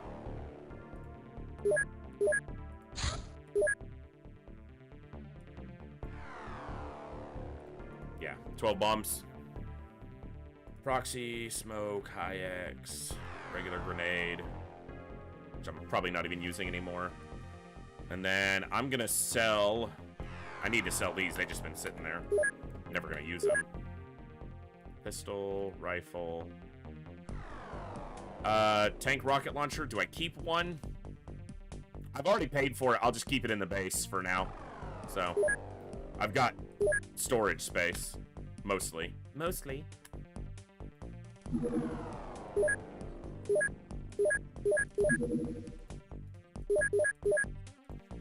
Heavy plasma clip, and then we'll build plasma beams. Those will take a lot of Illyrium, though, so I'm gonna need to get more Illyrium.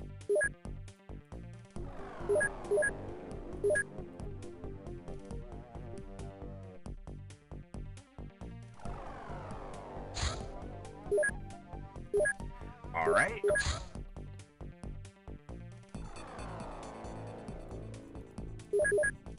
This is also going to be 50% faster research, because normally on a vanilla campaign, I just do 100 scientists and just let it take its time.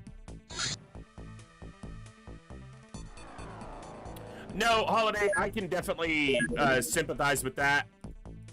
But for me, it's because of all the modded versions and the fact that I have gotten better, so they're faster now than they used to be, for sure.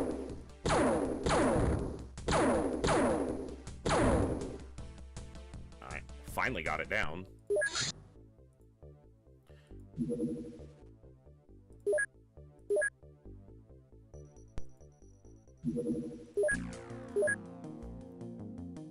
Won't be anything I need to stun here, so...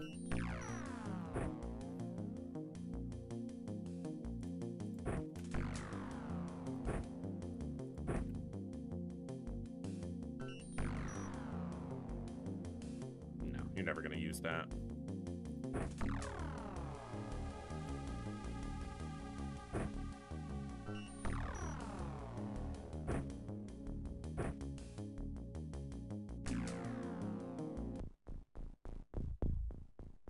Power supply's blown up. No shock there.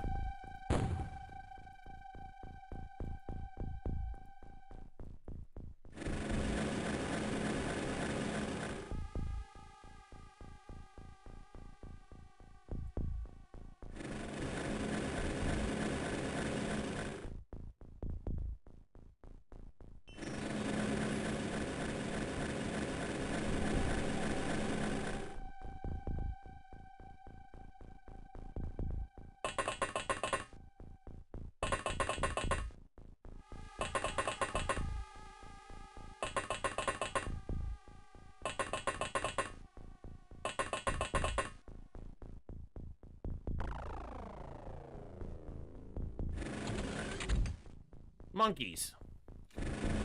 Monkey.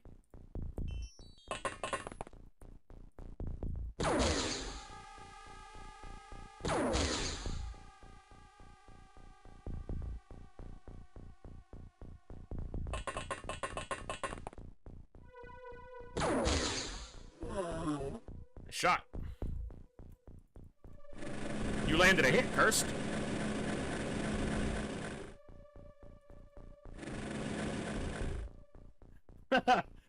That's true, Plasma. Yeah, they kind of sound like they're building up to it, and then they just stop.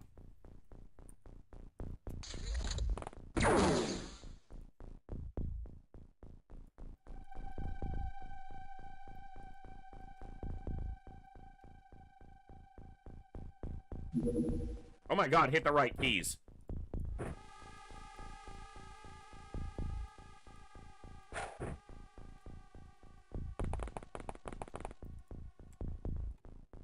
I didn't see nothing.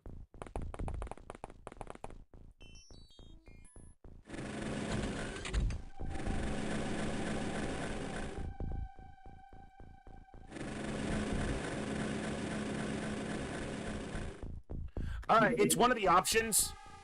It's actually just in basic open XCOM as well. Local. In advanced, if you go to Battlescape, auto end battle.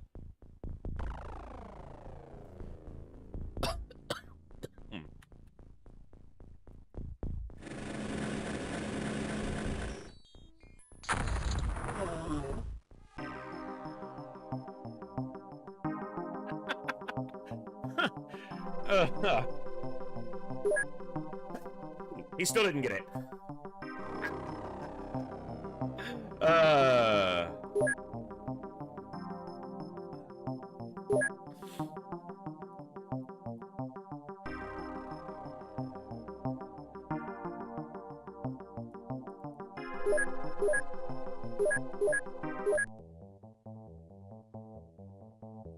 You'll need to land more than a couple shots in a mission to guarantee some aim growth.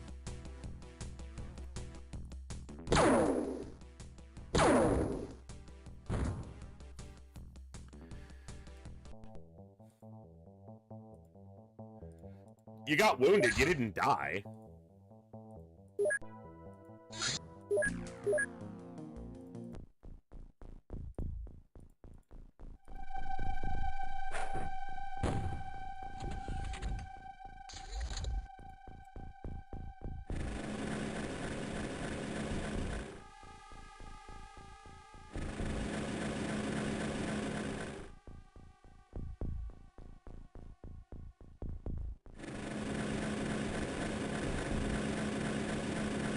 With just one surviving unit, probably not, no.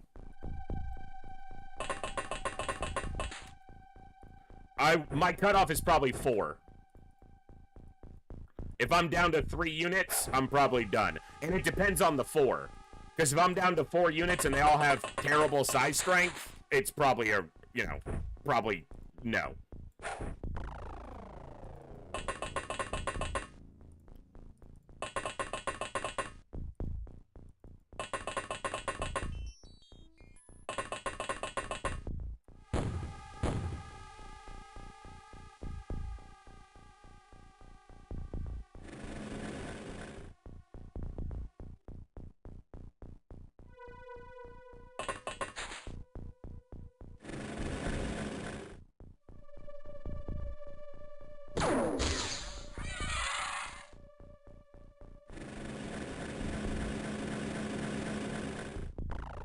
Yeah, 4 units I feel like that's pretty okay.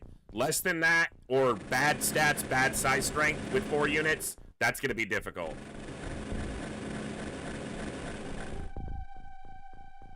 Also, 4 units on the Sky Ranger means you could take 5 tanks. So, 6 units. Because, right, the Sky Ranger's 26 total capacity. But I think it caps at 4 tanks. Like, 4 HWPs is the limit, I believe.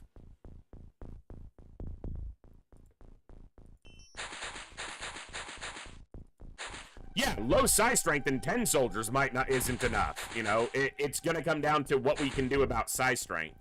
So there are 8 alive. That is correct. I'm only sending 6 out right now to send 2 tanks, because then I'm making full use of the size of the Sky Ranger this way.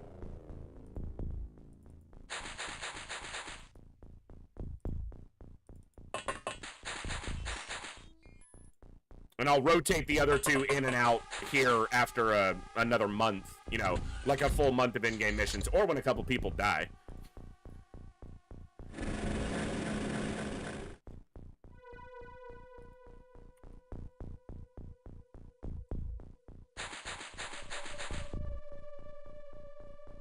Come on, I know there's a shot there.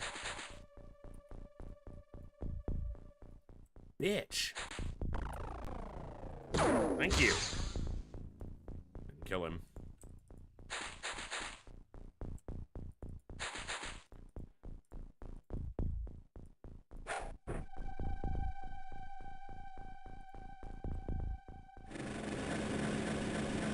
I'm not actually sure who's in the base right now. I'd have to look to tell you for sure.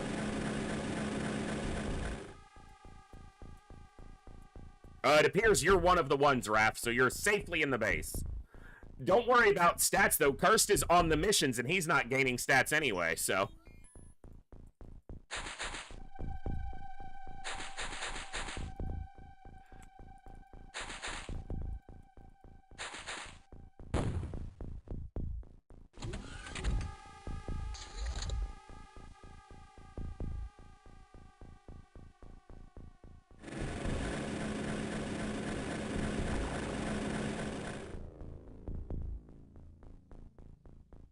We got a treat for them, though.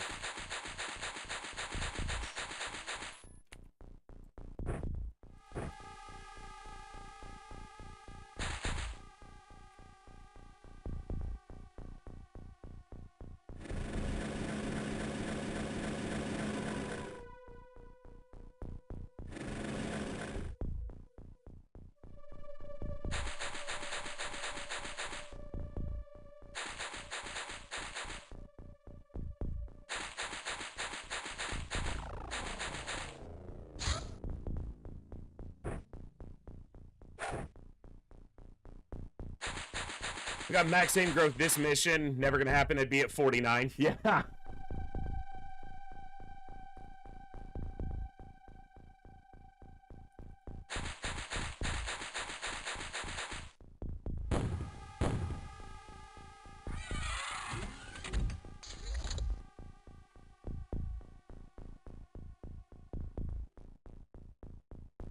But you do other fun stuff like this. Come on. Oh, don't tell me it's out of range. What's the amount to throw? 18?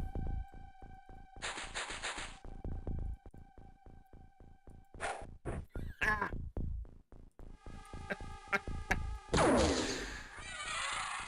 Are you ready for this? There's a hole in the roof. What should we do with it? Throw a fucking explosive in there. Okay.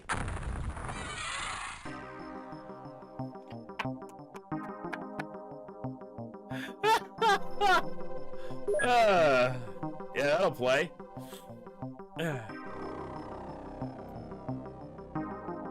It just shows you that accuracy is not that important.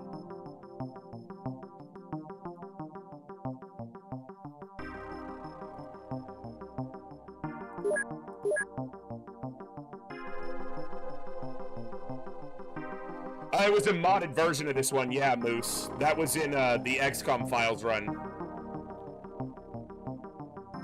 Yeah, the power supply was gone, and I don't need the other equipment, so chuck, boom, move along.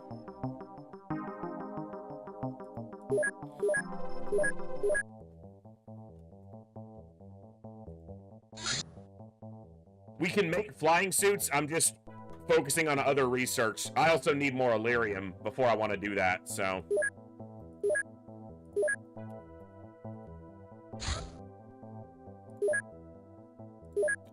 The only weapon you need in the game for your aircraft once you have it.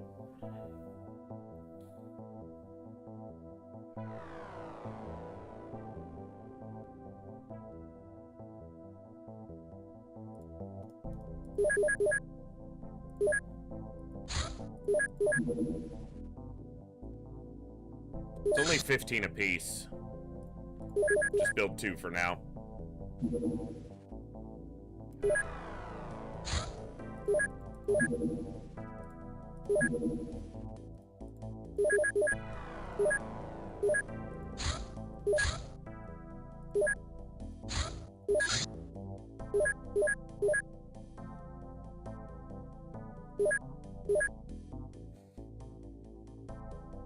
Hey, Pinrider, what's going on?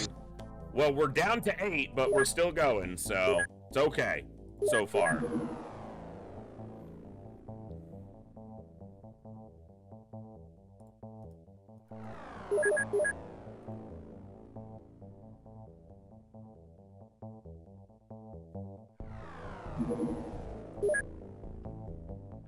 So the difference is basically 10 armor on every side, and you can fly. So it's good, it's an improvement, but it's a costly upgrade, so...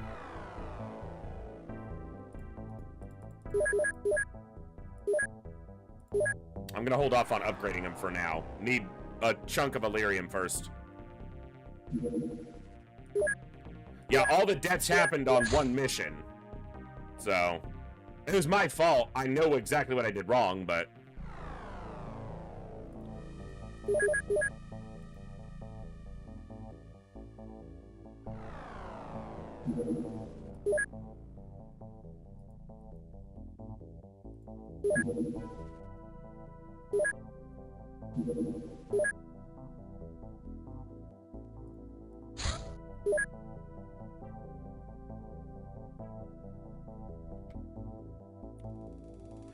Exactly, local. You nailed it.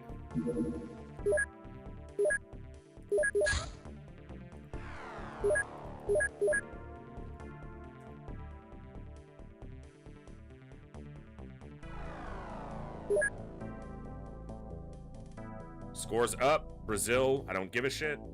Because there's already a base over there. They haven't left yet. They're just unhappy. They can be unhappy.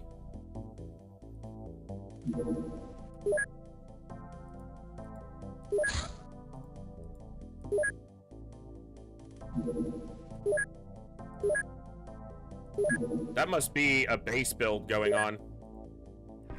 Terror supply ship. Maybe, I don't know. It's unfortunate that I probably won't build one of those because it's just not worth it. Okay.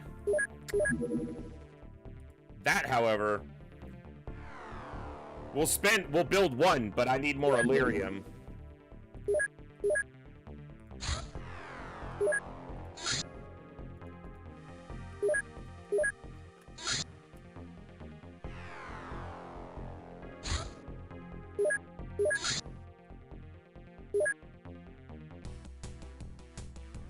Nice.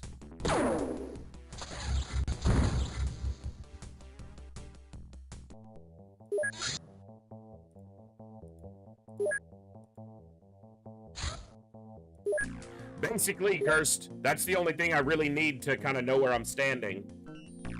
So we'll kind of keep our eyes out for that opportunity.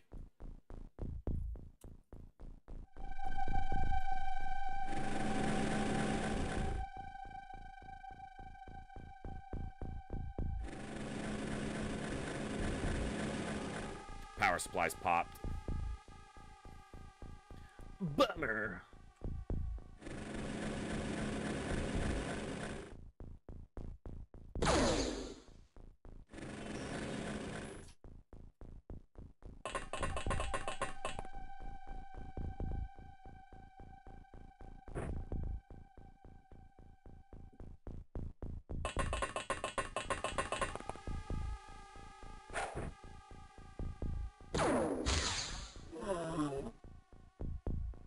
Get dunked. Saw Tyson talking about aliens, and as a guy who professes to be an astrophysicist, he has no idea how long it would take to get to the next closest star. I mean, a man trip to Mars is about 1.5 to 2 years. I would have to update my knowledge base on it to comment intelligently about it, but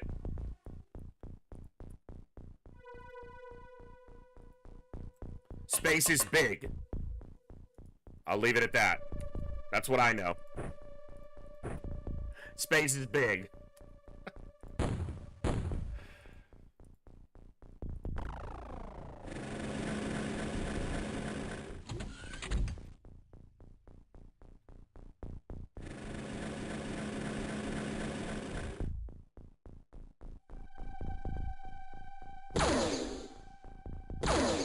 Stop hitting yourself.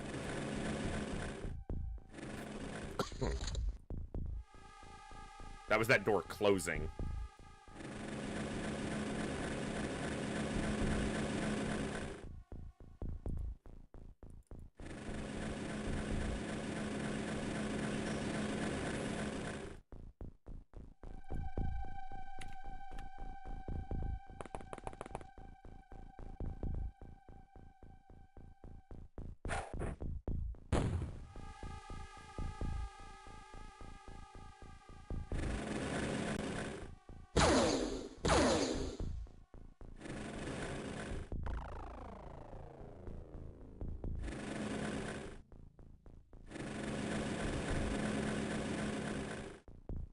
There might be an alien in there.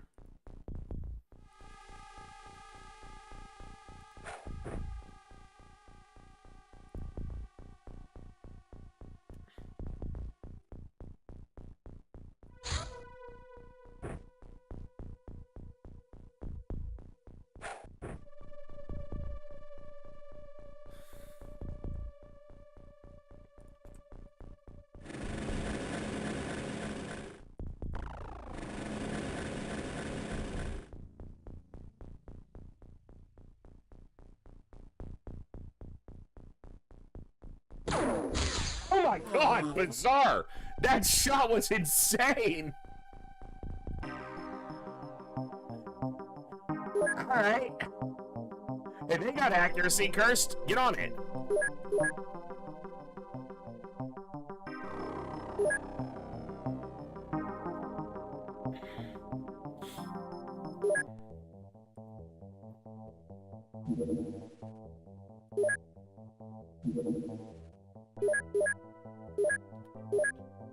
God.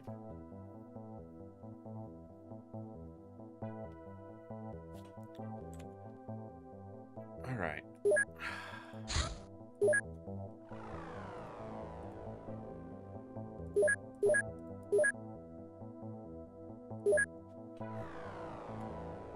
Oh, I need a navigator as well for the hyperwave decoder.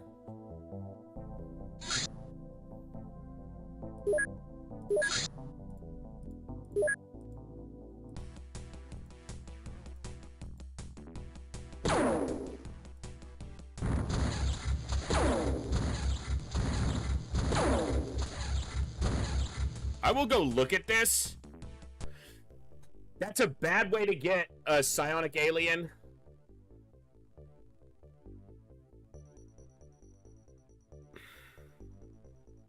I'll look at it, but if it's... shit. No, I probably won't. Is there a specific room you should connect to access port to? I've been doing living quarters so I can have a fast response. General stores. So I'll talk about this briefly here too. For me, and my opinion, general stores. And someone in here knows the command to show the battlescape from here. Let me know. This is exactly how I build my bases in UFO defense. Soldiers are deployed when your base is attacked into living quarters and general stores, not just living quarters. So you will have soldiers deployed in general stores. And general stores on the lower level, click on the access lift. Thank you.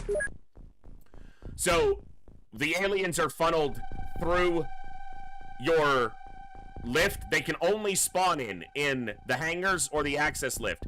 General Stores gives you a completely unobscured hallway right here, and it gives you 2 tile doors. So you can have a tank in the lower level, and the tank can hide in the doors and then pop out and shoot. Living Quarters only has the single tile doors, and they don't face the hallway.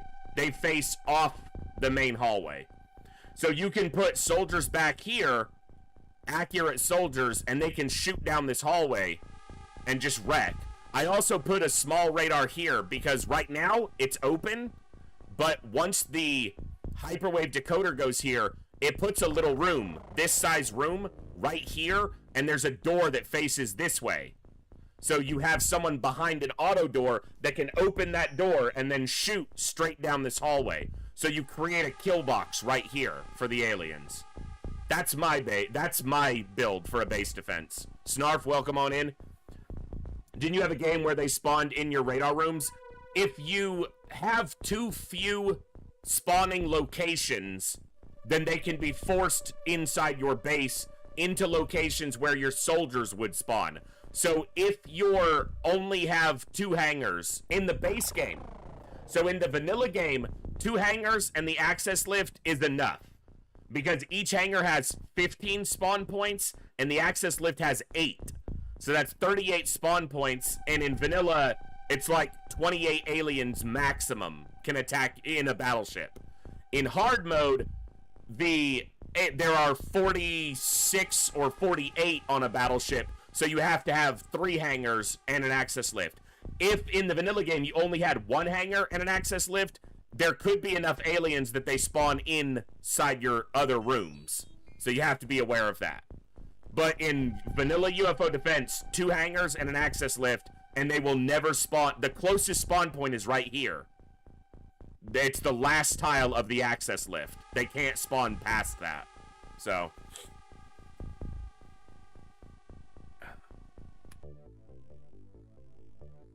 Also, importantly, if you're using blaster launchers or explosives to defend your base, no matter how much damage you do, General Stores cannot be destroyed. You could set off 10 blaster bombs right here, and this module won't get destroyed. Because some modules can be destroyed. If everything in here gets destroyed, this module can be destroyed. And if it's the module that connects to the rest of your base, guess what goes away? So.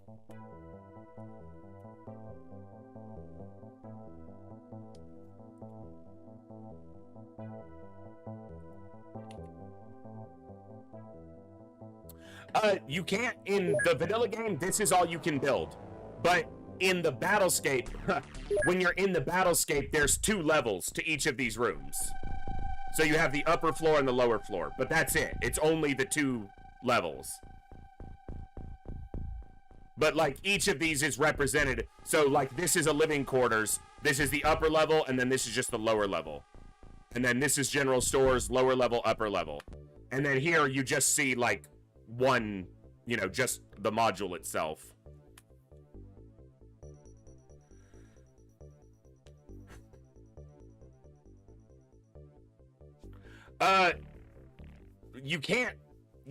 The only way you could, from what I know of it, Dee, that we could live in Venus would be floating cities up in the upper atmosphere in a habitable zone. I don't know enough about it to speak more intelligently on about that. But closer to the surface, it's far too dangerous. Far too inhospitable to humans.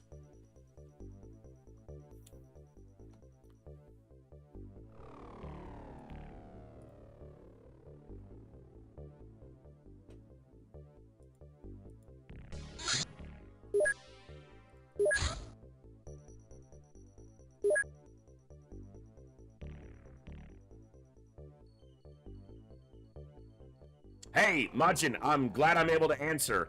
This is one of the few things in the world I know a fair bit about. So, I try.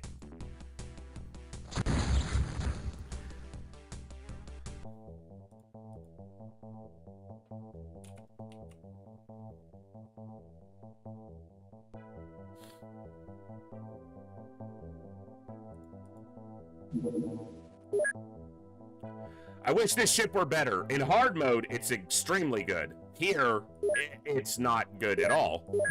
Like, at all.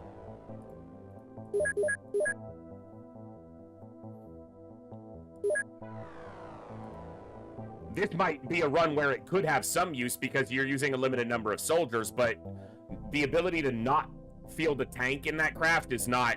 That's untenable. I need to be able to use tanks, so...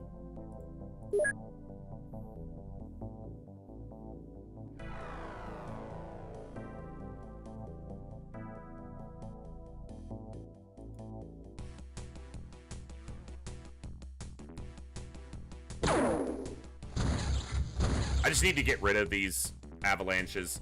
They're not... I don't need them. What I need right now is a sectoid supply ship. Or a sectoid abductor or harvester.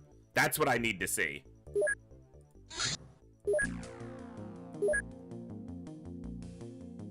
I see a lot of Let's Plays on hard mode. Hard mode is a mod for UFO defense made by a mod author called Hellraiser that is essentially an extension to the game that makes it a lot longer, a lot harder, and it adds a few things that kind of flesh out some holes or kind of empty spots in the vanilla game. There's more alien types, more weapons, more armor, more research topics. It basically just expands on the game, but it makes it massively longer and substantially harder. Like 4 or 5 times harder in difficulty, so. But it's my current favorite mod for UFO defense. I found it and we've played 2 campaigns of it on the stream and it's been amazing. There are still some things that need to be fixed about it, but Hellraiser is awesome. He's in my Discord, he messages me directly, asks for my input and feedback, and I know he reaches out to other XCOM players too. I'm not unique, but has taken all the feedback I've given him and either responded with why he chose to do something or said, you know what, you're right. And he's even implemented things into hard mode that I suggested, that we as a community suggested, so. Hard mode's an amazing mod. It's just really hard. I wish they would put the hover tank in the front.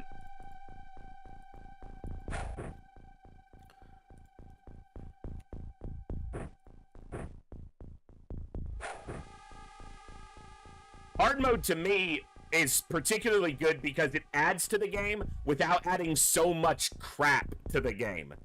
It feels like a natural expansion of the challenge of UFO defense to me.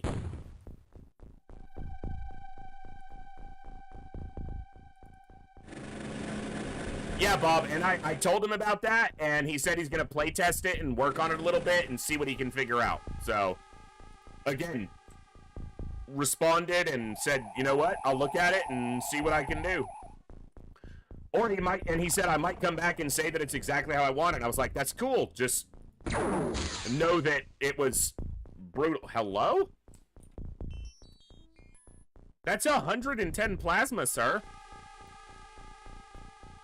You're supposed to die now.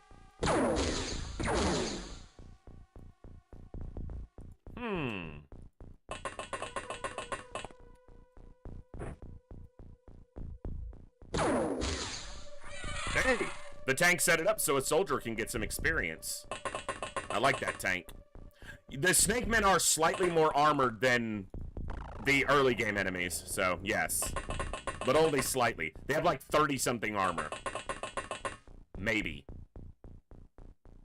I'm trying to access the memory bank that stores all the vanilla UFO stuff, but it's buried behind all the Long War stuff that I had to bring back up to the workstation, so.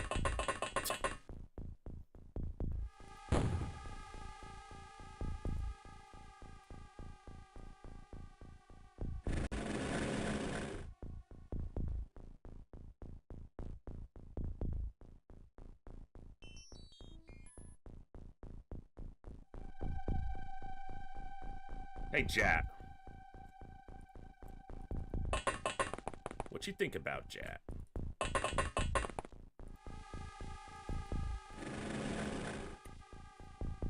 Meow. Ah! fucker was hiding. I didn't think I'd see you.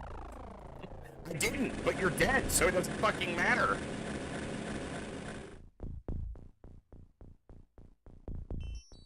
Power supply's going again.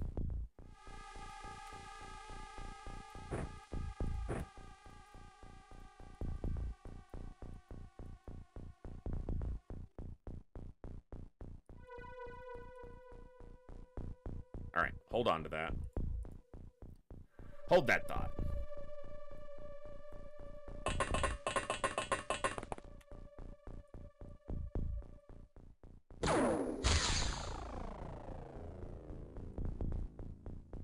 You know what? Take a shot. Okay.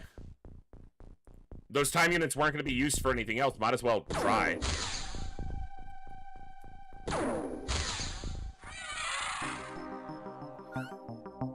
Alright.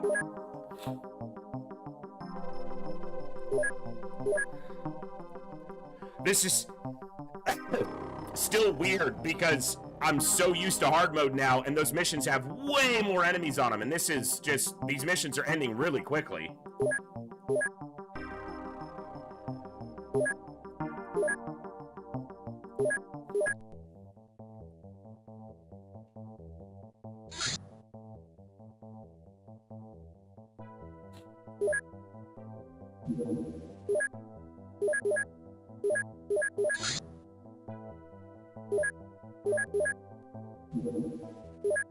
Come on.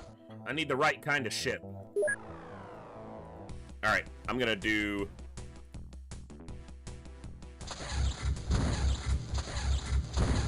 Okay.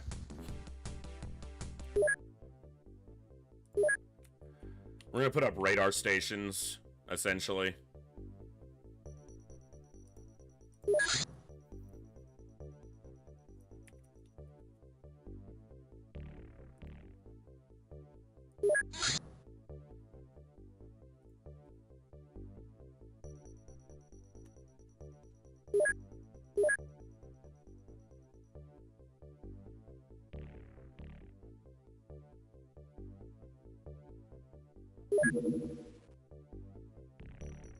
Oh, it won't fit.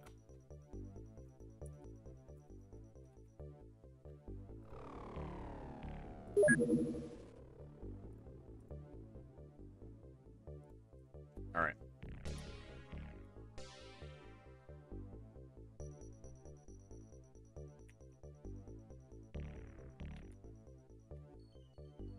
Yeah, that's true. Just put the radar there.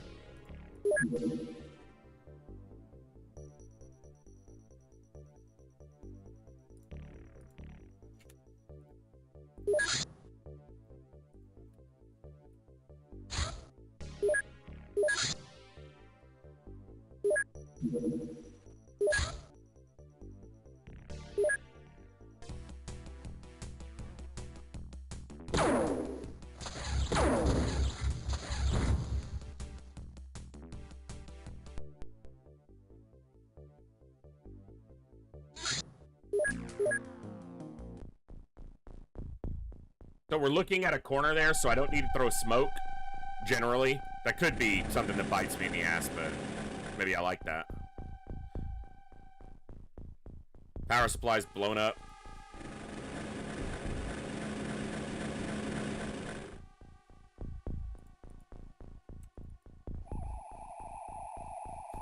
Hey, Kookster. Xclam raffle if you want to get into a chance to get in a 10 soldier run. Assuming this one doesn't make it all the way, we'll pull 10 more names, but... Xclam raffle, Kooky. This is 10 soldiers only. At a time per run. We've lost 2 in this run, but I'm running a continuous raffle for names to go into this one, so... Do you alter your grenade height? I have explosion height set to 3, which is for not just grenades, but all explosions, including smoke, small launchers, and blaster launchers. I set it to 3 because I feel like it's more, I don't want to say accurate, because I'm not well-versed in explosions in the real world, but the only reason explosions didn't have verticality in the original game was because the engine couldn't handle it. So... Obviously, an explosion is not simply a horizontal affair, so I set him to the max, which is 3.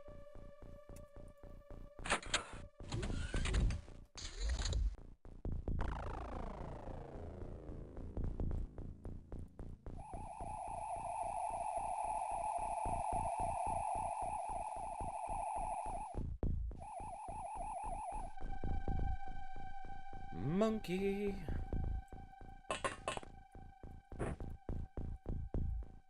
Yeah, that's why I didn't shoot first. Because if this fucker can see him... I don't think he can see him, but... I say we take there off. Is mutual vision. Take the side from orbit. It's the only way to be sure. See if this guy has time units. If he has enough time units to react, he'll shoot at the tank. So, he's not shooting at the tank.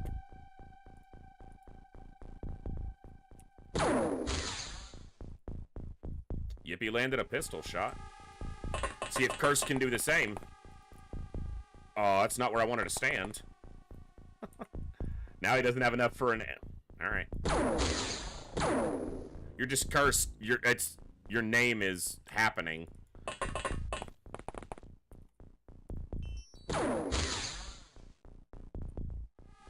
Bro. Alright.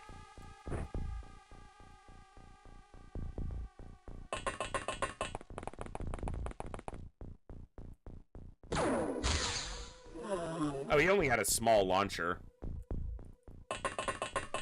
Not too threatening.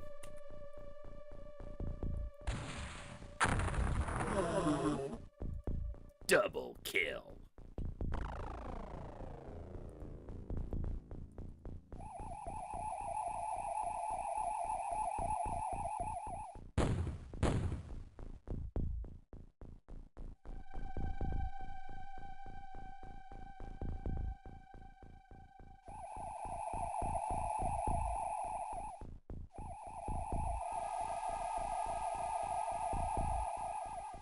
Yeah, hover tanks are a lot tankier than standard tanks. It's like 40 armor more on the front and substantially more on the other sides. 55 on the sides.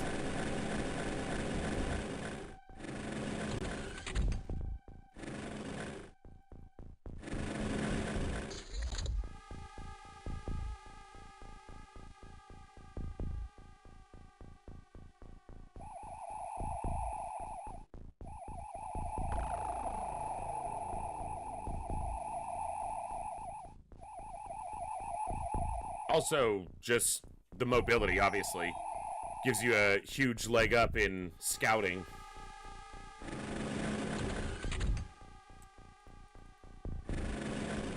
So it's 13 on these craft. So that's 3 right there. 1, 2, 3, 4, 5. So potentially 8 more. None of these doors have actuated. None of those either.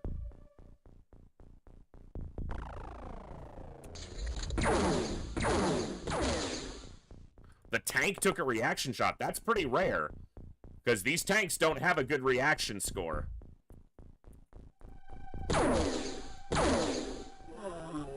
Pretty good accuracy, though.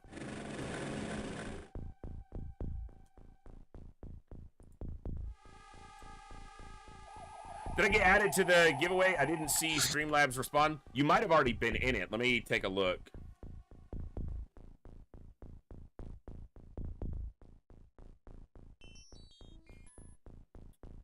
Yep, you're in it. Your name is on the list. So when or if this group dies and we start another run, you're on there. All right.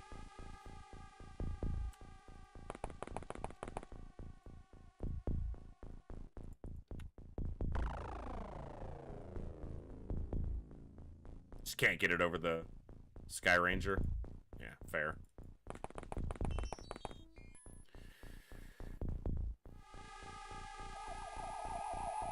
That thing can't hurt the tank, so I'm just going to ignore it for the moment. Let a soldier kill it.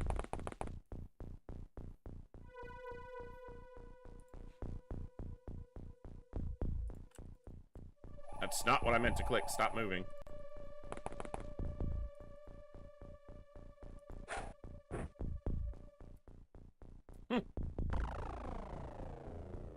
Enjoy that present, monkey.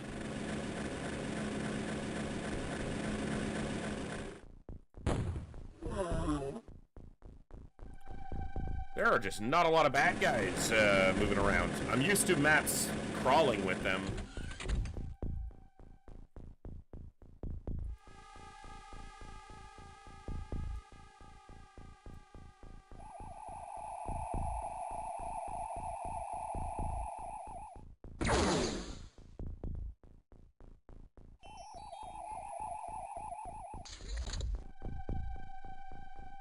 What are we doing?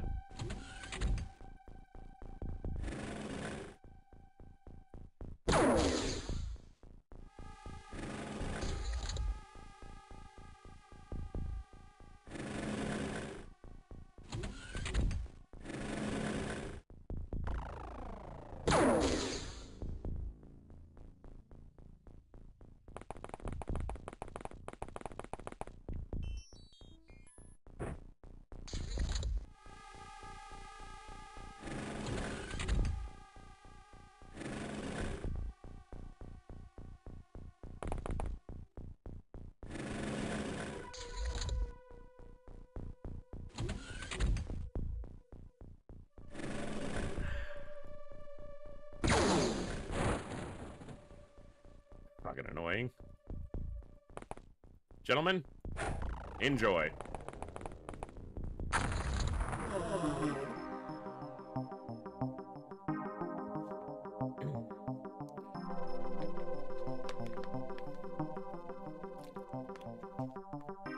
No, the tank got killed by a reaction shot.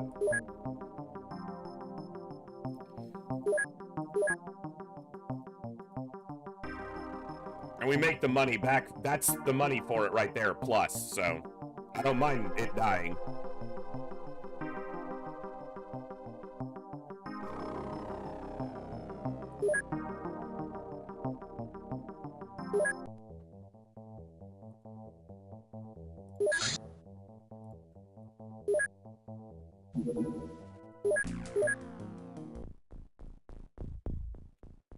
Okay.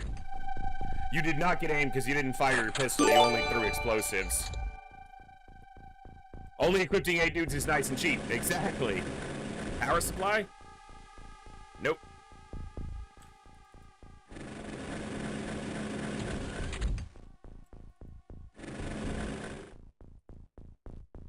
Hellgraph, thank you so much for gifting us a subscription to Sectoids. Alright.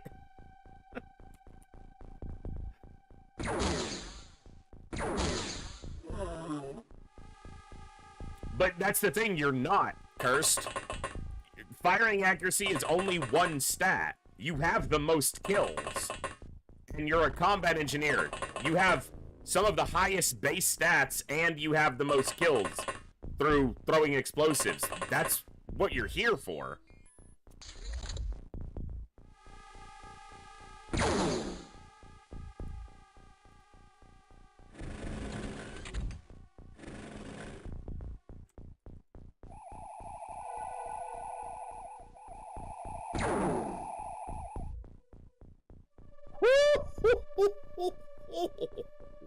Wow.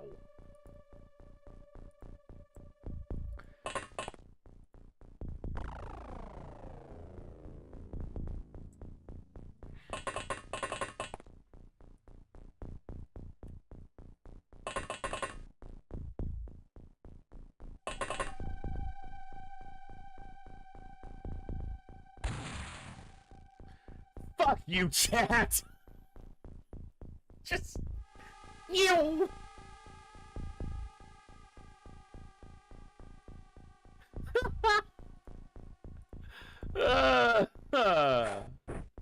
Curse, what the fuck, man?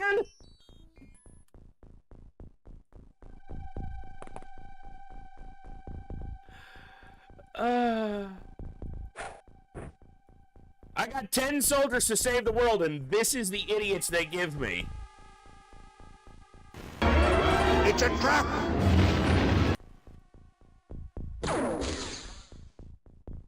We're fucking doomed.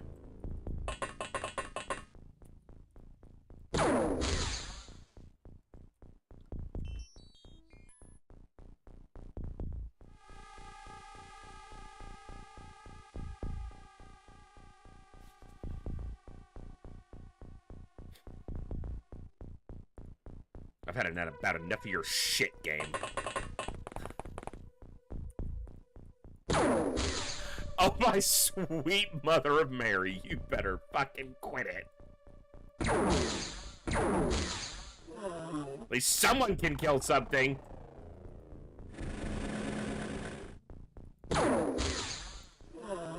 The fucking tanks will do it.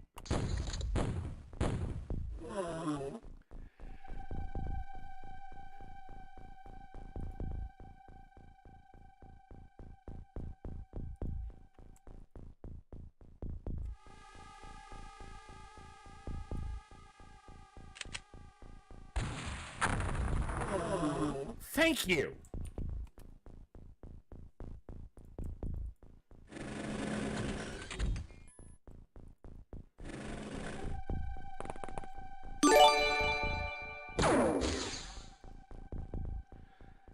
Kooky, thank you for gifting a sub to Kilted Ninja. Very much appreciated.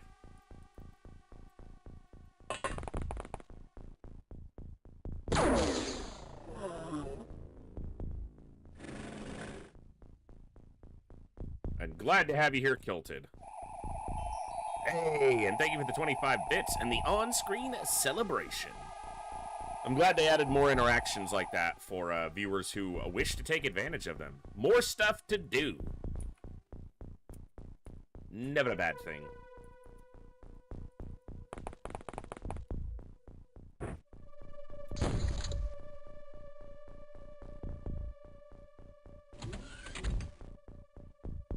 Actually, sometimes it's a bad thing, but...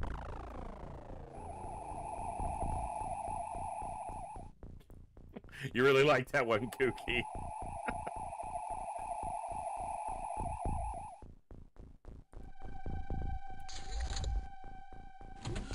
So I'm using one tank to scout and one tank to basically ensure that anything that comes through the door has to at least try to kill this tank.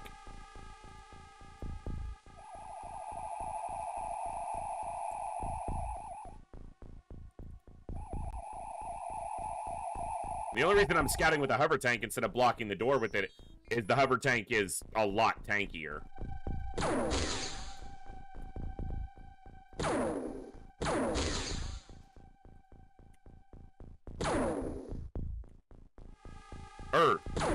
A lot more mobile.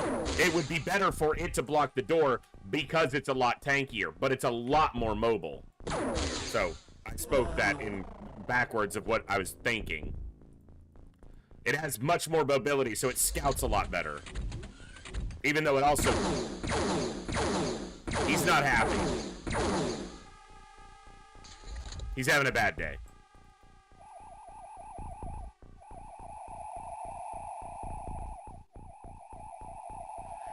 Curse, I don't know if you ever had a future as a marksman.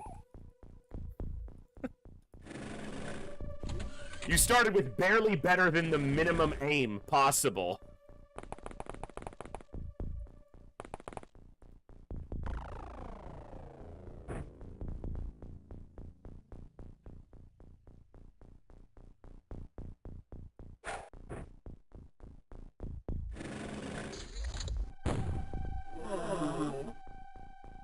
You just got a double kill with a grenade, like, you're doing a whole lot of bitching for someone who's doing most of the killing.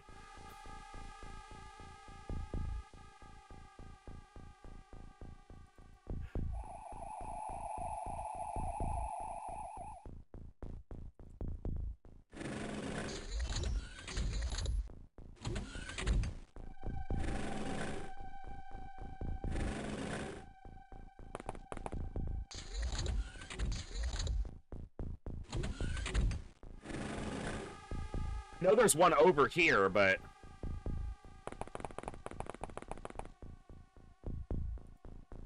Why isn't it as fun?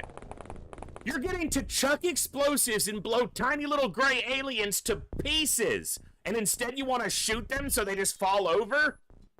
Explosion? One gunshot. Explosion. Gunshot. Pew. Boom, pew. Quit your bitching.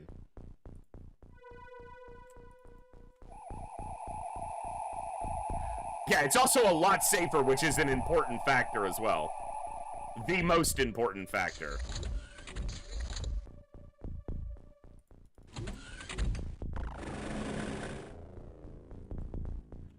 Okay.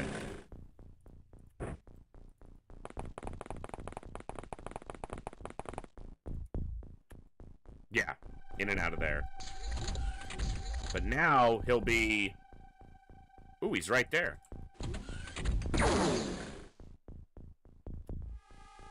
Are you done?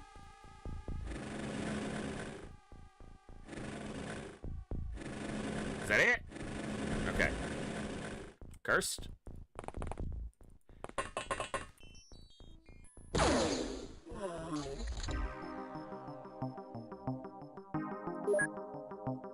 Nope. Still no accuracy. Hey, Mages, what's up? One shot doesn't guarantee accuracy, so...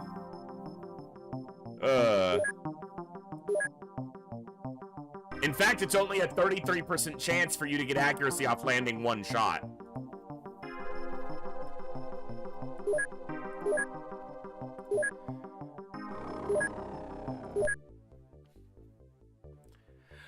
If you type xcom raffle magus, you can get added to the growing list. The list will be each time we start a new attempt, we'll pull 10 fresh names. This run has been going, this is the first 10. Well, we've lost 2, so.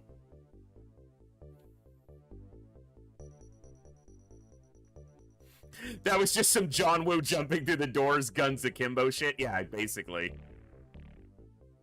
Kilted.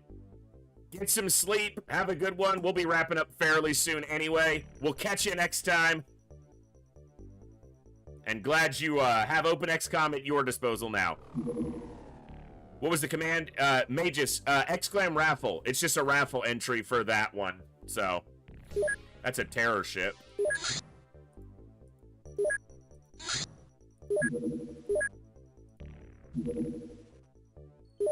There you go.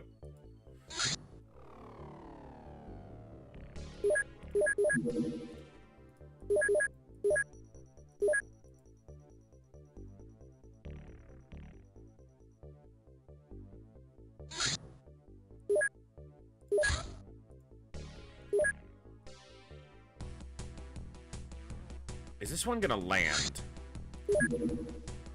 I'm gonna see if this one's gonna land. Because I need some Illyrium.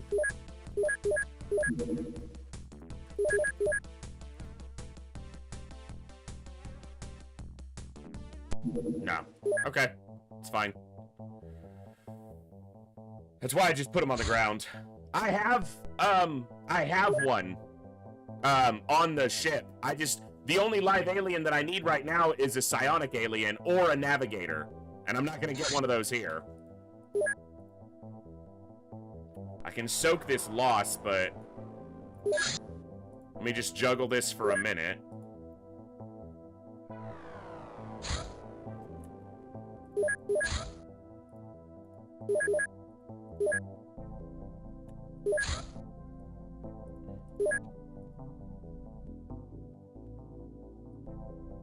So as long as it's targeted by a craft, it's not going to despawn.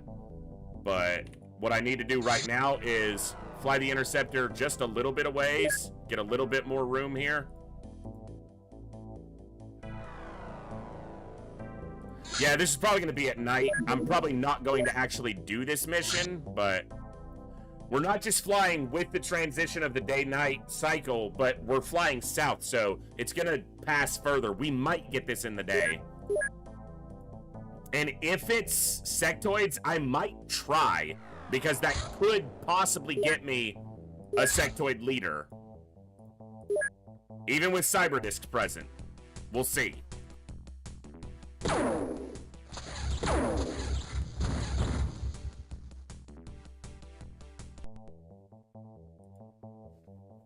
Yeah, we got it in the daylight. If it's snake men, I'm gone. It's looking right at us.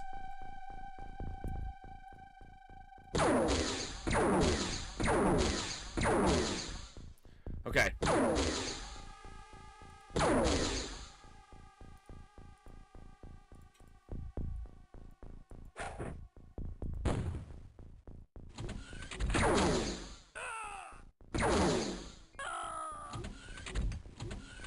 I didn't actually put the stun launcher in anybody's hands.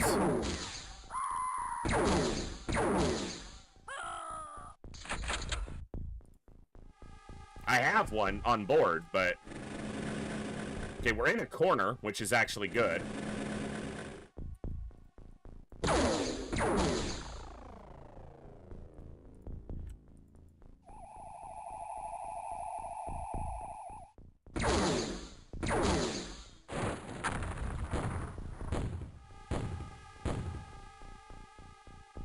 Okay.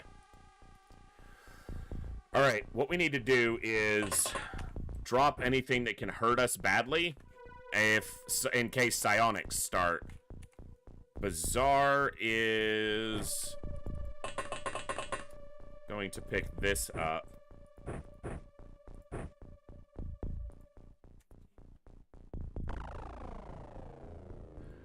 Mind-controlled soldiers will not recover items from their backpacks. Was that in one of the modded versions? They can access the inventory, but they never do. Either way. Yeah, Jet will be dropping the rocket launcher on the ground. Yes. Because we don't know what anyone's size strength is. So.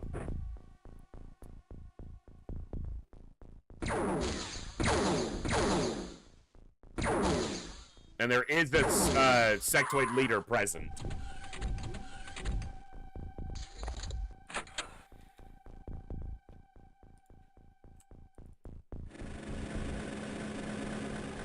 And up to 6 cyber discs?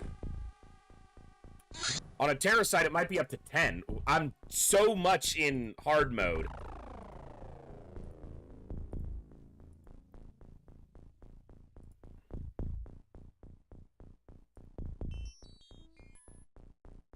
Six to 10. It is 6 to 10.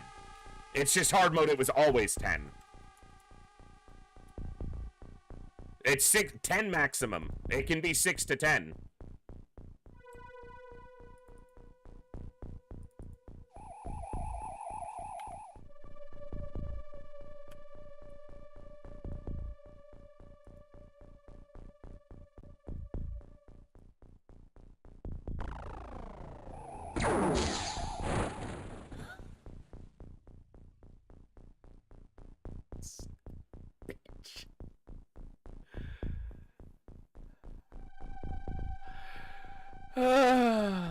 Dude, the weaker tank got shot like 3 times and took a little bit of damage. It fucking one-tapped the hover tank.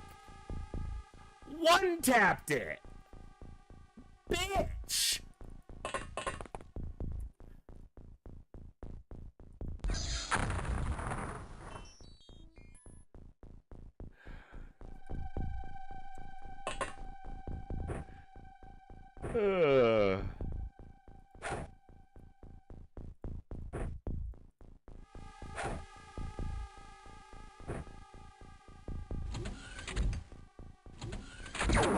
Yeah, we made that one out of fucking Coke cans.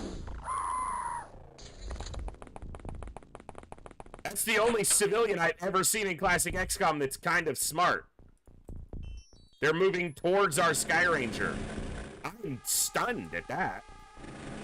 I'm more surprised by that than the fucking disc, you know, the hover high.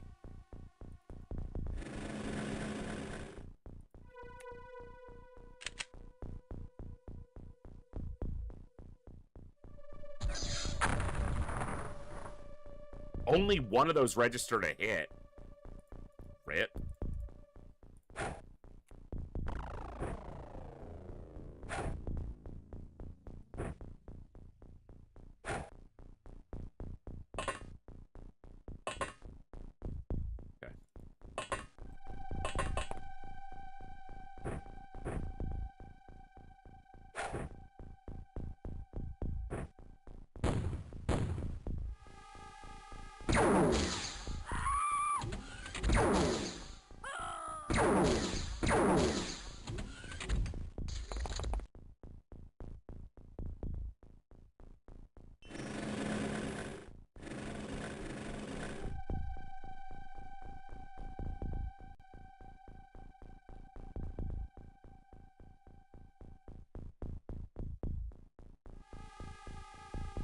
That thing still has time units.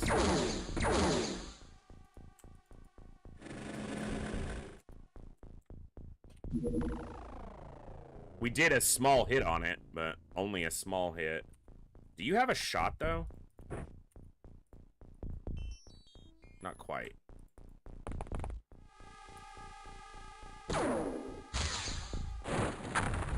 So that's 3 discs, 2 killed, 1 stunned. We know there's a 4th over here because we saw its shot go off.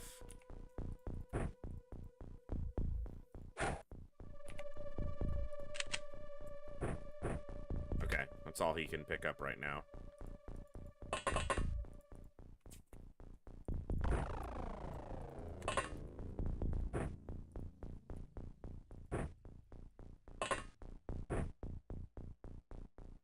No, 4 tile units cannot recover in any version of Classic because of the engine.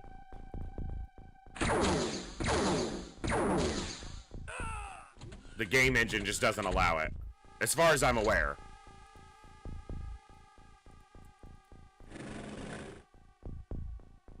That could be the leader.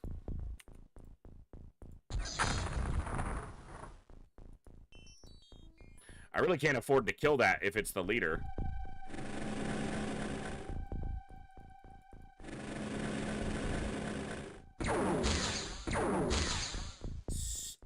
Stop it! Stop it!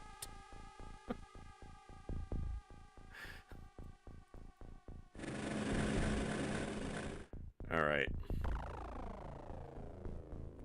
The leader should be armed with a heavy plasma. That doesn't mean he will be, but he should be.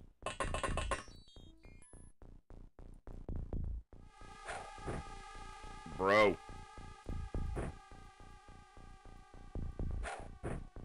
Bro!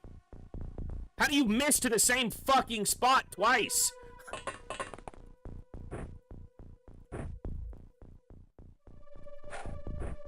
Thank you.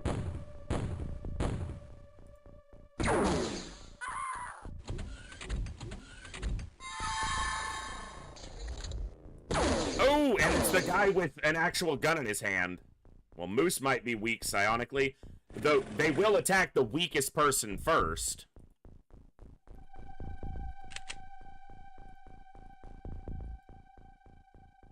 You've got to be shitting me. Thank you. Seriously? I don't think this is the leader, now that I'm thinking about it, because he's shot. He wouldn't have had time units to do that. Oh my sweet mother. You guys are so bad.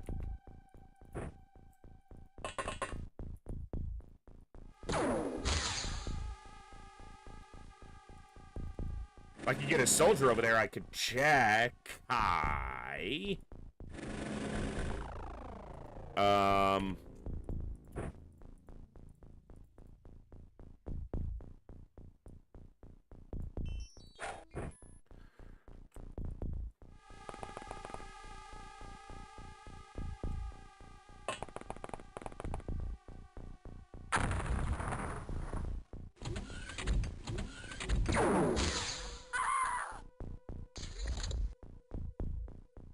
That hasn't died yet.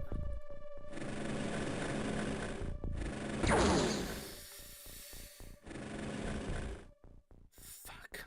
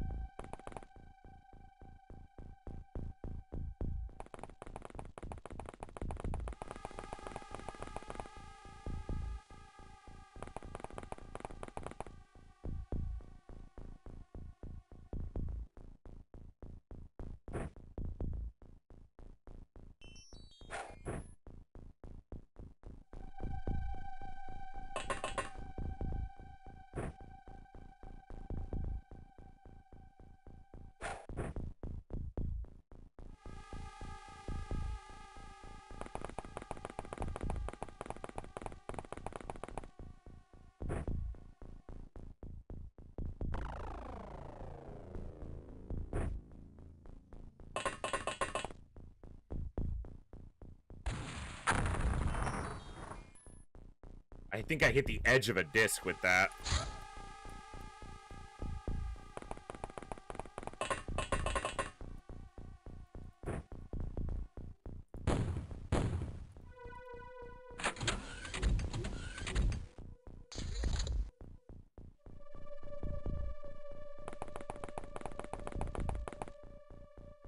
Soldier.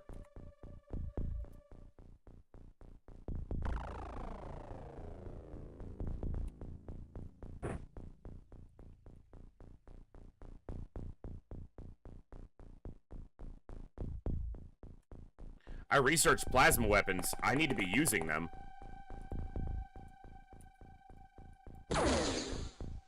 Yeah, that figures.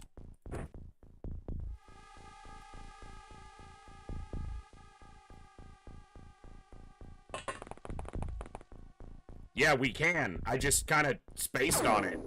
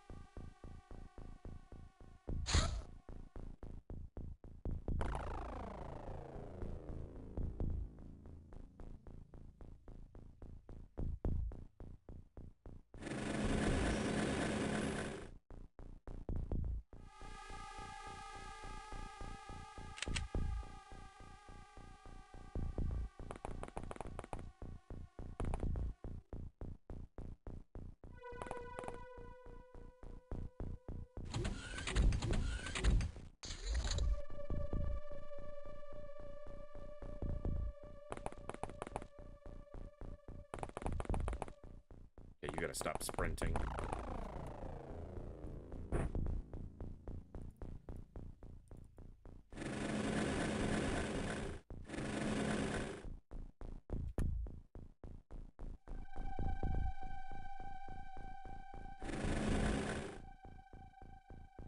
Okay, well, what about a tank bank?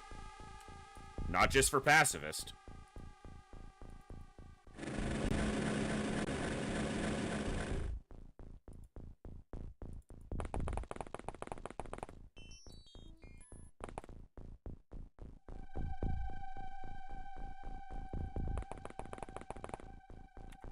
Yeah, I knew there was a fucking disc over there, man.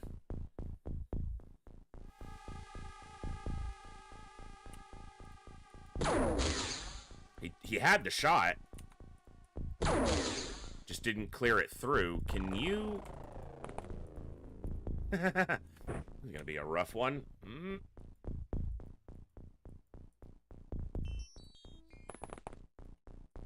Come on, Moose. So you were on this tile. That's 4 discs down. And he can still drop that. Yeah, Cursed, you might have been able to, but that's why I brought you up here, was to pick up more. But you wouldn't have had the time units to prime it and get in position and throw it. What you can do is this. The fucking Sky Ranger. Okay.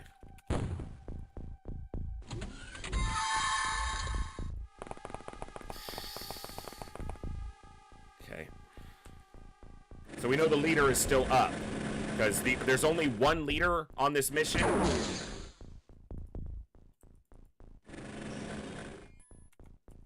So there's only one psionic alien on this mission.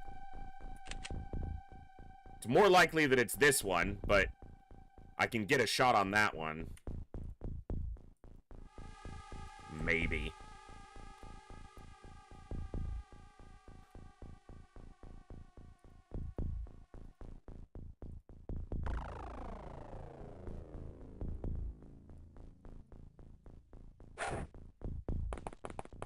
Okay.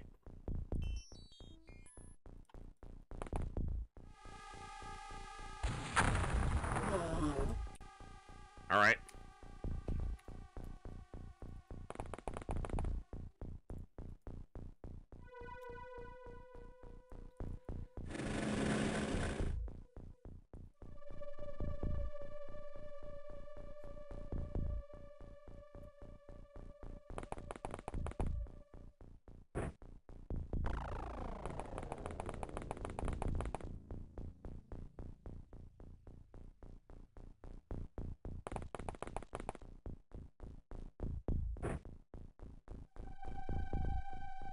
A lot of this smoke is from explosions, not from grenades.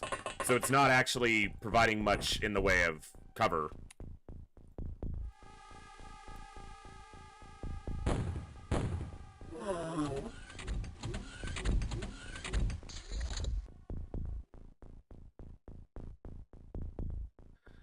Those auto sounds are these doors. That one can't be opened, it leads to, well, it can be opened, they won't go through it. There's nothing there. There are 2 more discs present. There's one.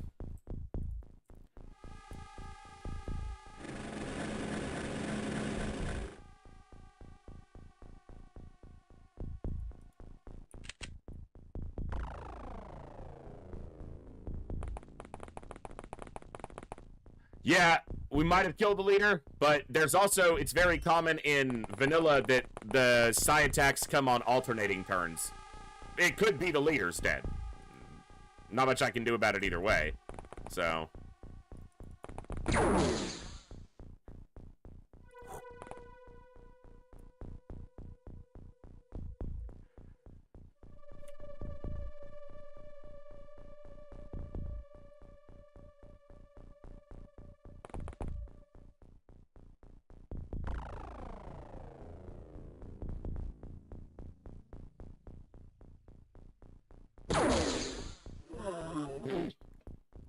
Damn. Alright. Good shot. Right between his fucking bulbous eyes.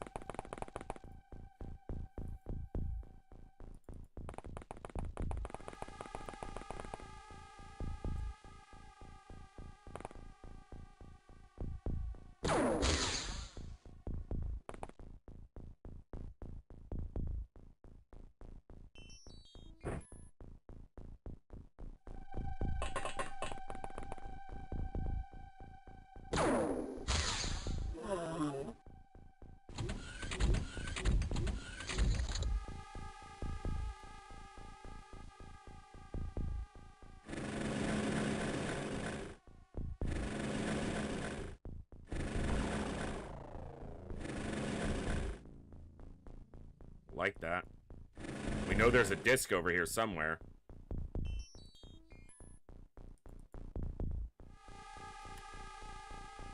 Be the leader.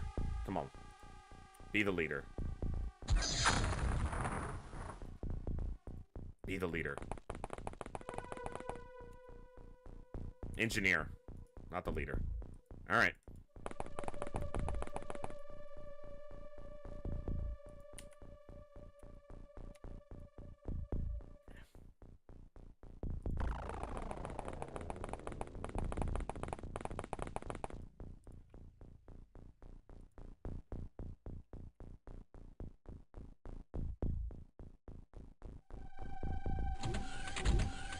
Psionics have stopped, but they also lose vision of Moose of any soldier after a certain number of turns if the soldier hasn't taken an offensive action. They keep vision of the soldier for a number of turns based on their intelligence score, and different aliens have variable intelligence scores. God, I'm glad his armor's doing its job. That's a heavy plasma. I don't think if I hit these boxes it stuns him, but it might. It did a stun hit on him. He died. That's the fucking disc.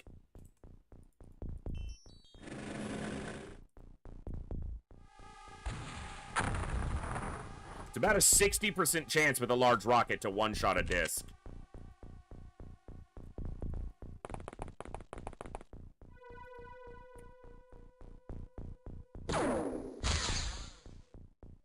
Damn it. Did that do any damage? Doesn't even record a hit. It clearly hit it. Maybe it hit the floor. Maybe it hit the ground. That hit it. 0.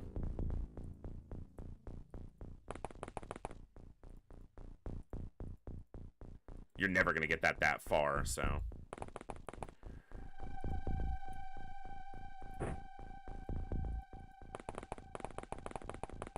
You don't have enough for an aimed shot, but... You trying to shoot my tank, bruh?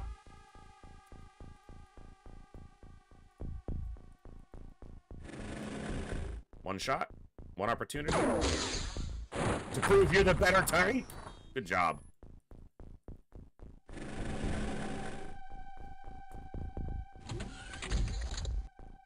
Probably not getting the leader here, but... Smoke. If we don't lose a soldier, then it's a victory no matter what. There's one more disc somewhere. Maybe that's the leader. There's a chance. I'm gonna try to not kill that until I can stun it, but there should be one more disc somewhere. And that's honestly the bigger concern.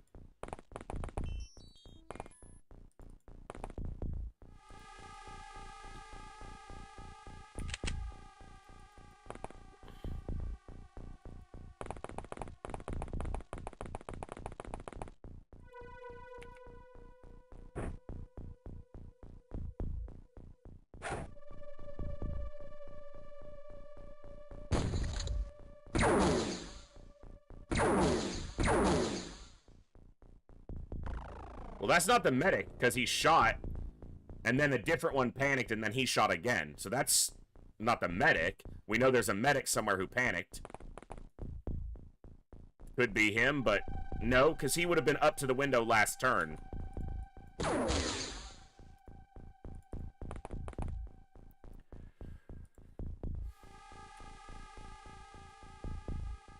That could be a leader.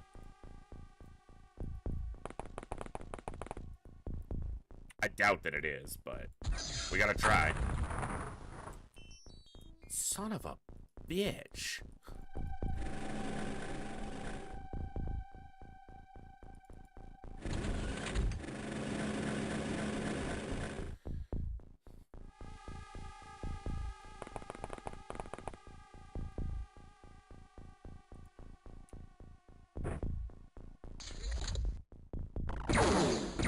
Navigator. I want a navigator alive, so that's actually a capture I want, regardless. Even if we don't get a leader, if we can get that navigator, that's big. That gets us the hyperwave decoder.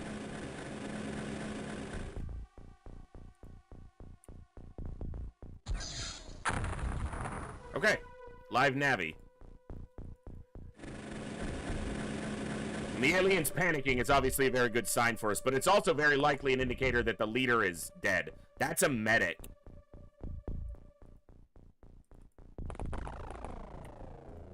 Because that's the other one that panicked.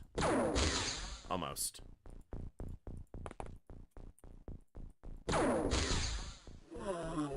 A win with extra stuff is even better than just a win.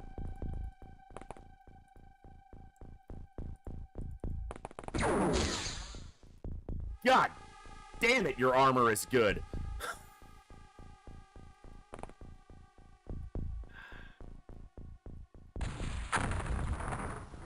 All right.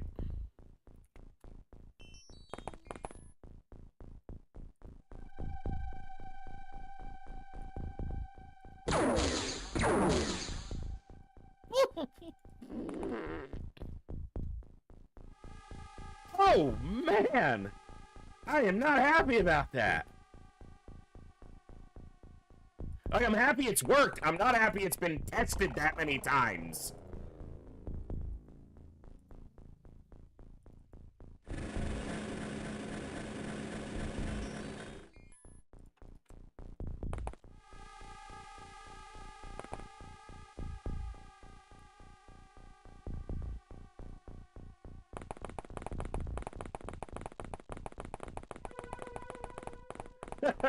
I'll wait. Name a more iconic duo. Probably cursed in his pistol not being able to hit anything.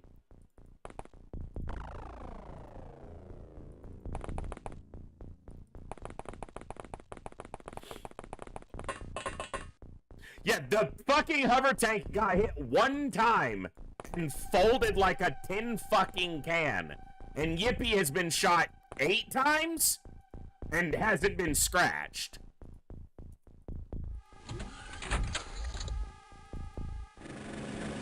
It just went through that door.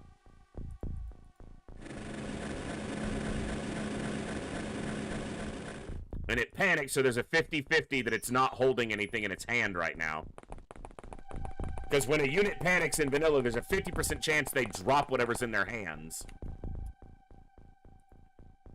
I don't know if there is another disc. There should be.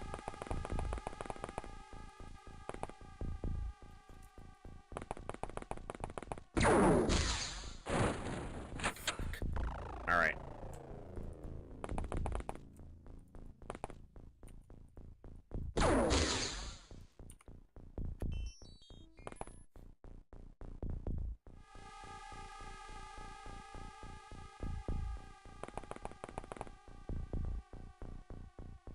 We know that's a soldier. So, no qualms about shooting that fucker.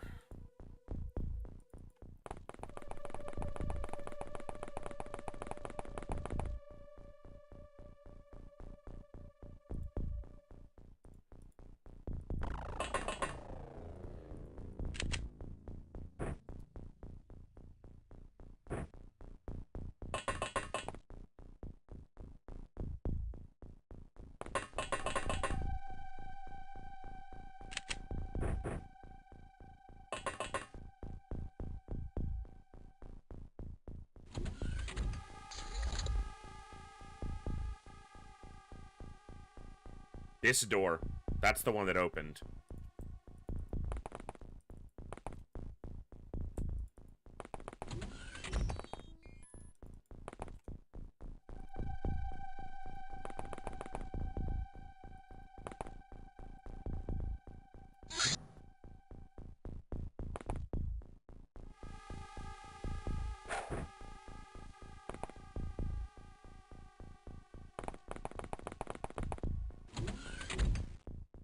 Disc.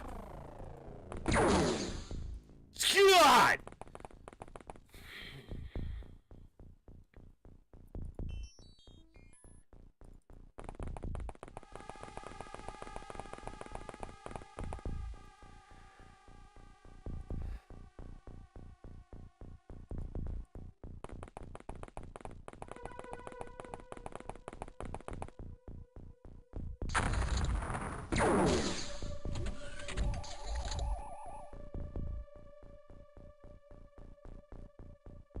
Fuck!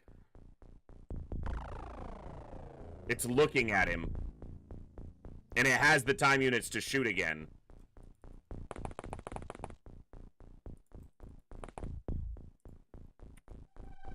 Holy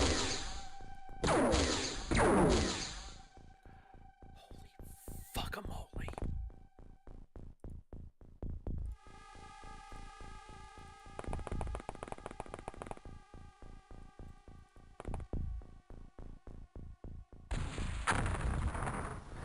Fuck!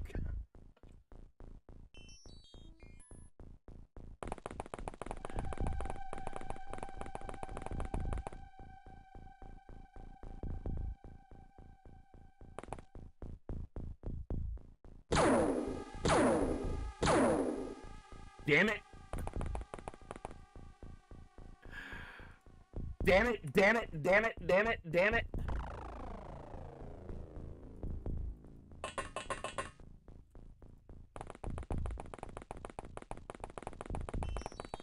Just a little luck. Just a little luck here. Come on.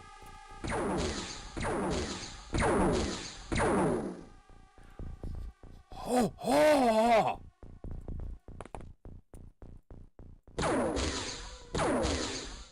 Get fucking wrecked!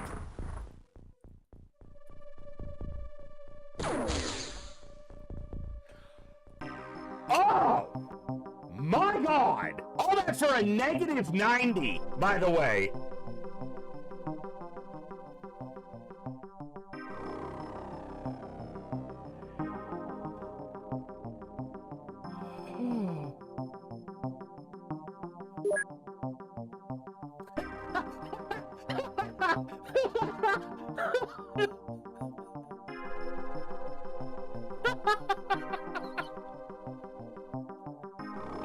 Still a zero, cursed! Still a fucking zero! I got an NG and a two NGs and a Navi. I didn't get the leader. I must have shot him. Obviously, I shot him, but...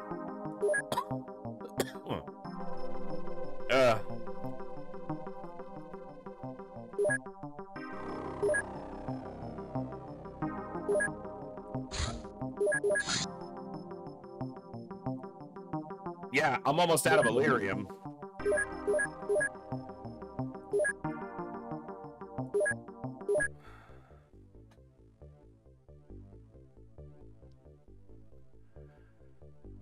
Oh.